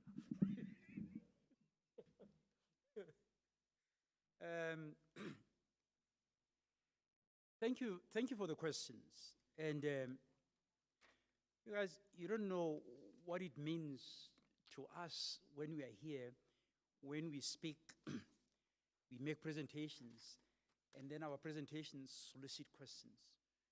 That is why we are here. This is about engagement. So because I can point it to, I forgot who to Kamala Uban, but I know you are the one who started all this inyaga nyaga.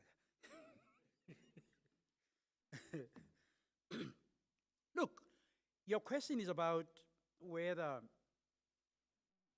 a supportive an environment, an enabling environment is possible when the resources are not there. Obviously, it's not. If we say an environment is supportive and enabling, the assumption then is that we don't just provide you with a space, we also provide you with the resources. What are resources? You said you are an artist. Yeah, and I like that because the artist's dilemma is huge in this country. It's huge. I mean, Minister Natim Tetra is, he's been assailed by lots and lots of musicians, poets, everybody else complaining that it's the ministry in name only. Artists are not feeling that there is a support from the Department of Arts and Culture. And there are examples. I mean, the lady who made a lot of money for the Akina Falls project, you know her. I mean, she fell ill. I mean, she's much more older than me. She fell ill, and she couldn't even afford medical expenses. And yet, this is somebody whom we celebrated, who was, a top-class actor, always in our screen. So, if you break it down to that, as an artist, I feel for you, and you're not the only one.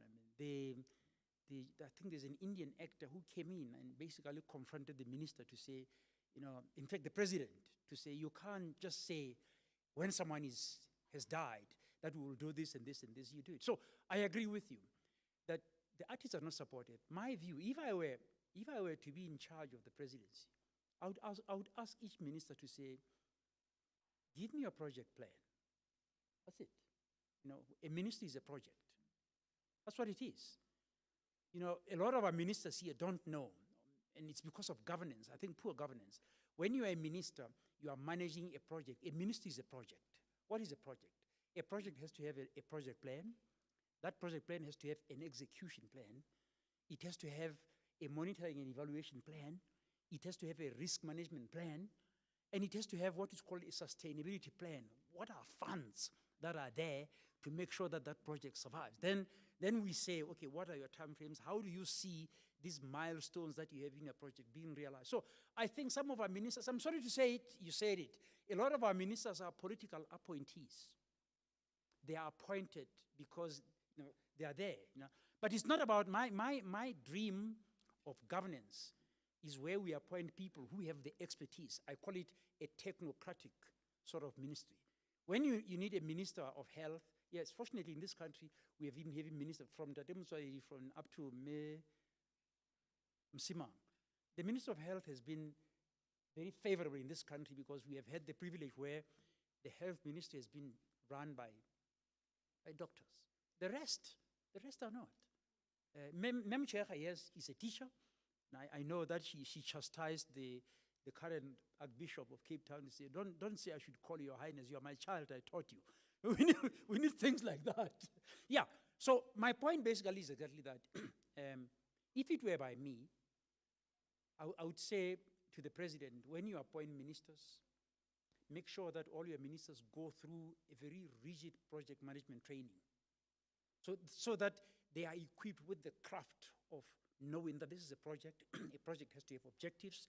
Objectives has to have, that support you're talking about is down to a minister who has, and I'm not saying about Nteto himself, but about ministers who have got absolutely no idea what executive management is all about. When you have that, you have a crisis.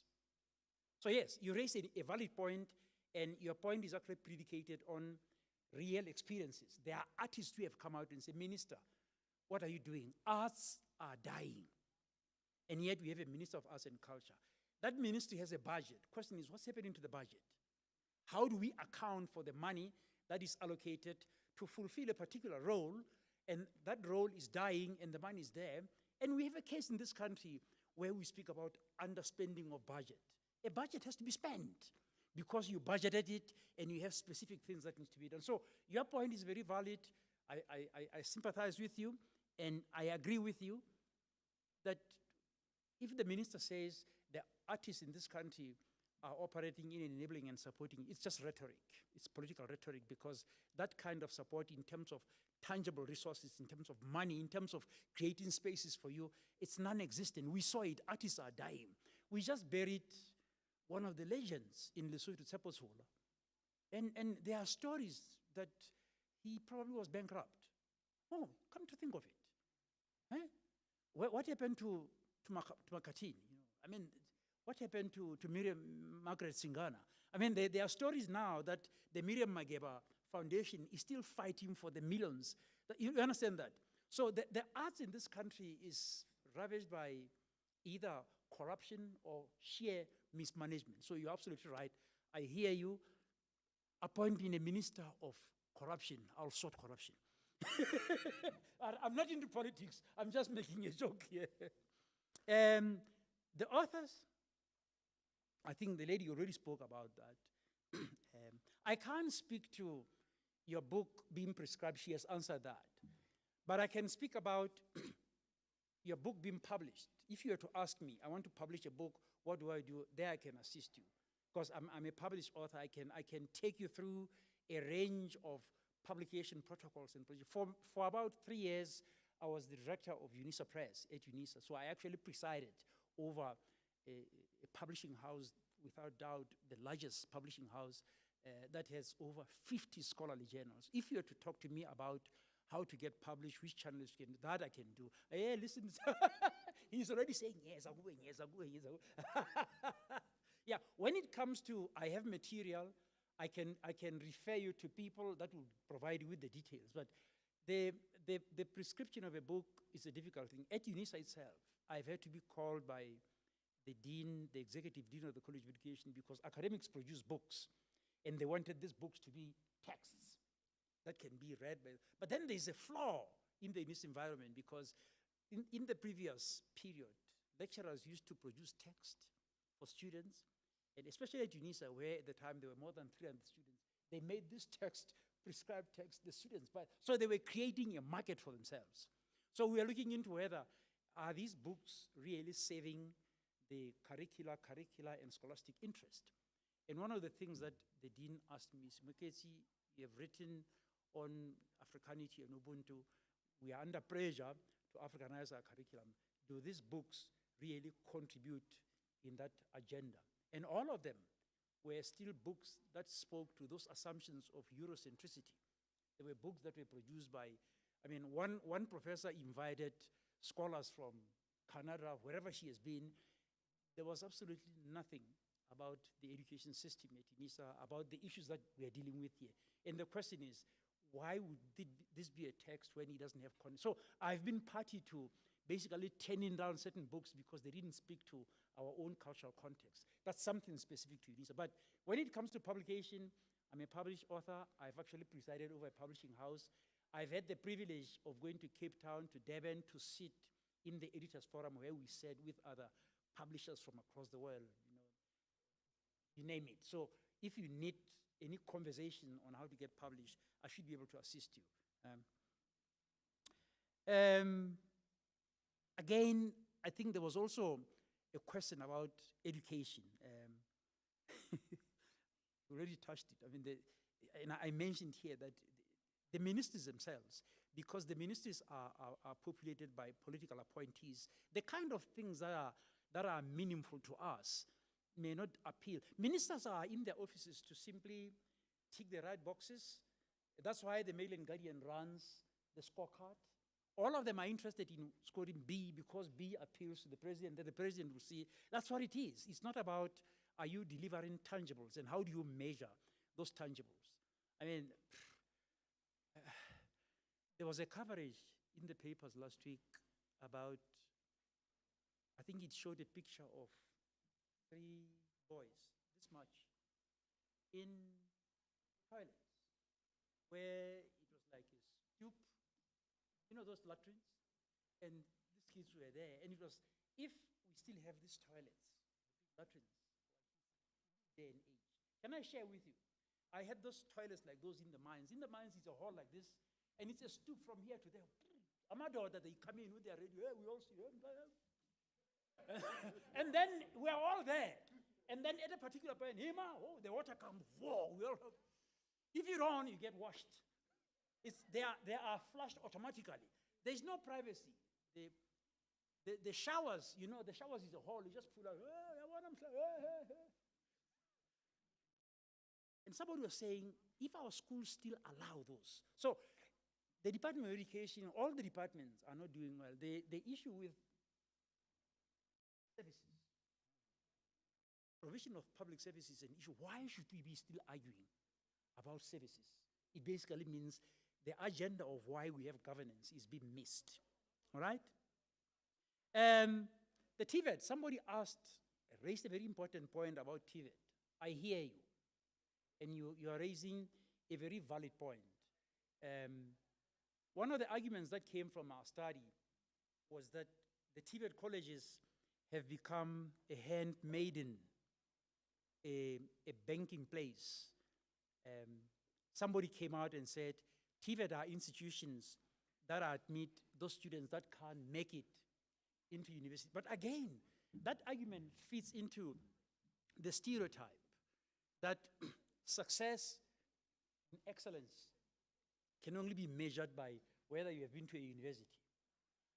I have a lot of respect for Minister Blaine Zimande, but the argument that he advances now was started first of all by that Director General whom Minister Blade fired in his first tenure, when he was also fired by President Zuma, Professor Mary Metcalfe. When Professor Mary Metcalfe, she was my teacher, by the way, at Vets, in the 1980s, when she was still young and very petite, you know. Now, Mary Metcalfe came out at the time and said, we need to conceive not universities, not colleges, not whatever, but she's the one who coined this expression of post-school education. And she spoke about multiple pathways. We need to encourage that. So the TVET colleges are treated like that, and one of the arguments that we explored was that in terms of population, some colleges have similar, even more populations, student populations than universities. But do you know that in terms of funding, TVET colleges are funded poorly than universities? There are universities, take Rose, oh, I'm sorry, I mentioned it, I shouldn't mention the university. Oh, Nkosi. Okay, take some university, but you've already had. Take some universities that kept their students at between 6,000 and 7,000. That's it. Rose University is very clear. We'll only admit students that we can manage and serve within our capacity. They don't take students that are more than what they need, but they also select from a particular stream of students. That's it. But some TVET colleges have between 10, 15, 18,000 students, but they are poorly funded. So that bias in TVET colleges being considered as artisan institutions, our government itself is actually thinking, I mean, there's a lot of talk about let's develop artisans, but when it comes to actually creating that enabling and supportive environment for TVET colleges, dololo. So yes, you're absolutely right. And I think we need to change that mindset, the mindset that post-school, we need to support all post-school institutions and make them serve on their mandate and responsibility. I mean, you can't fix your television, you can't fix so somebody has to be skilled in that. You don't have, just because I'm a professor, I don't have to know what's in the bonnet of my car. You understand that? If the pump gets stuck, I don't have to, you know this advert where someone say, I can do it, and he started to fix the pump and the water splashes into his hand, his face. We cannot be jacks of all trades and master of nothing. There are people who should specialize in that. Our country doesn't reward artisanship because we reward meritocracy, and meritocracy is seen only in the degrees. That bias is still there, which is why TVET colleges are struggling. Somebody asked a question about indigenous knowledges and support. Who is that? Somebody here. Yes, you. Sir,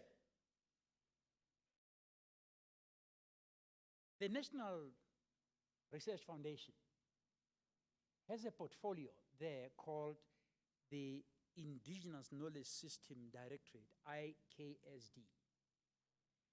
Its task is to provide funding, and its task is to promote research and expertise in the indigenous knowledge systems. And I'm not here simply buying lip service to the NRF. Between 2011 and 2014, I became an NRF grant holder. The NRF granted me 1.5 million rands to study an indigenous. My study was on archiving, the archaeology of Ubuntu. I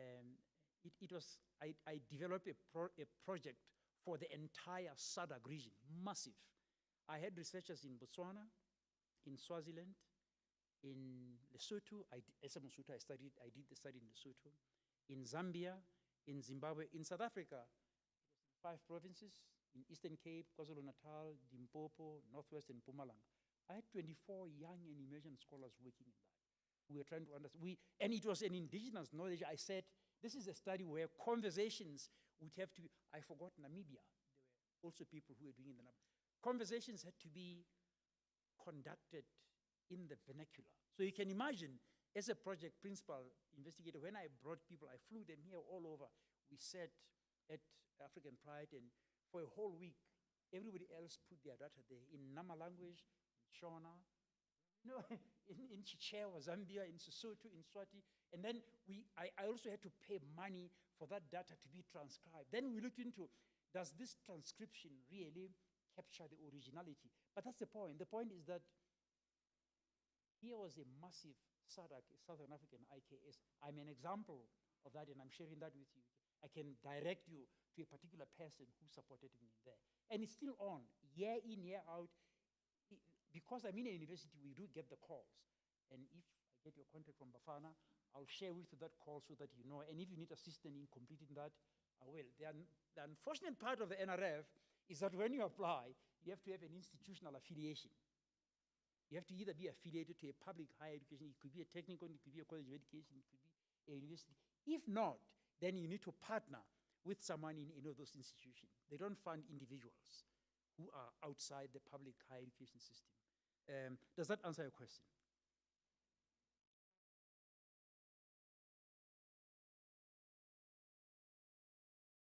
Yeah, I'm coming to that. Yeah. And you spoke about, oh no, that's somebody else. I think that the promotion of IKS, I think it should dovetail on one of the remarks that I spoke about myself, and that's what it is. But the danger that IKS, I think, is facing nationally is that there's a bigger bias at which knowledge is privileged, which knowledge is deemed more worthwhile. I mean, the arguments that come here about history books being Western, that attitude is still there. So the NRF is trying to break that cycle. Are they successful? Maybe. Professor Catherine Odora Hoppers has managed that portfolio at UNISA as such, and I think she has done an excellent work. She's run workshops all across the country to promote that. Unfortunately, they're a university, so they focus only on university people, and that's bias. So we need to open that up. We need to create space where the indigenes in their manifolds should be allowed that space to flourish and to be recognized. I mean, some of the people we met in the workshops were speaking about indigenous medicine, indigenous what, and that's exactly the point.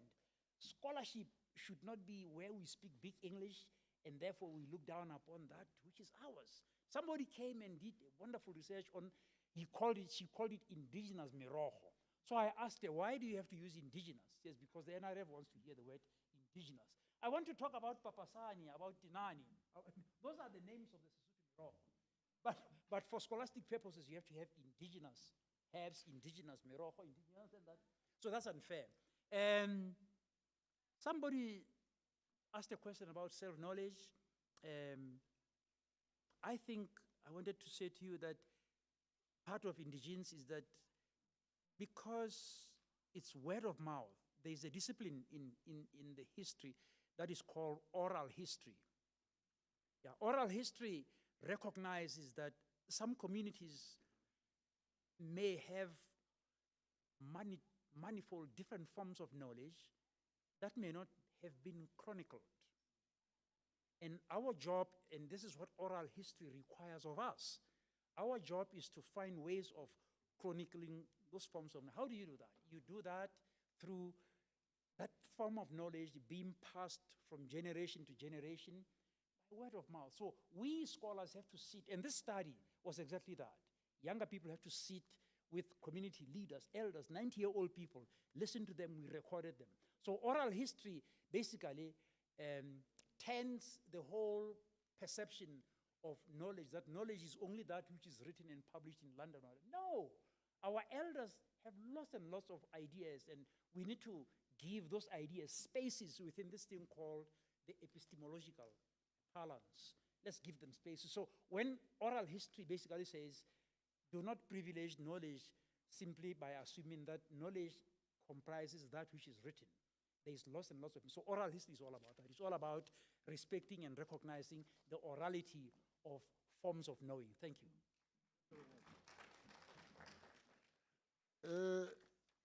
Thank you very much, Prof. Thank you very much, Mamus. What's my things? I don't know where my papers are. Naomi. Yeah, I wanted to your name properly.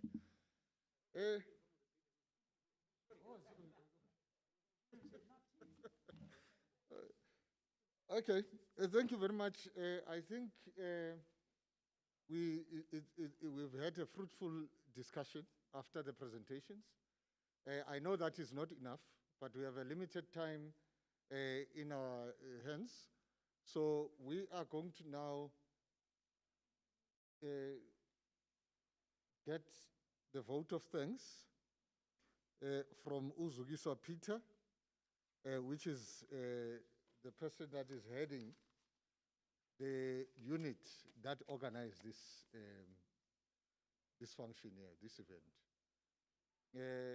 But I would like to say that before as she comes, that from the answers that we got from the professor and from Mamusa, shows that, as I said in the beginning, that the issue of literacy is a multifaceted problem and challenge that we are faced with in this country.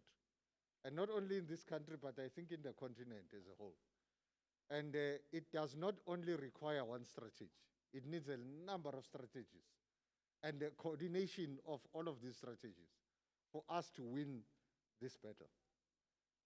And as I said, that we are celebrating not literacy, because it would be wrong to say that. We are celebrating our efforts, and hence, therefore, every one of us that presented here, we mentioned what is it that we are doing in terms of combating the issue of illiteracy. So we know now that one of the biggest problems that we have that affects literacy, Professor touched on that, is that if you come and say people must actually be literate, first of all, people think about their stomach. Can they afford any other things? As a parent, can you afford to buy a book? Because that's one of the things that they say, that some of the homes, there is a poverty of books. There are no books in the homes. So the children do not get encouraged to read. So can the parents be able to afford to buy a book? No, they can't. Because first of all, they must buy bread. Because this child, when he wakes up tomorrow and go to school, he must have bread. So those are the multifaceted issues. It's not only that if you are a librarian, you must also only be faced with the conservation and preservation of books and making them available.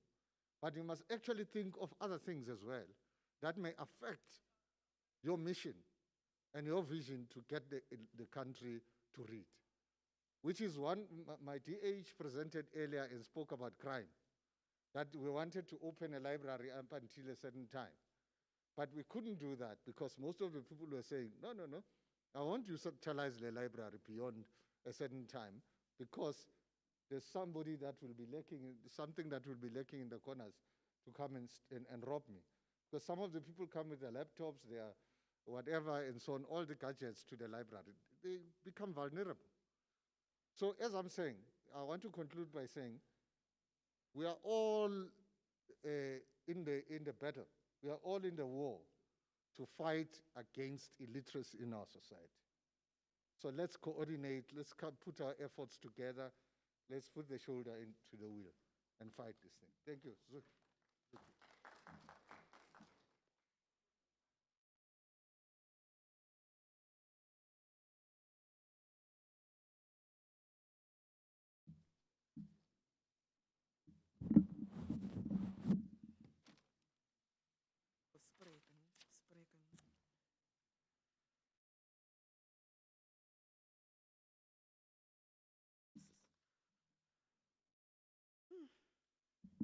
I'm tired. I must be honest, I'm very tired. Nevertheless, I think it will be very important for me to say thank you to all of you. The word thank you will cover you all. But before I can do that, in a simple and a small way, I think it will be very good in respect of our MMC, Mamuno Nomadlozi Nkosi, our HOD, Umama Uzanele, our head of Katembo, our divisional head, who has just left, who was with us early in the morning, Karen Mueller, and also my colleagues who have assisted us to drive this vehicle. Starting from the program director, my colleague Mandla, Makasi, who have welcomed you here. I think also my colleague, I don't see him, Uprician, was also with my divisional head, to say thank you very much, my colleagues, for your support for this program. I think Prof mentioned several times the amount of what needs to be done for you to be able to say, I'm literate. It's not about reading only the written word. And it's not only about going to certain places, but it's about yourself to start looking at the things that needs to be done. If you want to be confident and know that you are literate, you must firstly know, I am a poet. How can I present myself so that I can show my literacy? I am a writer of the book. I am the person who can spell very well. All the programs that we are doing are tapping on illiteracy. I need you, good people, before I say thank you to you, to have a confidence of any type of knowledge and the skill that you have, to know that you are really literate. But you need to work on your literate skills and your knowledge day by day. It doesn't end today, it doesn't end tomorrow. It makes you to develop day and again. Prof mentioned several times the words of development. What we are doing here is to try to assist each other to develop further. I like the idea that Prof gave us a background, because many of us were coming from those backgrounds. For us to be where we are, and for him and even Naomi to be where they are, they started somewhere. So when you are still battling with your creativity, with your skills, please be patient and make sure you are focused. Thank you very much for you to be with us for today. You have made me more enthusiastic to think that if really I was meant to contribute to your literacy, let it be. I'm begging you guys, whatever you do, and I'm very happy to mention this thing again today, most of the people who are in this room, every time, whatever type of a program we are having, once they've said, we are having a program, they are the first one to say, I'm coming. Even if we are limiting people to say, we don't have resources to ask you to come nearer, you always say, I will make means if you don't have your resources. Keep it up, good people. Thank you very much for what you are doing. I want to go back to our speakers. That was so wonderful. I didn't know Naomi. I know a lot of people from the Department of Education. I think you are going to be my friend from today. I say thank you to Kagiso who brought you here, because he's the one who said, Kagiso, look for somebody who must come and talk about information literacy. You'll be my friend. Prof, I want to make it very clear to you that I think the idea of starting a partnership with UNISA for the benefit of our communities was a good thing, because I happened to get hold of your name when I was talking to Mr. Mbuke, who is the one who's driving our partnership that side. He said, I've got a person whom I think will be more suitable than anyone. When I've said, look for somebody who can assist us. We need somebody who's got a knowledge and got the understanding of what we need to do. Thank you very much, Prof. And I think I myself, I need to be your servant. I need to be your servant. Jot that thing down. I'll be the first one to go to Bafana to channel my needs, so that I can be able to do more with our communities from the city of Ekurhuleni. Thank you very much for coming. Without forgetting our speakers who were not with us, Urambau from the Arts and Culture Division, I want to thank you in his absence here. He was not well, he was not able to come here. Before I can finish this vote of thanks to all of you, I'm so grateful today that when you are doing this with our communities, I'm with my colleagues, starting from the cluster managers and also from the heads of the libraries that are here. Thank you very much, colleagues. Sometimes when we are doing things of this nature and you don't see the people you are working with them, it doesn't make us feel good.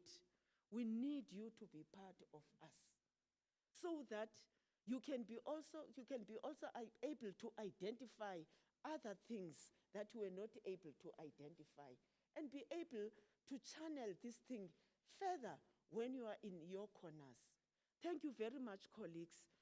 I hope next time I won't see only a handful of you guys. I will know that that corner are my colleagues. I need you. When I'm doing anything, I will feel better when I'm with you now and again. Thank you very much for coming. I can't forget the people who have made this thing possible. The IT guys. There are people who I just pick my telephone and say, but Lucas, I need this. Sidiso, I need this. Salom, at a certain point, I couldn't even pronounce her name because of my tongue. It's not good. But when I'm picking my telephone and say, guys, yeyele. In Xhosa, you say yeyele makunzima. They always jump and say, Mamzuki, we are here with you. Thank you very much, guys. And I hope we'll be working together now and again. My colleagues from the office, thank you so much. There are people that need to learn a lot from ourselves. If we can do it justice very well, we need to take those people with us in whatever we are doing. Thank you very, very much. Bafana, niyayazi mos digijima no Bafana, wherever I go. Bafana, xa yeyele ifuna thina bhuti ne, masibe ngathi siyaqina. Ben, Zandi, Priscilla, guys, ndicela sibe ngathi siyaqinisa ukusebenza kunye. asina choice. Aba bantu balapha bathembele kuthi, together with our colleagues in different regions and in different libraries. Department of Education, let's have a strategy of working together. I can't have a partnership with UNISA without a proper, we do have a friendly working partnership with the Department of Education, but I think we need to develop it further. Please, guys, let's move together. Thank you very much. Before you leave, guys, I know some of you have been here from 9 o'clock. Please have something. Before you leave, you get it and go to your taxi. There are small token of appreciation things. You'll get them, and also a pack of food. And also to my guests, the speakers, I'm sorry. To the speakers, can I have few minutes with you upstairs, including you colleagues, the cluster managers and the managers of the regions? Can we have a discussion upstairs? And then other people, I want to request you, please get something. The transport is outside. Thank you very much.